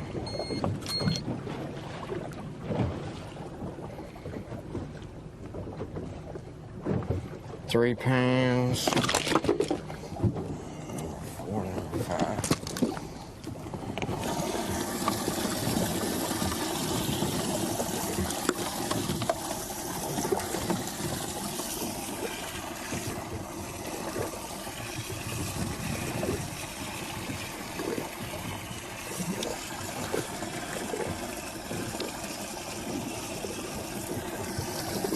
Ow.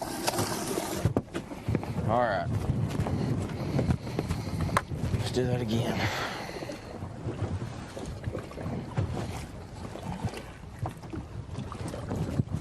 That was while we were away, and that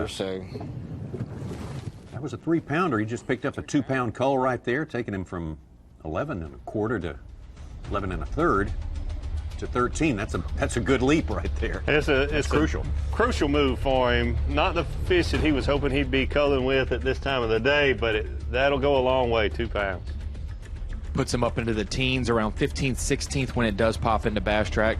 Be around that mid-teens mark. Doesn't have to worry about missing the cut. No, not such a great like day one. Yeah, we've seen that happen. Shaw Grigsby, day 1 leader in 2015, finished 76th because he only caught a couple on day 2.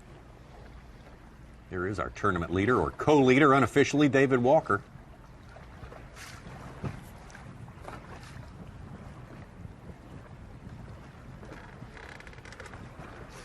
Hadn't caught a ton of fish, but boy, he's been catching them like clockwork about every hour. I'd say. Yes. Well, I do. Things have slowed, that's for sure. Mostly in this area right here. I don't know why. This was, I caught my biggest one here and then caught other fish as well, but today it's been really slow here. And I don't know if they've moved or they're just not interested. You know, you fish for them over and over, they get a little sick of you. But The only thing biting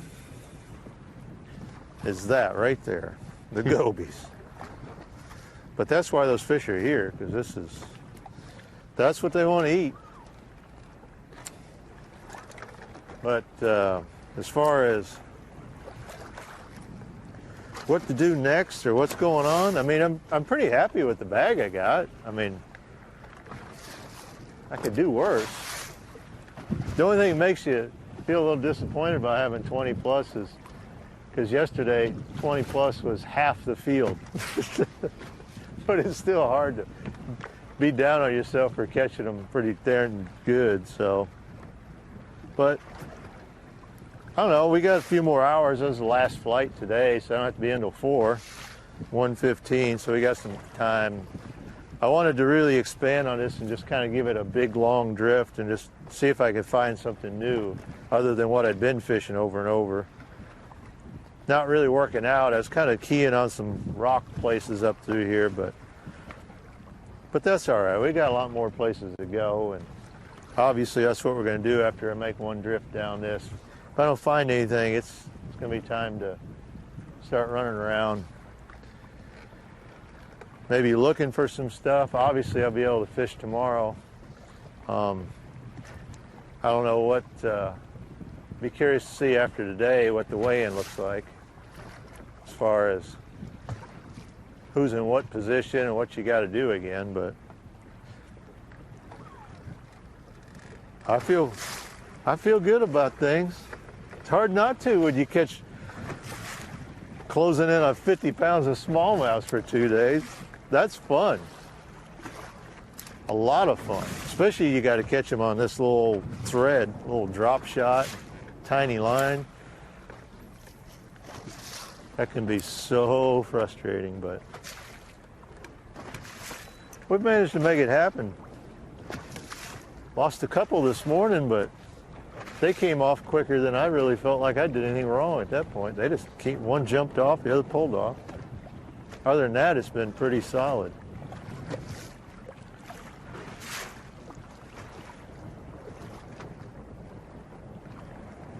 But it's tougher today, but it feels more like a tournament today.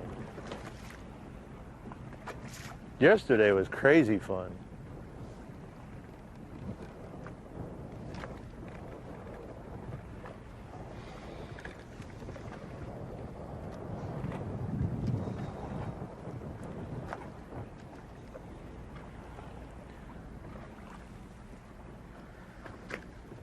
I expect the weights are going to go down just a little bit today.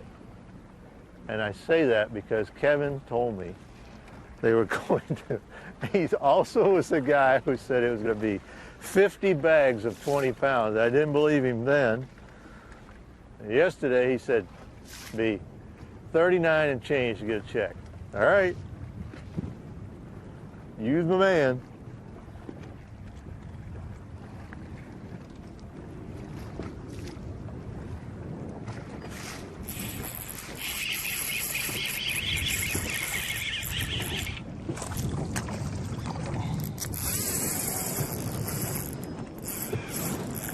Carrier hooked up here. He must be in a different part of the river where the smallmouth like to jump. He's the only guy that they sky Looks for. like he might help. Look at him down there. Golly. You got him with 3, is that right? No, he has a limit and been calling. His bass track froze at 3, Okay, yeah, earlier. Yeah.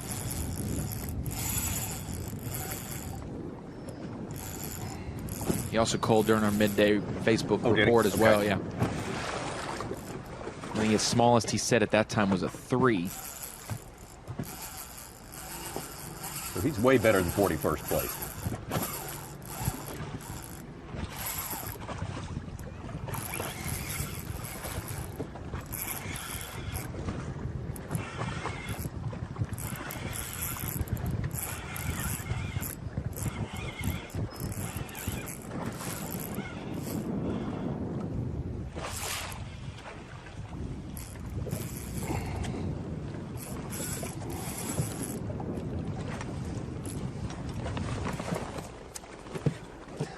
Man, they all the same size today.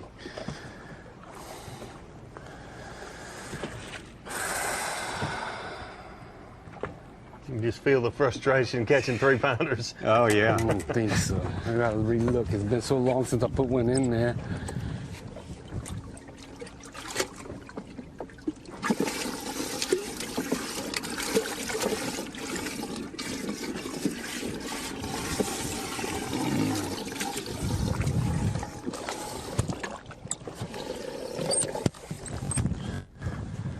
Well, guess I'll drift back over it.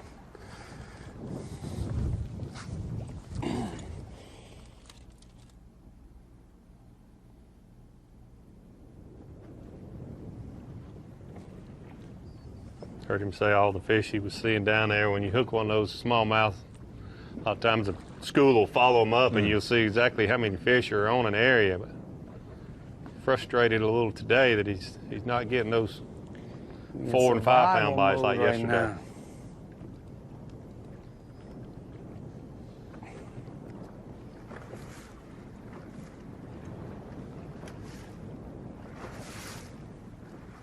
Five-pounder in the box there, but that was very early this morning. One of his first fish, wasn't it? Yeah, it was second fish, as a matter of fact. Yeah, okay. yeah. Yeah, he had a 2-pounder early and then a 5 and then just all those 2 to 3, and then he finally cooled up to just a 5 with a bunch of 3s. Yes, if you got 4 3s and a 5, he's closer to 17. 17. Which would put him inside, fighting for the top 12. Yeah, what would that be, 43 pounds? With his 26 yesterday and then 17. I mean, you're 7th if he had 43. Yeah. Yeah. You saw Aaron Martins climb up into the top 12. Mark Daniels Jr. as well. Yeah, he was up as high as 3rd place at one point today. A 5.5 pounder, 12:42. We're going to work to get some updates on Brent Ayler, Ott Defo, David Mullen, some of those guys with 20. Well, Brent Ayler actually just popped it, didn't he, Ronnie? Just updated. He went off my screen. I said, where'd he go? Brent Ayler's got 5 for about 11 pounds, so he's right there at that cut line, 50. But he had 23 pounds yesterday, so he has an opportunity to maybe be one of the guys to back it up. Folks were asked about Kevin Van Dam, where he was, and he was off the grid for a while, then he popped in, then now he's upgraded 18.5, and he's up to 17th. Suit, you know they ask about Kevin Van Dam. Even if he's on the grid, they just don't look. Even if he's not in the event anymore, they ask about him, Ronnie. Kind of like Tiger Woods. Yeah, exactly. That's right. 14 shot back, but everybody wants to see him tee off. That's right. Yeah, it's about. Yeah, Ott Defo would be interesting because he's at almost 23 pounds yesterday. He's definitely in the Toyota Bassmaster Angler of the Year race for sure. What was crazy about Ott Defo here was last year he led Angler of the Year coming into this event and had that 99th place finish at the St. Lawrence when they caught him so well, and done, eliminated from AOI. That still and we thought, amazes me. Well, and then Kevin Van Dam wins and is in the AOI hunt right there, and we're like, uh-oh, he's going to win it again. And then he bombed at Champlain the next week and was done from AOI race. Got caught up in largemouth fishing over there. Yeah, Well, he really did. Bradley Roy, who was leading coming in here, caught a couple fish, but he's only climbed up to 63rd. He's only got a little more than 12.5. He's got to do some upgrades to make the 50 cut. Which is actually a drop from day one. He was in 57th. So he would lose points today if it was as is. Have a rumored Triton on the line, one Mark Zona, the Z-Man. I think you can hear me now, can't you, Z? Tom, I absolutely can. And number one, I think that the one thing that I can say about this event is I'm very jealous. I'd like to be in the studio with you guys for this one. Well, I know we're in the region of one of your favorite places on Earth, and why does it keep getting better? Why are the fish bigger every year? Oh, what's interesting, Tommy, I did a blog and said I'm not a scientist, but what you've seen is the absolute collision of clear water and food. You guys have covered it to no end, but the blog I did on Bassmaster about a month ago, here's something that's staggering to me, and I'll throw this to Davey because I heard Such talking about it earlier. These fish that they're catching in this event are not at their maximum weight. I mean, imagine what these things weigh in early October, in the middle of May before they lock on the beds. I mean, it is staggering what the Great Lakes and its tributaries have turned into the last 15 years. Something tells me if we put a GPS tracker on you, Mark Zona, it would show you in October up here. I'm going to go ahead and lay it out there. I have the first week of October set aside on my calendar to go on a fun fishing trip, and I was going somewhere up north. I think I know where it's going to be right now. You want to go, Zeke? Don't tempt me with any fun, Davey Height. And really, I've the last hour and a half, and I here's what's amazing is I've been doing some videos this week. It was immediate how quickly the word spread of what was getting caught there in practice. It's stunning how fast it spread yesterday after that weigh-in, what got caught. And you know what's unique about that river? To me, if you look back and gosh, you look at the day that Shaw Grigsby had a couple years ago after catching a giant bag the first day, that river is very, very, very fragile after giving up an enormous bag. When you go out in the lake, all the places that, we notoriously fished, when you get into, out by Cape Vincent to Fox Island and Chameau, those fish are a lot more territorial, and it seems the schools in Lake Ontario are a lot bigger than they are in that river. It seems like when you're on a big school in the river, you might be on a dozen. You might be on 15 bass, to where those shoal bass, out in the lake, they're a lot more reliable, if that makes any sense, Davey. Yep. Z, I've got a question for you, and I want to ask Dave Mercer also. The two of you have so much experience up there. The gobies, are these fish, because we were talking about this earlier, I don't know if you were listening, they seemed years ago to replenish in the river a little better, although they were a lot smaller. But you could go back and catch some fish where now it seems, obviously the fish are a lot bigger, but they don't seem to play. Is that because the gobies, they're not moving as much as they did when they were feeding on perch and other bait fish? Or has it always been the case that they just don't replenish as good in the river? I'll be honest with you, Davey. Even if you look back to, and Mercer has the most experience, even if you look to the Niagara River, it's not like you get those wicked, crazy number of schools. You know what I mean? Where there's like 50 fish, where it's just, the guys that are really catching them and I can't speak for Brandon Lester, but it's not, this is just not one of those cases to where you catch 20 to 30 to 40 bass. And it just might not be how it is in that river right now compared to that lake, because that lake will give up a lot bigger numbers than it does in the river. I don't know. Here's what I do know. I looked at Josh Bertrand, and I'm going to tell you, I am a sucker, Tommy. I'm a sucker for a good-looking pair of gloves. Those red gloves, yes. And Tommy knows this. I wear a pair of gloves. I call them kittens. They're a little furry mitten. Yep. I couldn't. He was holding a 5-pound mega slange, and I could not keep my eyes off those little mittens. I was thinking about you when those gloves came to the forefront there. Yeah, that is good. I know you're a big and Ron Moore pointed this out. What a good prognosticator you were. You had said, I think at some point, maybe this year, it might have been last year, that boy is going to win himself an AOY sometime, and there he is right now, Josh Bertrand, poised right on the brink of it. Your predictions are coming true.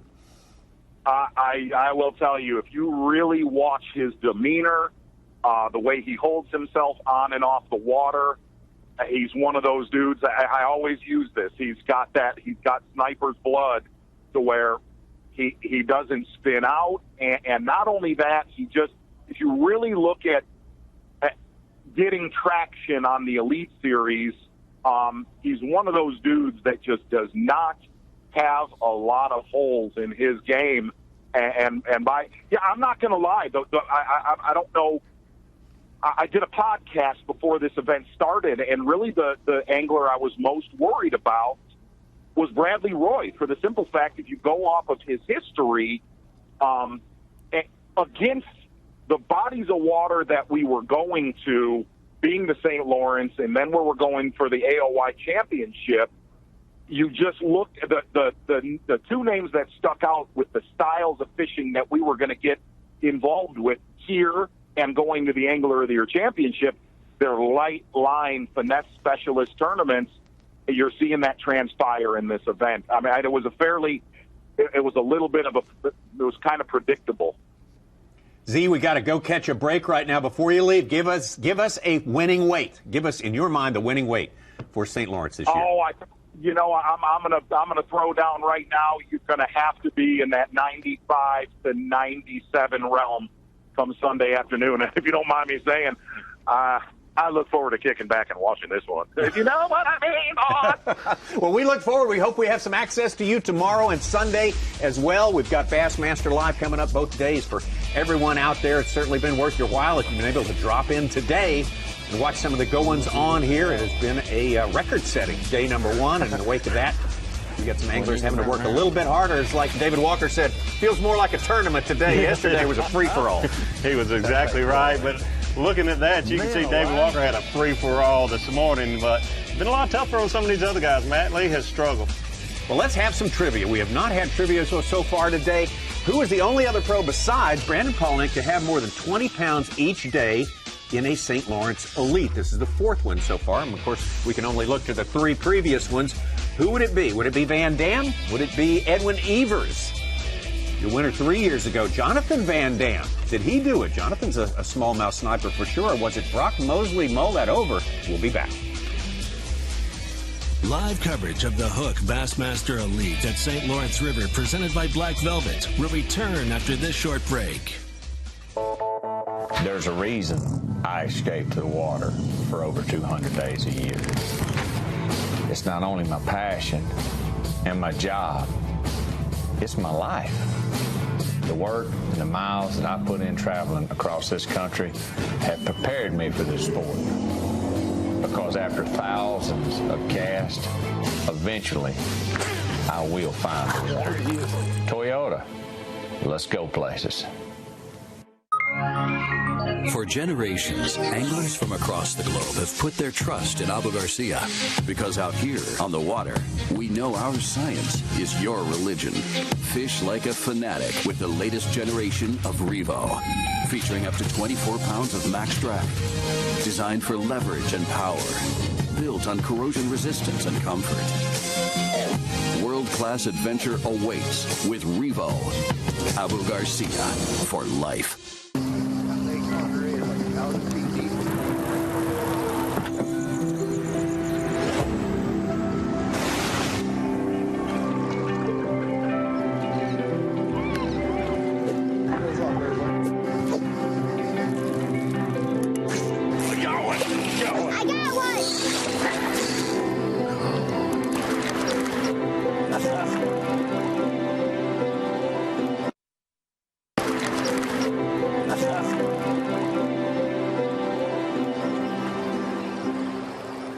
What's your biggest strength? You got jig skipping skills? Can you tie a double uni? Product planning? Oh my goodness.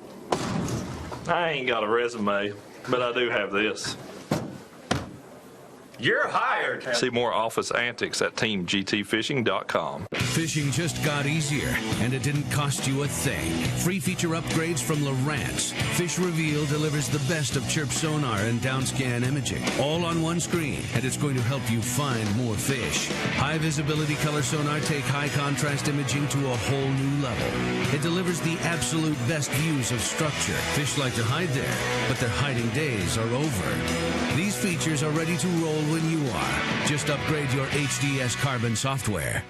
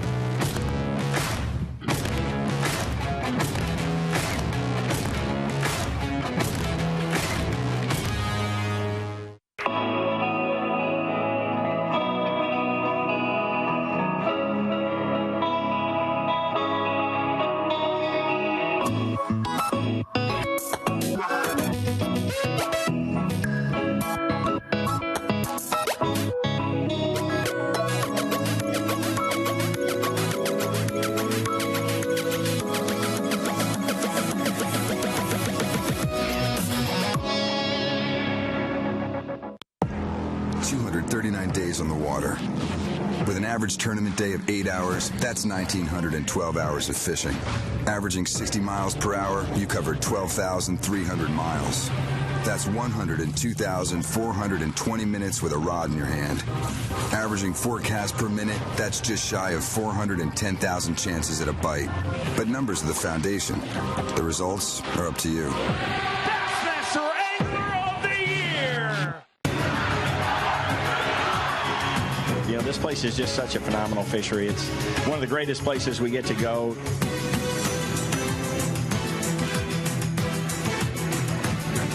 What an awesome fishery. I just can't, say enough about this place, guys. It's really, really good.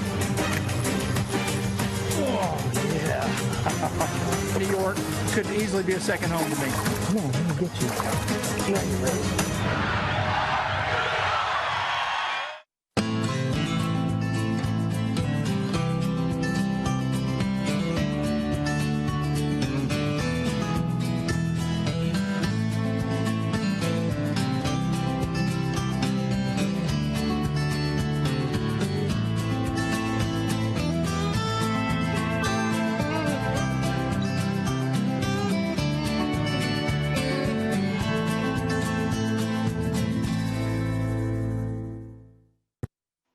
Bass Live is being brought to you by Bully Dog.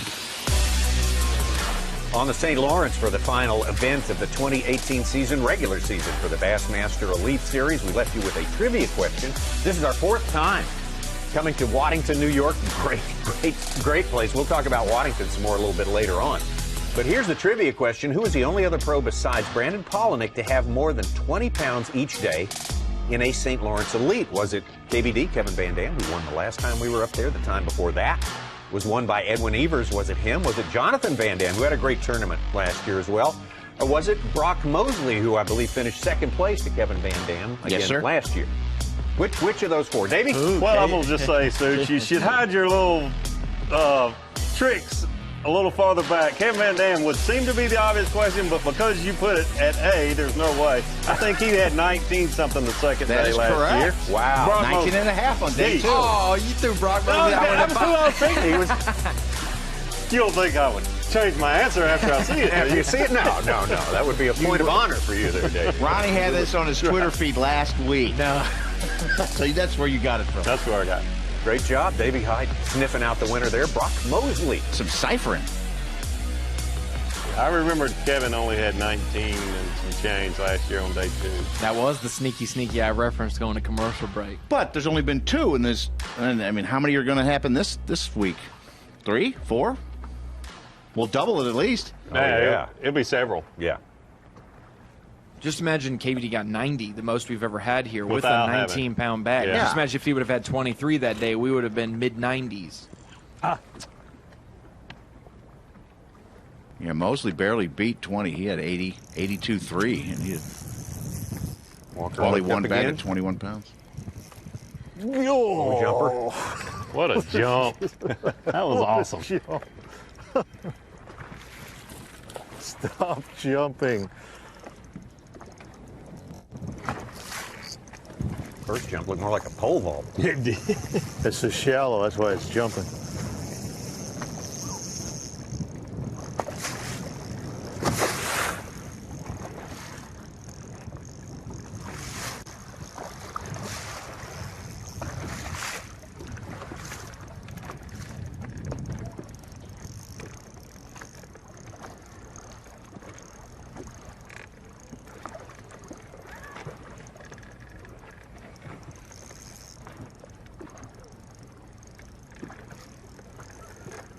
Oh, here we go again.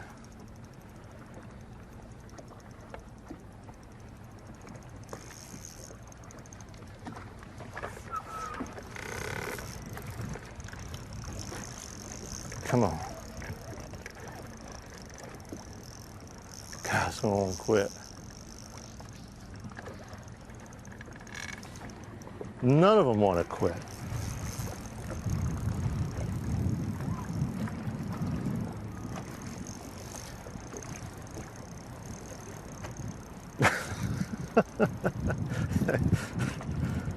Nope. No quit in that one. Come on.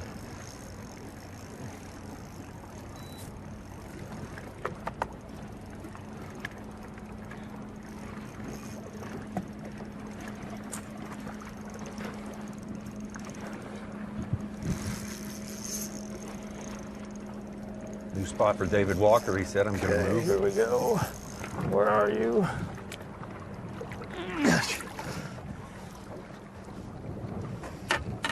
That's a nice fish. It's a real nice fish, but I don't know if it'll help you. Either. God, I can't believe how strong they are. The smallest it says is a 4 even, which we think those are low, so it might be And that how 4. high that one jumped.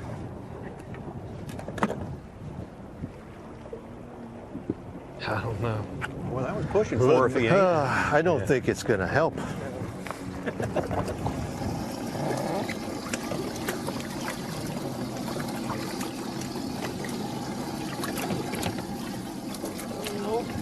Because this here, that's the smallest one right there. No. There's a super tanker. Oh my God. I'm not going to replace those tanks. No. No help. No help.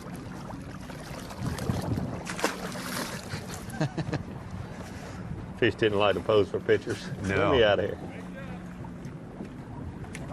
It's like standing room only in those live well. Boy, did you see those two? Yeah. Holy smokes. Watch this jump right here to his right. Just to his right. Coming. There you go. Like a sailfish. That was a 1.5, wasn't it? And he did it laterally. Yeah, Did he's it in a definitely spin. got he's got definitely more than 22.5. Jump again here, closer. Yeah.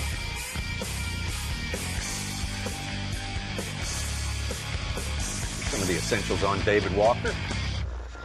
Been out here for 8 years, the Bassmaster Elite Series, 12 classics. 1 win, Wheeler Lake, doing some exemplary ledge fishing on Wheeler Lake back in 2011. Gosh, it's been longer ago than I thought. I thought that was 5 years ago. It's been 7 years. I had a viewer note that he's from up north, Detroit, Michigan. Originally. He grew up there. Yeah. And you notice there, 8 years on the Elite, but 12 classics. He fished but pre-Elite B.A.S.S. Yes, and then he did. went over and fished FLW for exclusively for some years and then back over. Great fisherman. A lot of Great history. fisherman. One of those guys we were looking towards at the beginning of the year to make that Knoxville Classic. After a few events that were tough at the beginning of the year, he was behind the 8 ball, but making the most of his last event of the year here, 76th in points. He is. Today is a good example of making the best of it. David Walker got started. We talked to him at the takeoff there. He says, it looks a little cloudy, a little overcast today. Got some fog, low clouds. Don't know if that'll change things. And he started out definitely slower than he did on day 1. I noticed him say that again this morning, Tommy, and that just reminded me. Talking to him, he said that he thinks that these fish, the depth change is totally related to light. That with the water moving so much current and so much that there's no thermocline, that it's all about light. So he says it's real important to pay attention to light penetration, how shallow he might fish or how deep, from anywhere from 15 to 20 all the way out to 35, 40 feet deep. Made a lot of sense. There you Yes. Way bigger than that. A guy you generally think of with, feeling more comfortable with 60-pound test line. And he said about 15 times that fishing with a thread out here today is kind of what makes it seem dangerous and exciting to him. He's liking it, though. He bit it. He's liking it, though. He bit it. Great. Saw a little history there on him. Obviously a great fisherman. Not having one of his greatest years, but when he gets on the right deal, he can certainly win anywhere, anytime, any technique. Football season up here. Yeah. That's how you call it. For what I was just talking about there, you got Mark Zona contributed a trivia question here. Name one time we've seen Walker with a spinning rod. And the answer is the question, and the answer is never. Good point. We need to put a subtitle there, first time fishing with a spinning rod.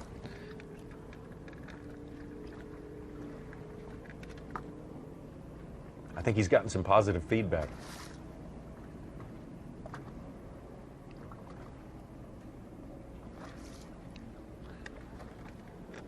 Z's going to just give him the same amount of a hard time than he would me if I was there catching him on a spinning rod. You'd more often see a flipping stick in my hand, just like David Walker. True.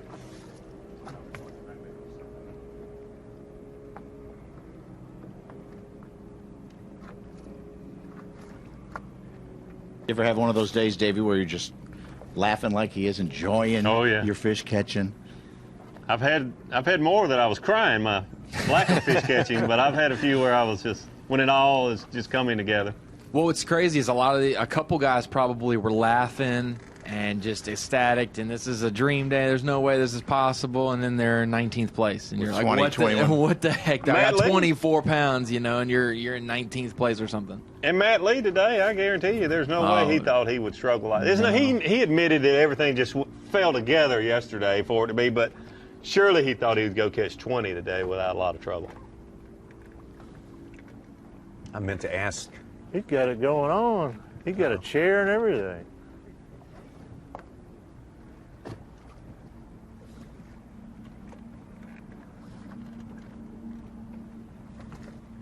Boy, Tommy, it began in Tudor, England, the saying, "He who laughs last laughs best." Is that along the lines of Morizo smiling? Well, and Morizo and Walker, the way he's laughing, was not Shakespeare. We got Dave Walker claiming it slowed down a little bit. It has, as far as the Giants are concerned, but boy, he's got some Giants in the live well. We certainly saw that. Again, we're following not only David Walker and Tyler Carrier, all the rest, but we're following Morizo Shimizu, because Morizo's been out here for the full length of the Bassmaster Elite Series, and the numbers seem to add up to the fact that this was going to be his last day fishing with the Elite Series, having already announced his intention to retire at the end of this season. And so we thought it'd be a good thing to hang out with Morizo today. And this was what happened moments ago. We saw him catch a good keeper not too long ago.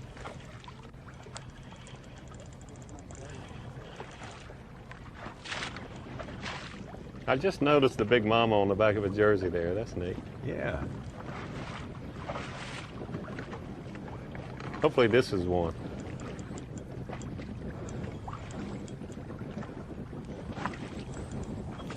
Oh.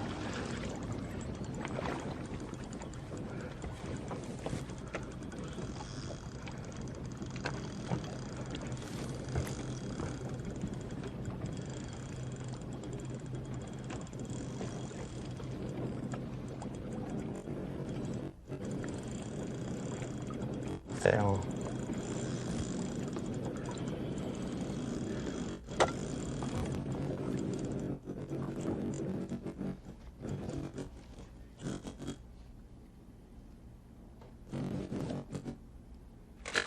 yeah.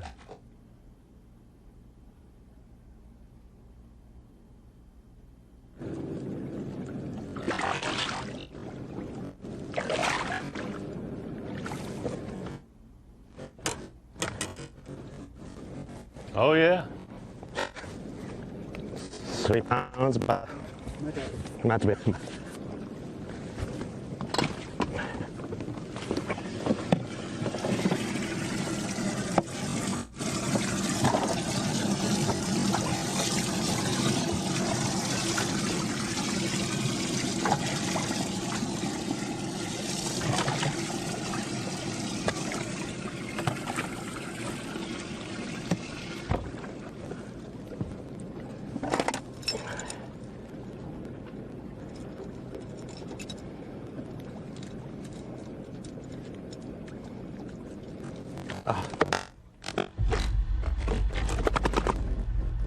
Well, as we say, Morizo's been out here,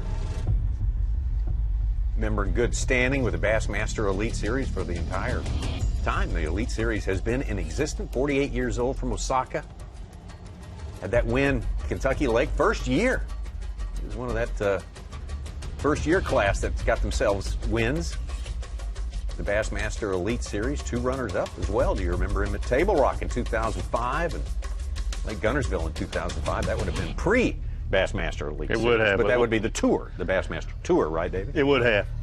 And that's the one we all remember. He caught the big stringer that final day, and the phrase "Big Mama" certainly became famous after that event.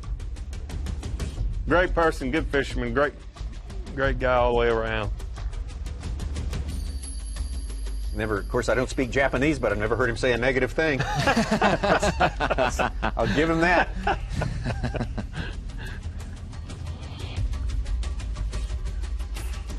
And Tommy, we talked about it earlier, that Big Mama moment that day, that 30 pounds. You don't catch 30 pounds that often, but it was documented. We had cameraman with him for the show and whatnot, but also still photos.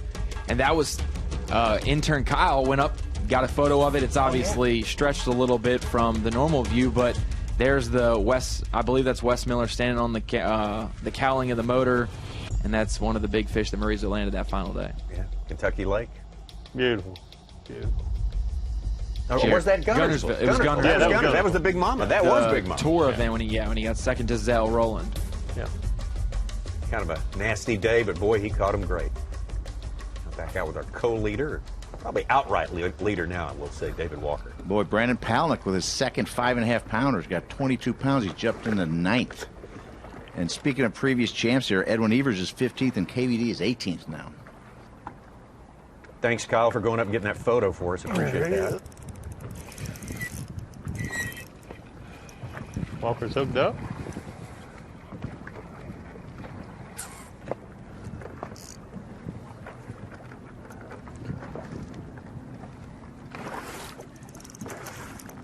Mm-hmm.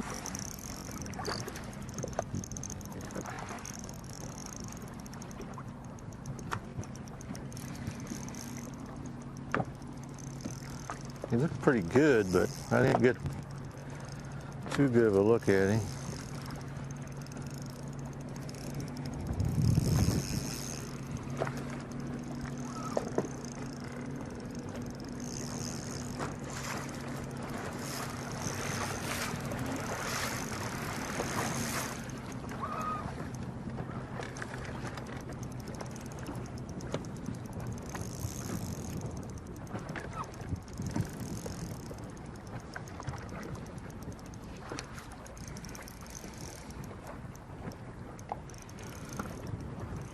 Still can't see him. I don't know. He's in the right neighborhood. Don't jump, don't jump.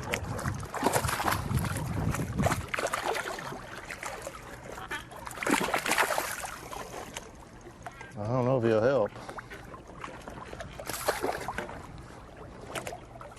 Might. He's kind of a football. I know that other one wouldn't help. This one might. Okay. Let's see. We will find out. Maybe. We're going to have to balance beam some fish. We haven't done that yet. This one here, I think, was the smallest.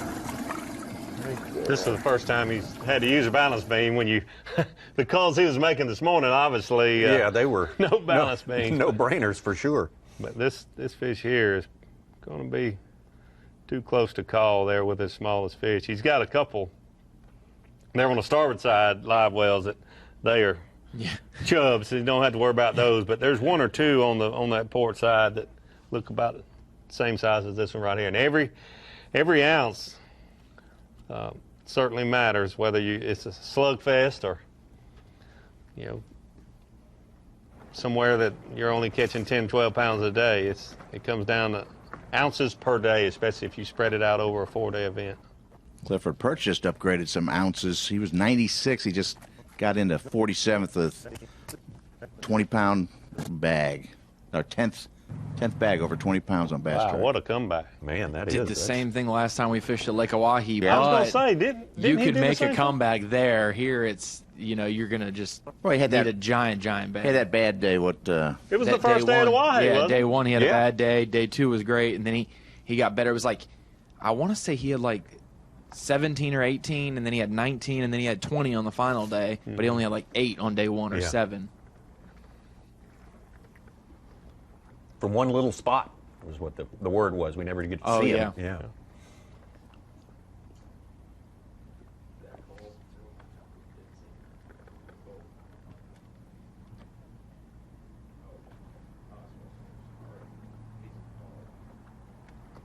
You're talking about David fishing the Classic back before Bassmaster Elite Series days, and he was remembered for consecutive third-place finishes in 2001 and 2002. Did he finished really? third place both of those years at the Delta and then Lay Lake. Wow. I did guess not Kevin remember won that. 2001 and Jay Ellis. Right. Probably in 2002.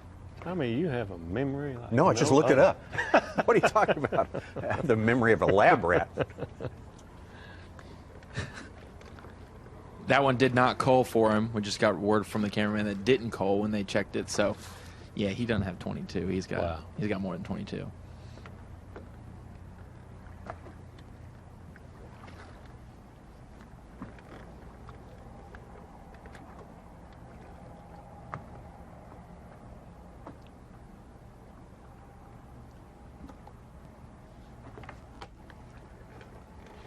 So you got a better idea of what's not helping David Walker. Take a look right here.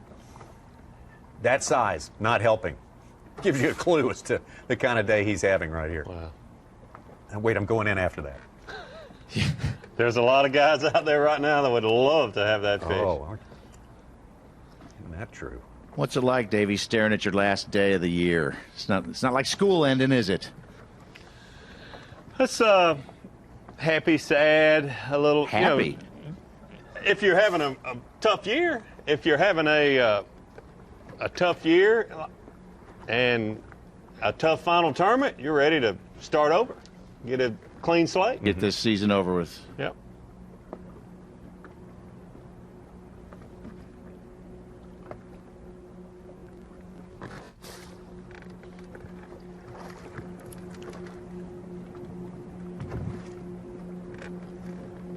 Been an kind of remarkable year. Not without a few bumps in the road. I mean, we've had a delayed tournament, delayed a good bit. Had one that was washed out completely at the Chesapeake. You know, that's the thing about our sport. It makes it so different from the others. Now, sure, all outdoor sports are affected by the weather, but being on the water, it's not just the weather, the conditions, current conditions. It could be conditions from a week before, Sure. flooding, dirty water, cold water, high water, low water, all those things that affect us more so than other sports. And there's nothing you can do about it. You just have to deal with it, keep safety in mind first and foremost. Justin Lucas with a 412. He's up to 20 pounds, 12 ounces. Should jump him from 10th back into the top 4 or 5, I believe. Gain those points he's been losing for the AOI. He's going to come away tomorrow probably leading Bertrand by several points. Let's look at our TH Marine Weather Watch one more time. For you today, we just perfect, 82 is what it is right now, I would imagine. We had a low of 60 last night. The wind, you see it, pretty steady.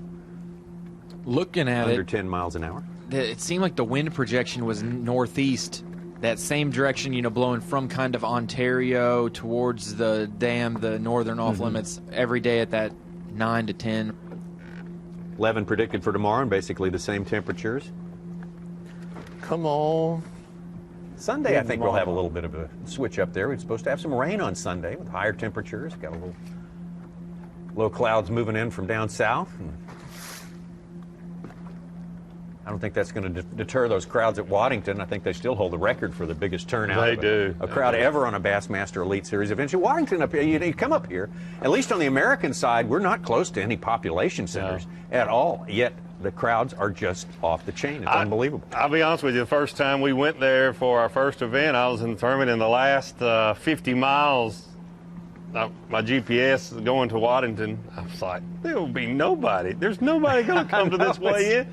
And it blew me away. People came from everywhere. It was unbelievable. It's as tall as it is wide as it is long.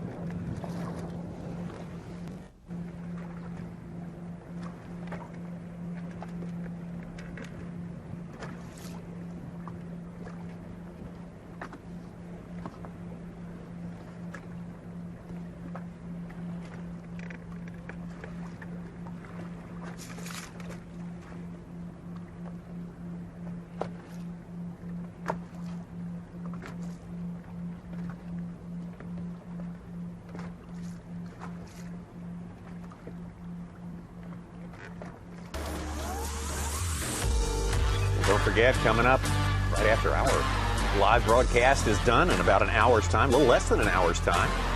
We've got the weigh-in for you. Of course we do. It's going to start at 3 Eastern time there at Waddington for those great crowds. You'll get an eyeball of that yourself. So we're looking forward to that. Stick with us, another hour on the way.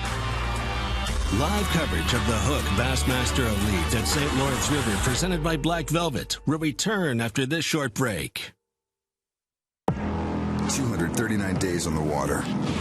With an average tournament day of 8 hours, that's 1,912 hours of fishing. Averaging 60 miles per hour, you covered 12,300 miles. That's 102,420 minutes with a rod in your hand. Averaging 4 casts per minute, that's just shy of 410,000 chances at a bite. But numbers are the foundation. The results are up to you. Bassmaster Angler of the Year! If you love bass fishing, then show your support by joining B.A.S.S. today. Since 1968, B.A.S.S. has been serving bass fishing enthusiasts with information and tournament coverage that make you a better angler. When you sign up today, you'll join over 500,000 outdoorsmen who love bass fishing. With your membership, you'll receive every issue of Bassmaster magazine, plus $50 in free gear, including a membership tackle bag, BASS cap, plus more. Log on to Bassmaster.com to join Bass today.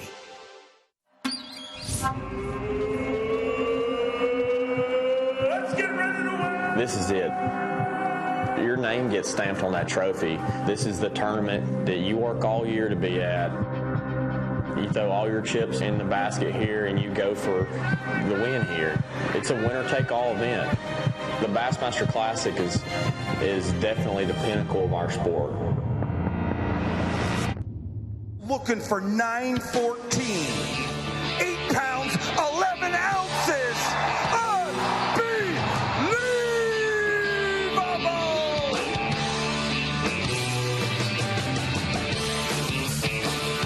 There we go, baby.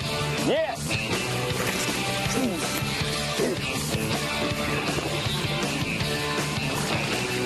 Come here. Yeah. Just come here. Yeah. Yeah. Bigot. Yeah.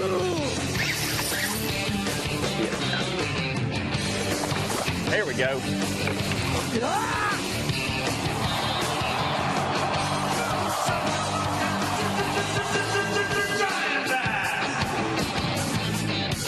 There we go. White star. Oh, yeah. Big one.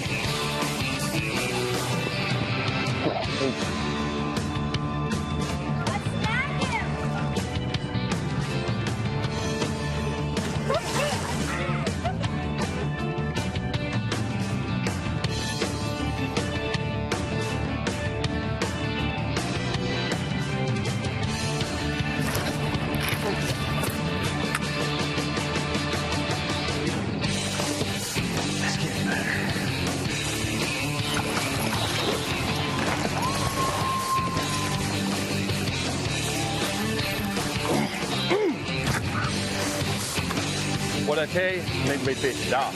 There we go. Getting there. There we go. Yeah. Yeah. There we go.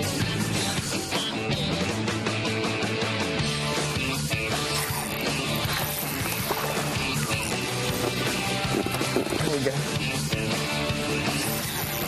Come here. Yeah. There we go. Yes.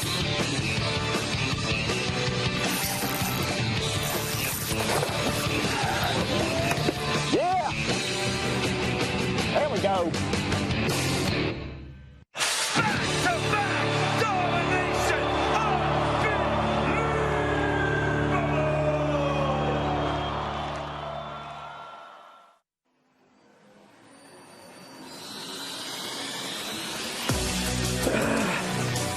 It's still here. Oh, good one. Yes, sir.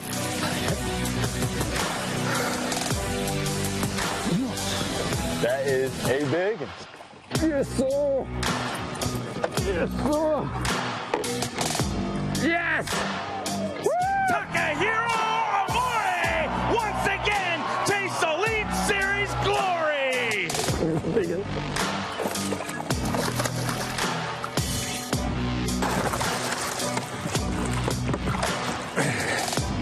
We got him. Ooh!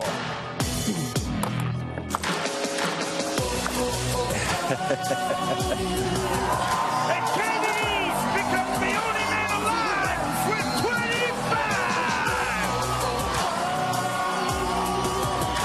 Onto the battlefield. Onto the battlefield.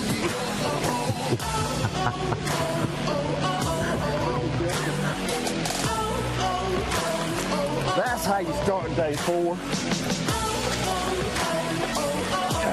Yeah. On in here, too.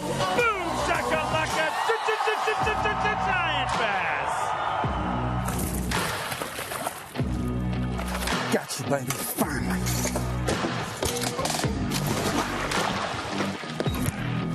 There he is. Yeah. How about that? Gosh. Yeah. Oh, yeah. Boom. Yes. Yeah. Got you, baby. Yeah. 16, 15, and with that, Drew Benton becomes a Bassmaster Elite Series champion. Onto the battlefield. Onto the battlefield. Get in here. Yes. Yeah. Woo. Stay on. Yeah.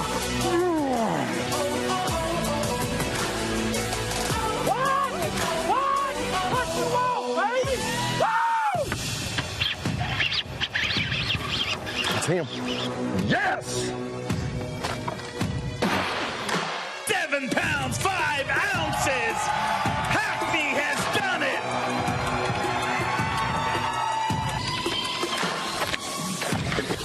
Yes. Boom. There he is.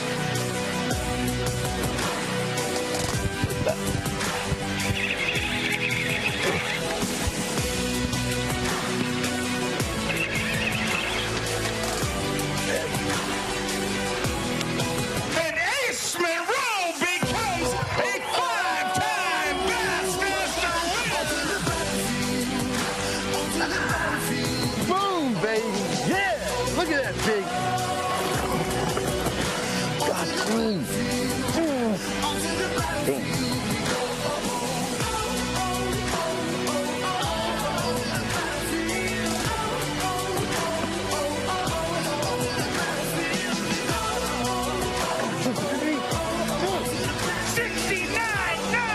And it's payday for FDJ.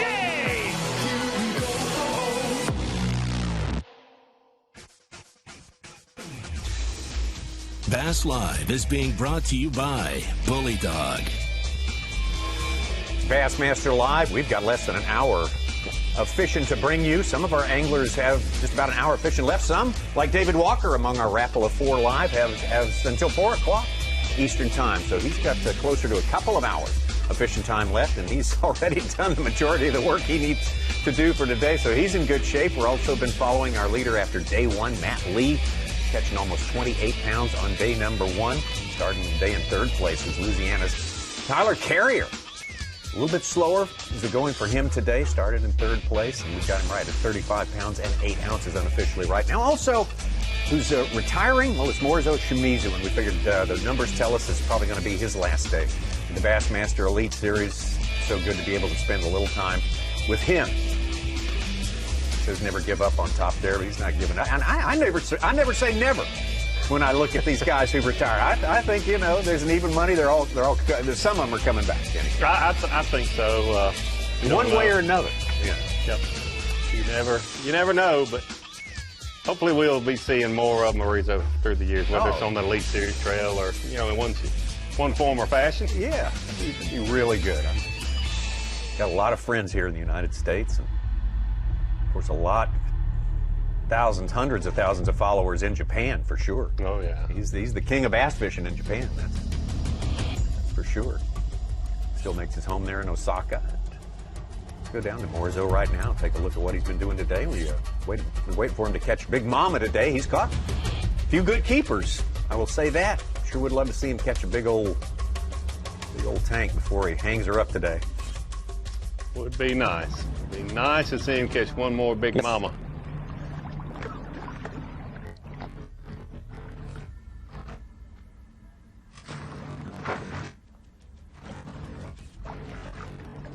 Anglers fishing farther downstream, they can fish all the way to. まだみんな起きてるかな。日本時間3時回りましたからね。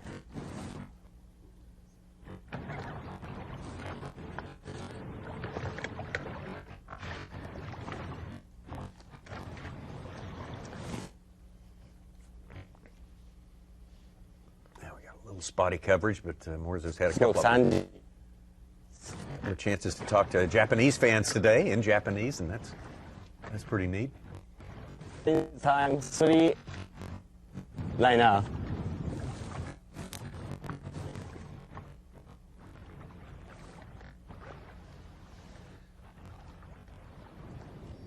Was he saying it's 3 there right now? Because this morning when he was speaking in Japanese, he said it was 8 or 9 p.m. Oh, and that would have been. Yeah. Didn't he say that this morning, Ronnie Such? So it'd be middle of the night. Yeah, he said, yeah. Probably about 15 minutes. 9 hours difference or so. Yeah.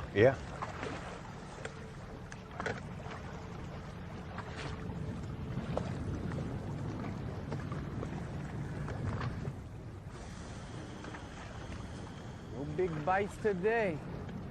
One. Had one other. Had two decent bites today. Hopefully it's enough to survive the fish tomorrow. Don't know. With these animals.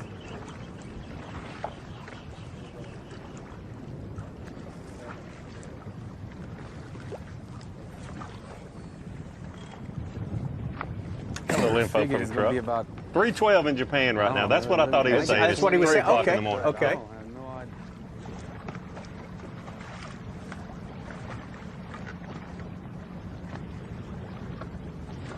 And that's 3:12 tomorrow. Maybe I have enough. Right. Because it gets you messed up. You think they're on the other side of the international date line, and that's always kind of messed me up. I'm not looking forward for that drive home. That's for sure.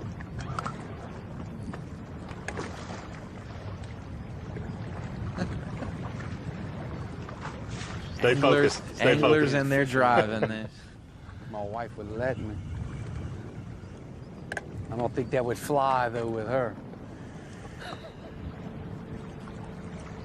Gotta come home, take care of them kids, go to work, start charter fishing.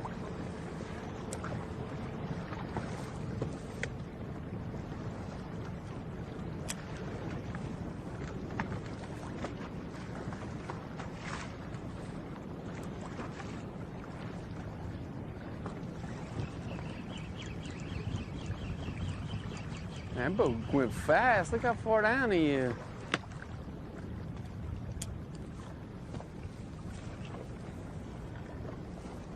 Chad Pipkins, surprisingly on his birthday, only 11 pounds yesterday. Smallmouth Wizard, basically 106th place, just below Morizo. Has 19 to 20 pounds today. Just caught like a 5-pounder to get up to 19 3/4. So Where did that move him up to? It's not going to move him much unless the zeros are from out of service. You know, all those zeros at the bottom are going to be out of service guys. So he's not going to probably move up a bunch, but 20 pounds is better than not 20 pounds if you're going to try to catch up, especially at the bottom. Like 75th right now. We remarked about Morizo's jersey a little while ago. The Big Mama right there at the bottom. That's his catchphrase. That's how us Americans know him, from Big Mama. Let's take you back to that moment. The Big Mama moment, Lake Guntersville, 2005. Big Mama! Hey! Yeah! I told you yesterday, Big Mama!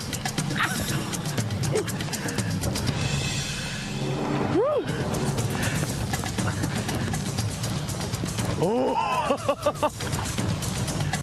Yeah, that was infectious. That is priceless. What's that? Tell me how much fun you had when you caught Big Mama in 2005. Guntersville? Yes. Very fun? Yeah. Yes. Final day, I almost go back weighing. I said 5 more casts. I said 1, 2, 3, 4, last cast. Then I got a 6-pounder. 7 pounder, 6 pounder, I forgot. But a real big mama. Last cast, then go back. Yes. So my memory is best memory. That was your career excitement. Yes. Biggest career excitement. Yes. I won Kentucky Lake next year, 2006. More, the Guntersville. Best. Good stuff. A little context there from Morizo about the Big Mama moment. That was I'd forgotten that it was the very last cast. It was. Yeah, I'd forgotten that too. Yeah.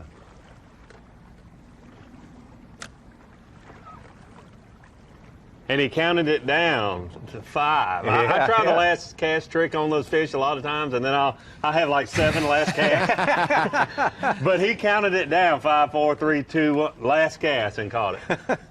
1, -1, -3.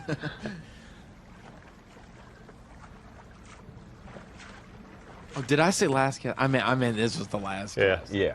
I've done I didn't cast. I just one. barely missed the target. One more. That wasn't a good cast. Yeah, that one didn't count. Yeah. Yeah, I had lots of memory, but Guntersville, the best for me. And he said it multiple times. Best memory, even more so than the tournament he won. The tournament win. Yeah, that's. He did set his career on like a path in the United States. It probably made a connection with people here he wouldn't have had otherwise. And it's something we've talked about for 13 years, so it has stuck around for a while, you know. Yeah. Good point.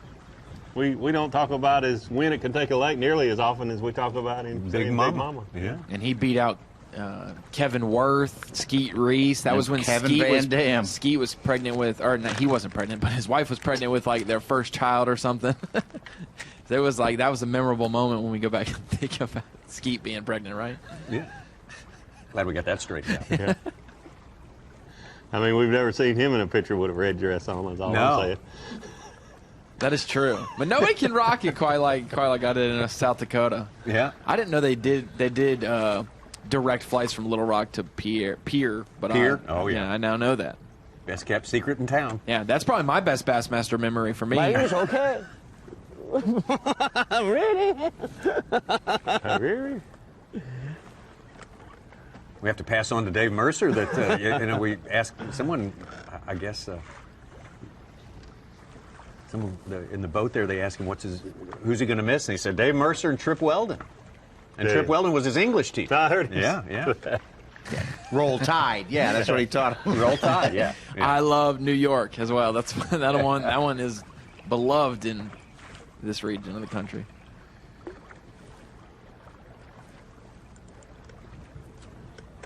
I think it was the first year of the elites, they started making it mandatory that we wear our jerseys to registration, to the pairings, and when you meet your marshals. And it was at Clark Hill. I remember I met him. I had already gone in and registered, was walking back out to my truck, and he didn't have his jersey on, Morizo with his wife.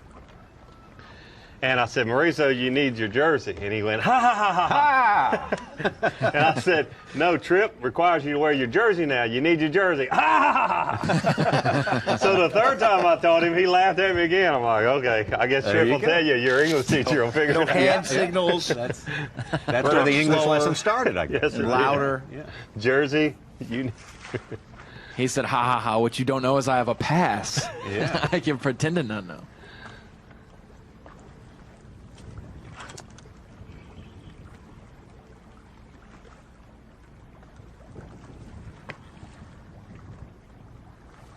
And I've heard Zona talk about him saying, you crazy me before instead of you kidding me. Oh, you crazy me. It's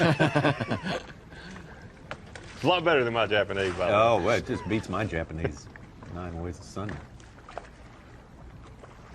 See, when we first got on Bassmaster Live and he was speaking to his fans in Japan, I thought you had talked to him on the phone last night and told him, like, yeah, it was cool to talk in Japanese. I thought you were going to be our translator, Davey, today.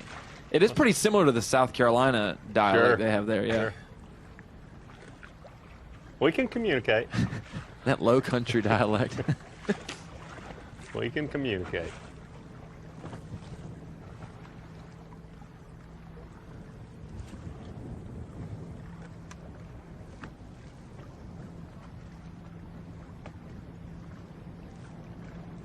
I just can't say enough. There's something to be said for Morizo. Everybody can smile when you're having a good tournament. Oh, yeah. But even on bad tournaments, I've seen, he's laughing and he's got a smile on his face. That means so much. Wish we could all do that.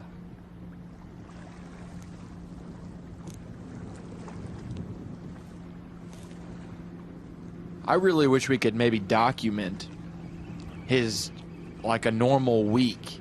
The week before an event, anglers in the United States are getting baits ready, retime, map study.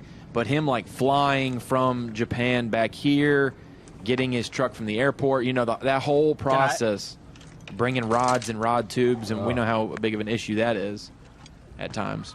Getting used to the jet lag. It's a lot of work.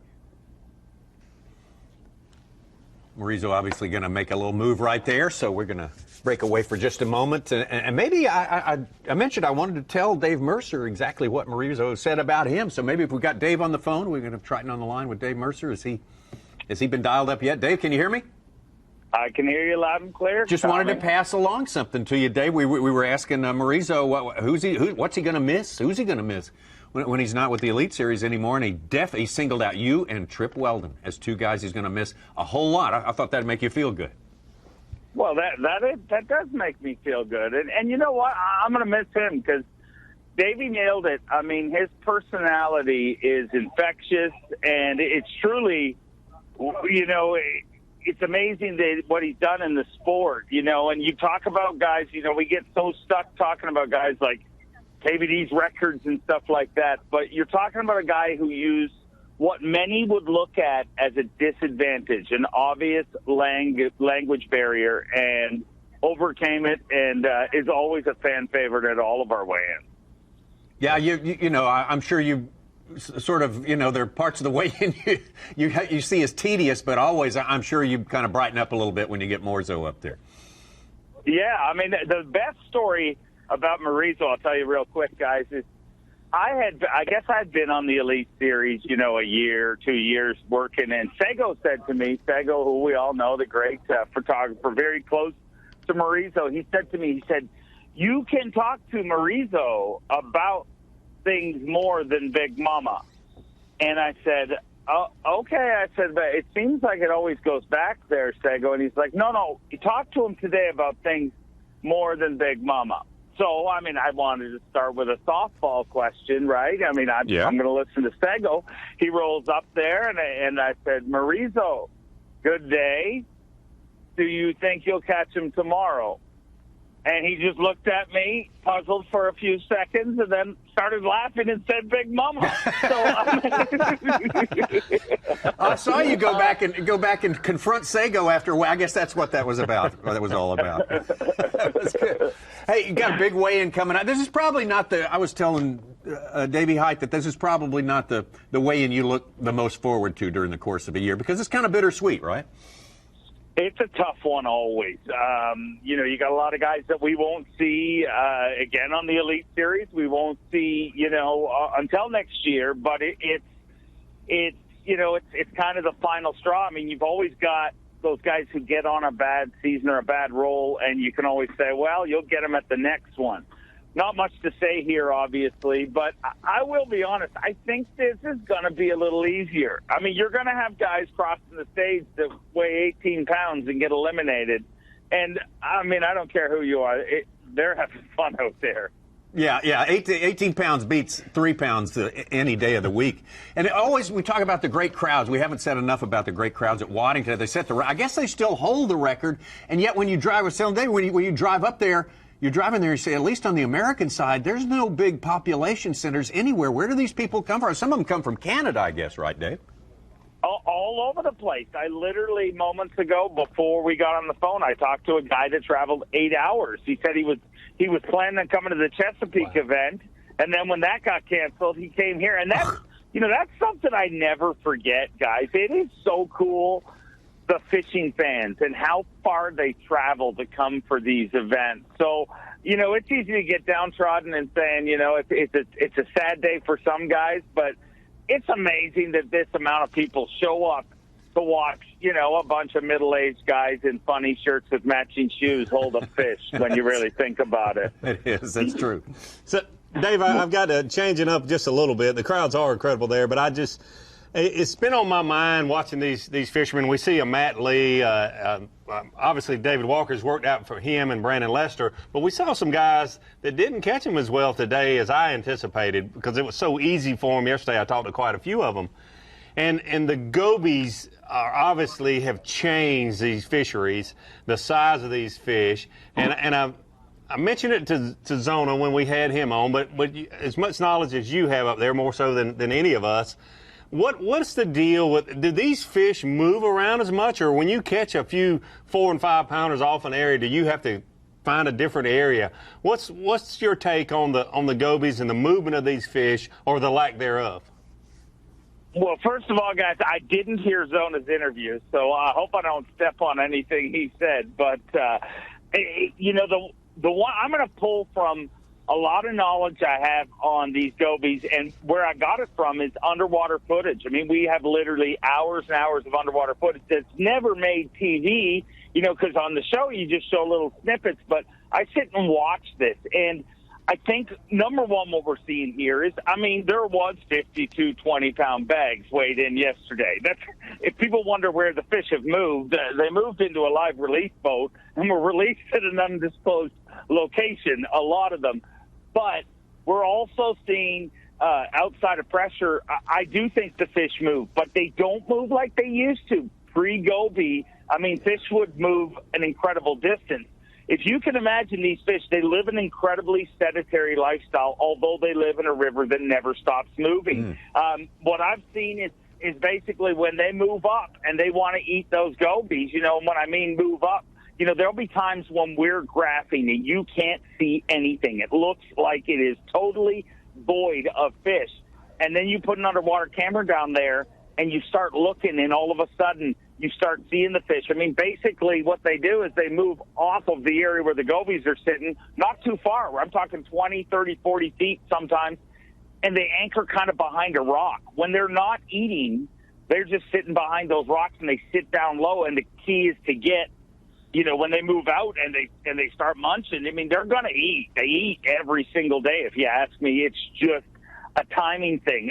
Food, it's not an option of not having food. It's an unending supply of food that flows in front of them, whether it's something flowing down the river or it is goby. I think the fish are moving, and they reposition here a lot. And you will see guys as the day goes on. I think we've seen certain guys, starting to catch them. But you're going to have days that are just tougher than others, obviously. But I don't think when you think about those fish moving, I don't think those fish, Matt Lee's fish, are not, 400, 500, 600 yards away. They've just repositioned. And a lot of times, positioning in this river is key. The way you approach it. You see guys doing that, that drag, drift, whatever you want to call it. And whether they're casting or they're fishing right below the boat, a lot of times, just simply stopping and fishing into the current or simply stopping and approaching it from a different way. Those fish, you don't know what's happened with the current below the water, but above the water it may look like one thing, and below the water they may just have turned and faced another direction. That's why you're not getting them, and they're hankered down behind those rocks. Good stuff. Thank you, Dave. That's some great info there. I know those big crowds we talk about at Waddington are probably starting to clamor for some Dave Mercer right now to get this thing underway. You've got about half an hour to go and do that, so we will let you go and take care of that very important business. And Dave, everyone is going to tune in and watch you at 3 o'clock right here on Bassmaster.com. Thanks for being such a great help to us today. Thank you, guys, and we'll see you tomorrow. It's going to be a fun weigh-in. Oh, man, yeah, absolutely. Dave Mercer. Great info. MC, yeah. I want to ask Dave tomorrow what I think this is his 8th or 9th year doing this now. The years have gone by very, very fast. And wow. I want to ask him, because I'm sure all the memories sort of get all mushed together when you got that long. But I want to ask him what from this season, the things that stand out to him, the things he will remember from this season, say 8 or 9 years later. A lot of stuff he sees we don't see here in studio. At weigh-in and there at takeoff, those sort of things. I love the Sago story with Yeah, oh yeah. Big Mama. See, I didn't know about that. That was good stuff.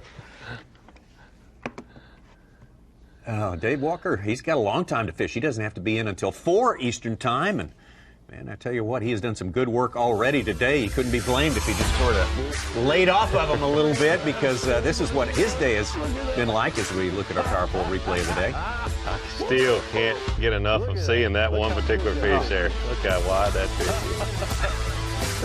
And that was the first of many big ones. You see that cull there, and he had a small limited live well early and went on a little dry spell, and then he started this about 9:30 this morning, and boy, he was replacing those 1.5 pound, 2 pound fish with 4.5 to 5.5 pounders, which certainly moved him up the leaderboard unofficially right there in the in a tie with Brandon Lester.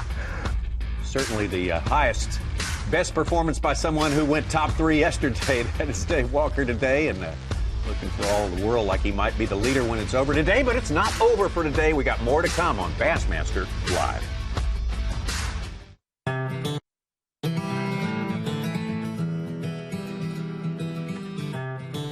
I remember catching my very first bass with my brother when I was 10 years old. I caught like a 3-pound bass. From that moment on, I just fell in love with it. I would wake up before school, get on my bike, go fishing for an hour, and then go get on the school bus and go to school. I was probably the only guy at school that smelled like fish because I had caught some that morning, Fishing's always been my dream. I know how fortunate I am to be doing this and thankful that I'm doing this. Day 4 of my 4th Bassmaster Elite Series tournament. I've got a 5-pound lead. I do not want this moment to slip away. I hooked this fish, and it was a giant. Please stay hooked. And he got hung up in some grass over there. I reached in this grass, and I grabbed that fish, and I finally put my hands on it. Yeah! This fish probably won me this whole tournament. Biggin! My biggest tournament of my life. It happened. And Dustin Cannell is a Bassmaster Elite Series champion. The first fish I caught when I was 10 years old, and that fish, that was probably the most 2 important bass I've ever caught. 8-year-old kid walked over there and picked his hat up, asking for my autograph, and I looked and I saw my name on there. I had already signed his hat last year. When I see stuff like that happen, it really makes me realize that, hey, I am doing this, and it's a dream come true for me. The Hook Bassmaster Elite at St. Lawrence River, presented by Black Velvet, is brought to you by Skeeter Boats, Yamaha, Power Pole, Humminbird, Nitro Boats, and by Abu Garcia.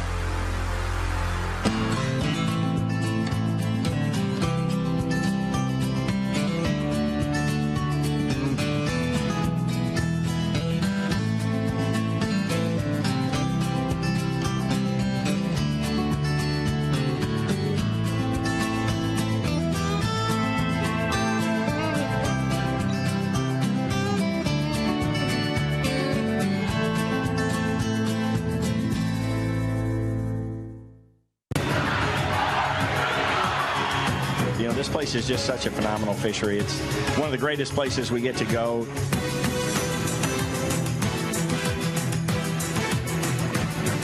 What an awesome fishery. I just can't, say enough about this place, guys. It's really, really good.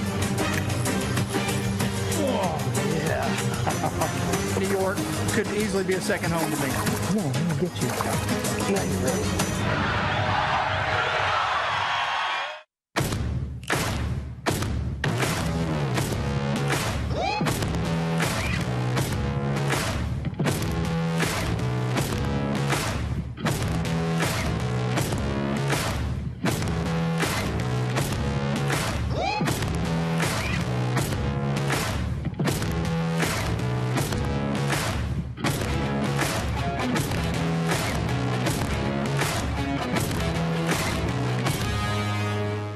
Weekend. Mine was unbelievable. Really? Gotta be Skeet. It barely fit on 2 pages. It was so big. Hey, Skeet, I think you left this on the copier, man. Whatever. Skeet. See more office antics at teamgtfishing.com.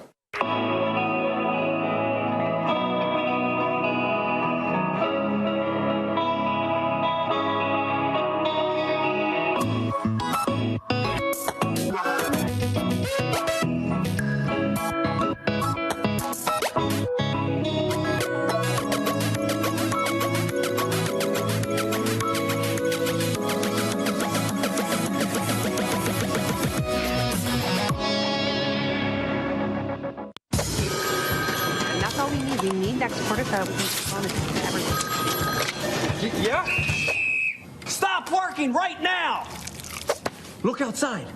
Is this spreadsheet weather? No, it's not. This is fishing weather. So stop clicking, get out there, and catch a bass.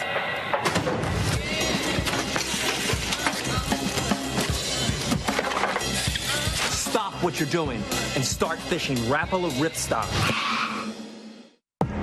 239 days on the water. With an average tournament day of 8 hours, that's 1,912 hours of fishing. Averaging 60 miles per hour, you covered 12,300 miles. That's 102,420 minutes with a rod in your hand. Averaging 4 casts per minute, that's just shy of 410,000 chances at a bite. But numbers are the foundation. The results are up to you. Bassmaster Angler of the Year!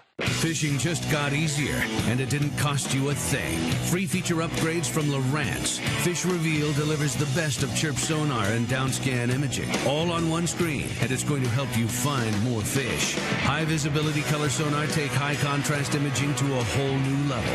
It delivers the absolute best views of structure. Fish like to hide there, but their hiding days are over. These features are ready to roll when you are. Just upgrade your HDS Carbon software. It's time to take fishing to a bold, new place. Berkley Powerbait Max Set. These baits feature a revolutionary new material that releases a supercharged scent field. They attract more fish and trigger more strikes than even original Powerbait. And all remain soft and flexible out of the package, so they're ready to fish. 10 forage-inspired natural matte colors come alive in the water. Berkley Powerbait Max Set. Fish bite and won't let go. There's a reason I escape to the water for over 200 days a year. It's not only my passion and my job, it's my life. The work and the miles that I put in traveling across this country have prepared me for this sport. Because after thousands of casts, eventually I will find the water. Toyota, let's go places. Bass Live is being brought to you by Bully Dog. Season started back in the state of Alabama, Lake Martin, in February. Cold weather, and here we are wrapping up in August with regular season for the Bassmaster Elite Series. Our Humminbird lay of the lake here. What a, not a lake, but a river, but man, it fishes fantastically, and that's what we saw yesterday. Some record-breaking smallmouth weights coming in, and plenty of them, and today it's been a little bit tougher for these anglers. David Walker said it best, feels more like a tournament today. Yesterday was a party. Yes, it was. Sort of a free-for-all of smallmouth catching, but that's it right there. All 100 miles that we're concerned with on the St. Lawrence, about 700 miles from Lake Ontario all the way out to the Atlantic Ocean. And this far in, it's not really tidal, but boy, it is current-driven over here, David. Strong current. It varies from year to year. We've been here many times through the Bassmaster Tournament Trail, 4 times with the elites, and from one end to the other, a lot of current. It changes from year to year, but always strong, just sometimes even stronger.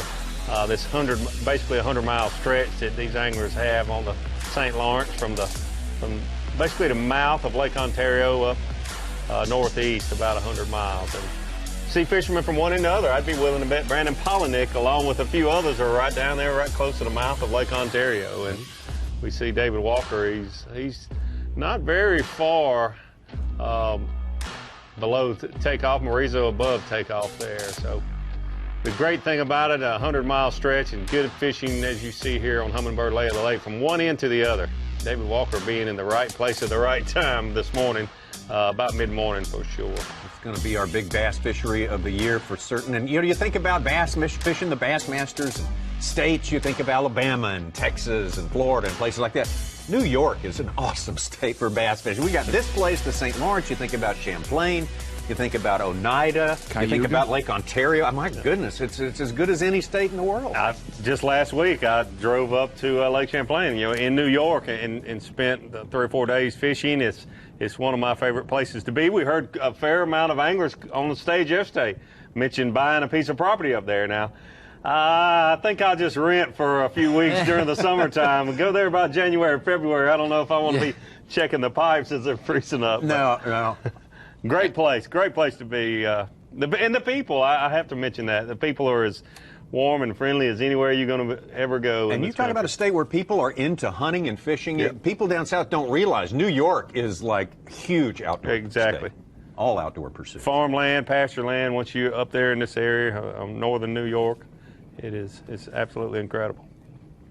Just a little different accent, but yeah, that's it. That's about the only difference. They're the same everywhere you go. I probably should be studying on hashtag Bass Live there. That's okay. Well, I don't know. How many times are we going to be at the St. Lawrence? You can study all year long. That's right. Come on. From the Deer Sailor, not the Deer Slayer, but the Deer Sailor. They've already scheduled next year back here, too. I just heard from the truck, maybe they do need to study their spelling if they are, in fact, the Deer Slayer. I don't think that's the case, though. Like to hear from you. There's another, some more input, watching them put in some work while at work. One of those awesome New York fisheries we also have been to recently was Cayuga. We've been there a couple times. All the Finger Lakes. Yeah. Tremendous places. Love seeing your pictures on Bass Live, and tomorrow maybe you'll have more time to show us what's going on your Saturday. That's always interesting. We always get some good cooking pictures there. We've got a little bit of a snack involved in that photo right there. Well, the Bassmaster.com is life in the office, where those two intersect. We like being there in the office with you. You bet. That's right. No better way than end the work week. TGIF, baby, that's what it's all about. We got a great weekend coming up right here on Bassmaster.com.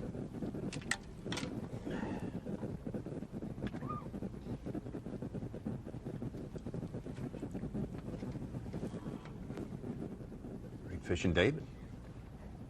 David Walker hat, yes, absolutely. Future elite angler right there.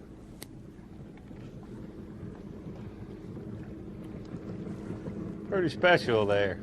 They have the same hat as David Walker's wearing. Wears it well.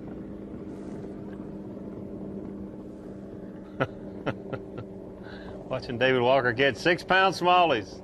Bass Live. He trends younger than I would have thought. You know, He really does, and I think that's great. You know, absolutely. We also got David Walker's wife tweeted a photo of their daughter at school at lunch with 3 or 4 girls all watching Bass Live on their phone. Boy, times have changed. Got a great couple of daughters. They both love to fish. I've seen them both in action. They're good anglers.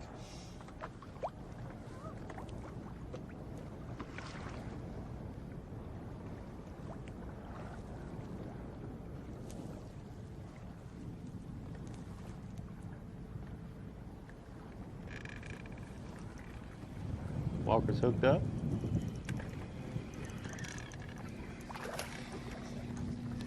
He's got a small mouth, all right.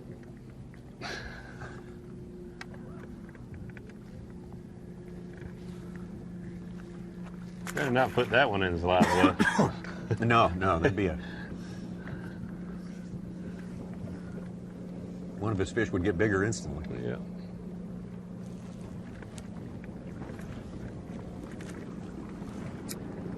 One thing that we saw on the bonus coverage with Justin Lucas is that some of these guys catching them deep, not hooking them deep, like catching them from deep water, fizzing them, having some fish react differently even if you do the right thing.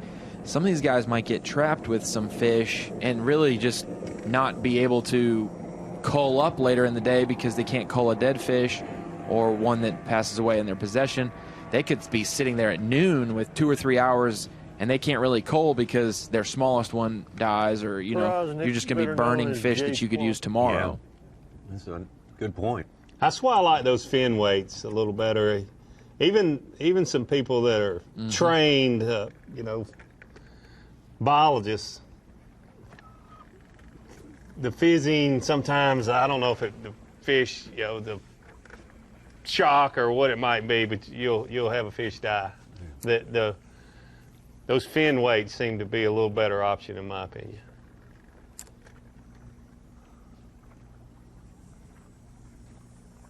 David Walker going what looks like a little shallower there.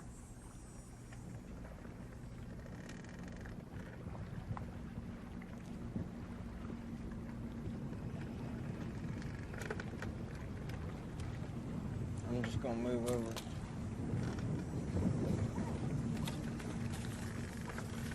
Lee having a disappointing day. Just about any day you can imagine would be disappointing compared to the day one he had here, almost 28 pounds. Currently sitting unofficially in 30th place, so he's not going to be in any danger of missing the cut, it doesn't look like.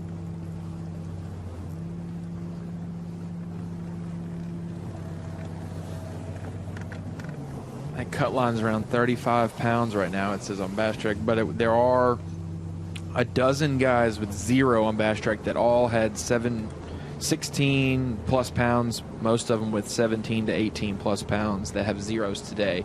A couple of them 20s and 21s. So, like Micah Frazier just came in the zone and had a range at 19-12 and jumped up in there in a 35th spot. 3 guys with 22 pounds on day one: Ott Defo, David Mullins, Rick Morris. Brett Height, Kelly J with 21 pounds, 10 ounces apiece. They both don't. Sorry, trolling motor.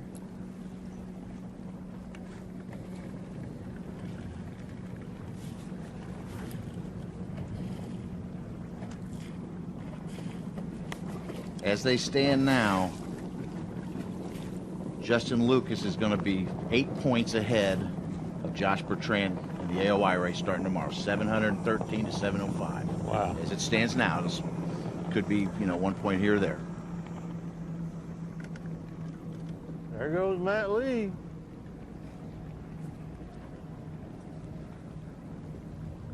$29 pounds. Might have been Jordan since we're watching Matt fish right now. Yeah. Yeah.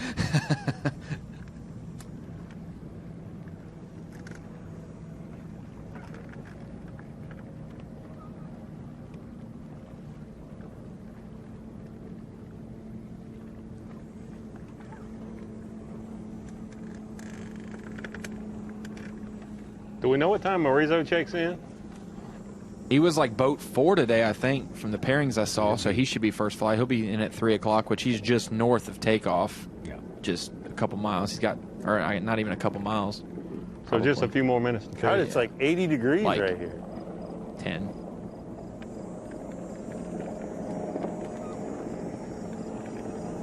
$52 bags over 20 pounds, pretty amazing. And these guys mentioned yesterday at Falcon in 2008, when the weight record was set, there were 80 bags on day one over 20 pounds. 49.10 ended up being the 50 cut. Stephen Kennedy had 49 even and was the first man out.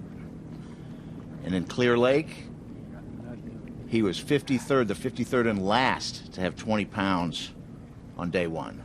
And then he came in with the big day 3 40-pound bag and 32 on the final day to 122. That was the record. 07? Is that when that was?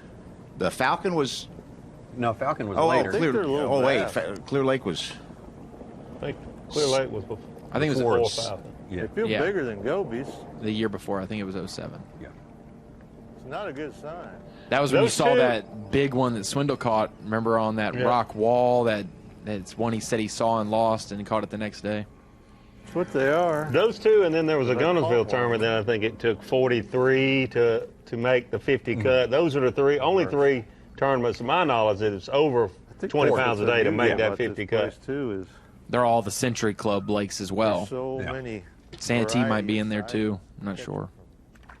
Real small, real big. There were in some the middle, in between. some 100-pound weights caught at Santee. Right. I don't think it quite took. It didn't go all the way down to 50th. Clark, Yeah. It didn't stretch as far down to mid pack. Did you ever get a feel for how much pressure this particular body of water gets on a regular basis during the fishing part of the year? You know, it amazed me when I was at Champlain last week, because my whole life when I fish these places, I was pre-fishing for a tournament, so there were obviously boats there around the tournament. But at Champlain last week, it amazed me. I saw on Friday 3 bass boats. Now, the weather wasn't great, but it was better than it was in South Carolina when I left there. But like on Saturday, I probably saw 5 or 6 bass boats. I mean, it just amazed me how little pressure. But it's the bass. The place is huge. You know, this place is huge. Champlain is huge. So I mean, there could be hundreds of boats missing 40 miles from you where they having a derby somewhere in a different section of the lake. So the short fishing season, along with just the size of these places, that's what makes them so great. Yeah. We're going to have to find a place with bigger fish than that. Down south, there's not a day that those fish don't get pressure. 365 days a year. Oh, yeah. It used to be, you know, when I was growing up, from Memorial Day to Labor Day, had a lot of activity on your lakes and a lot of fishing. And then things were very slow, a little before, a little after that, and then the dead of winter. Very few people fishing, but now those fisheries. And the high school and college tournaments has added a lot to that. We have a lot of high school tournaments. On those lakes in the Carolinas at 150, 220 boats just every weekend. Just unbelievable. I was amazed the first time I heard that New York's, you can't fish for bass till the 3rd Saturday in most June. Most June every year. Yeah. It's close season. Yeah. That's why we also, when we fished with Zona in Michigan, we couldn't put them in the live well for like another week. When we caught one, we had to take a photo immediately, throw it back. You couldn't put any in the live well until another week or so, which was, I think, May, so it might be the first week of June as well. But they've laxed that. Just years back, you couldn't even be fishing for them. Now you can't keep them. Yeah. Yeah. When I heard fishing season, what are you talking about? Exactly. Fishing season's when I hook up the boat. Yeah. We're not shooting ducks, guys. We took a lot of pictures of David Walker's fish today. I think we got them all, as a matter of fact. Man, did he have them. Yes. Way bigger than that. Made some of the best culls I think I've ever seen. Oh, you just gotta love fishing. Smallmouth, and to catch that size and have those culls with smallmouth, it just means so much if you've never done that. I mean, catching 4.5 to 6 pound smallmouth are like catching 7 to 10 pound largemouth. He bit it. Just incredible.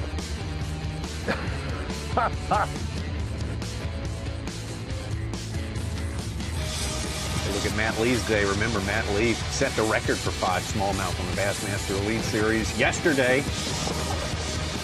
27 pounds and 12 ounces, but a couldn't quite measure up today.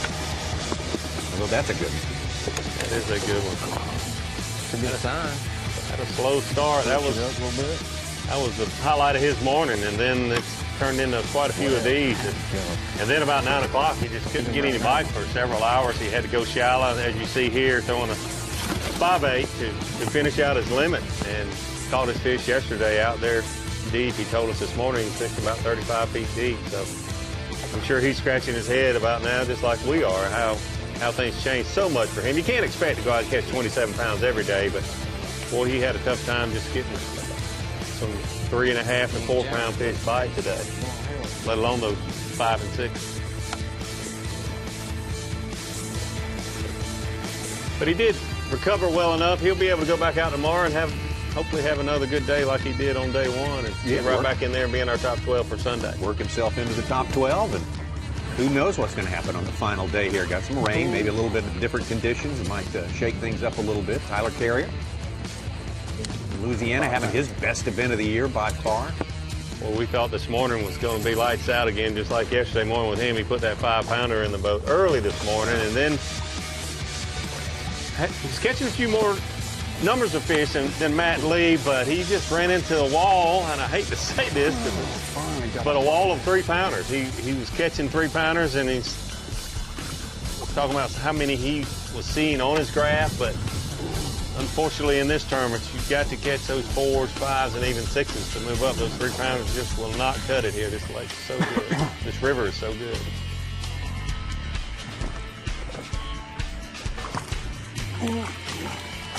We saw Matt Lee throw a spy bait a little bit, but for the most part, these anglers are fishing a drop shot. Soft plastics, 3/8 to ½ ounce drop shot weights.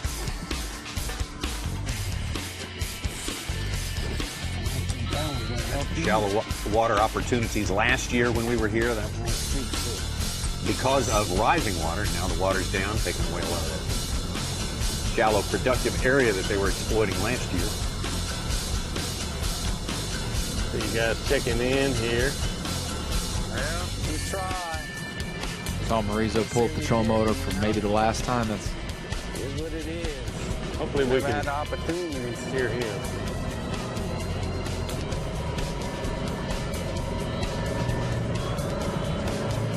Get a peek of the fans that come to the weigh-ins there in Waddington, New York. It's incredible.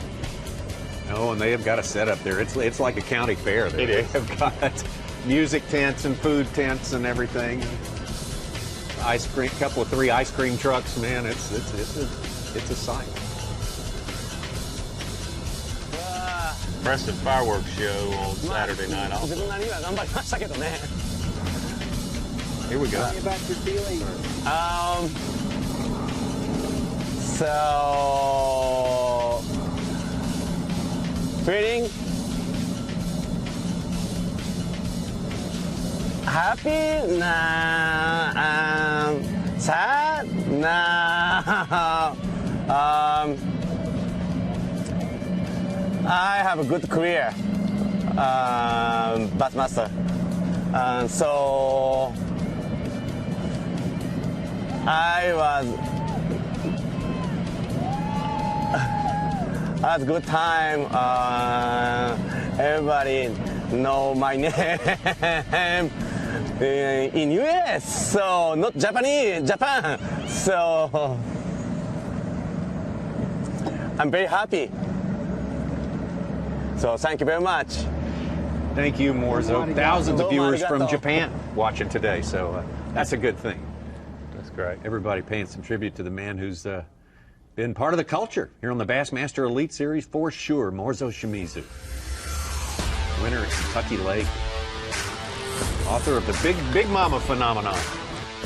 Big Mama will always be able to remember Morizo in that moment at Lake Guntersville, the last cast he caught Big Mama. Look how big David Walker was catching Big Mamas this morning, almost every cast there for about an hour. It has been tremendous today, just a smallmouth phenomenon, the St. Lawrence River. just incredible fishery, about to have an incredible weigh-in. Cranking up just a few minutes. Dave Mercer will be on hand to take you through it. We'll be back with more Bassmaster Live tomorrow. We'll get it cranking at our regular time, 8 Eastern, 7 Central Time. 2 3-hour sessions with an hour break in between to see who makes it to the top 12 to fish the final day of the regular season on the Bassmaster Elite Series. It's going to be a lot of fun. We look forward to having you along with us, sharing part of your weekend with us. Thanks for sharing part of your Friday with us, those who joined us today. We look forward to seeing you again tomorrow on Bassmaster Live.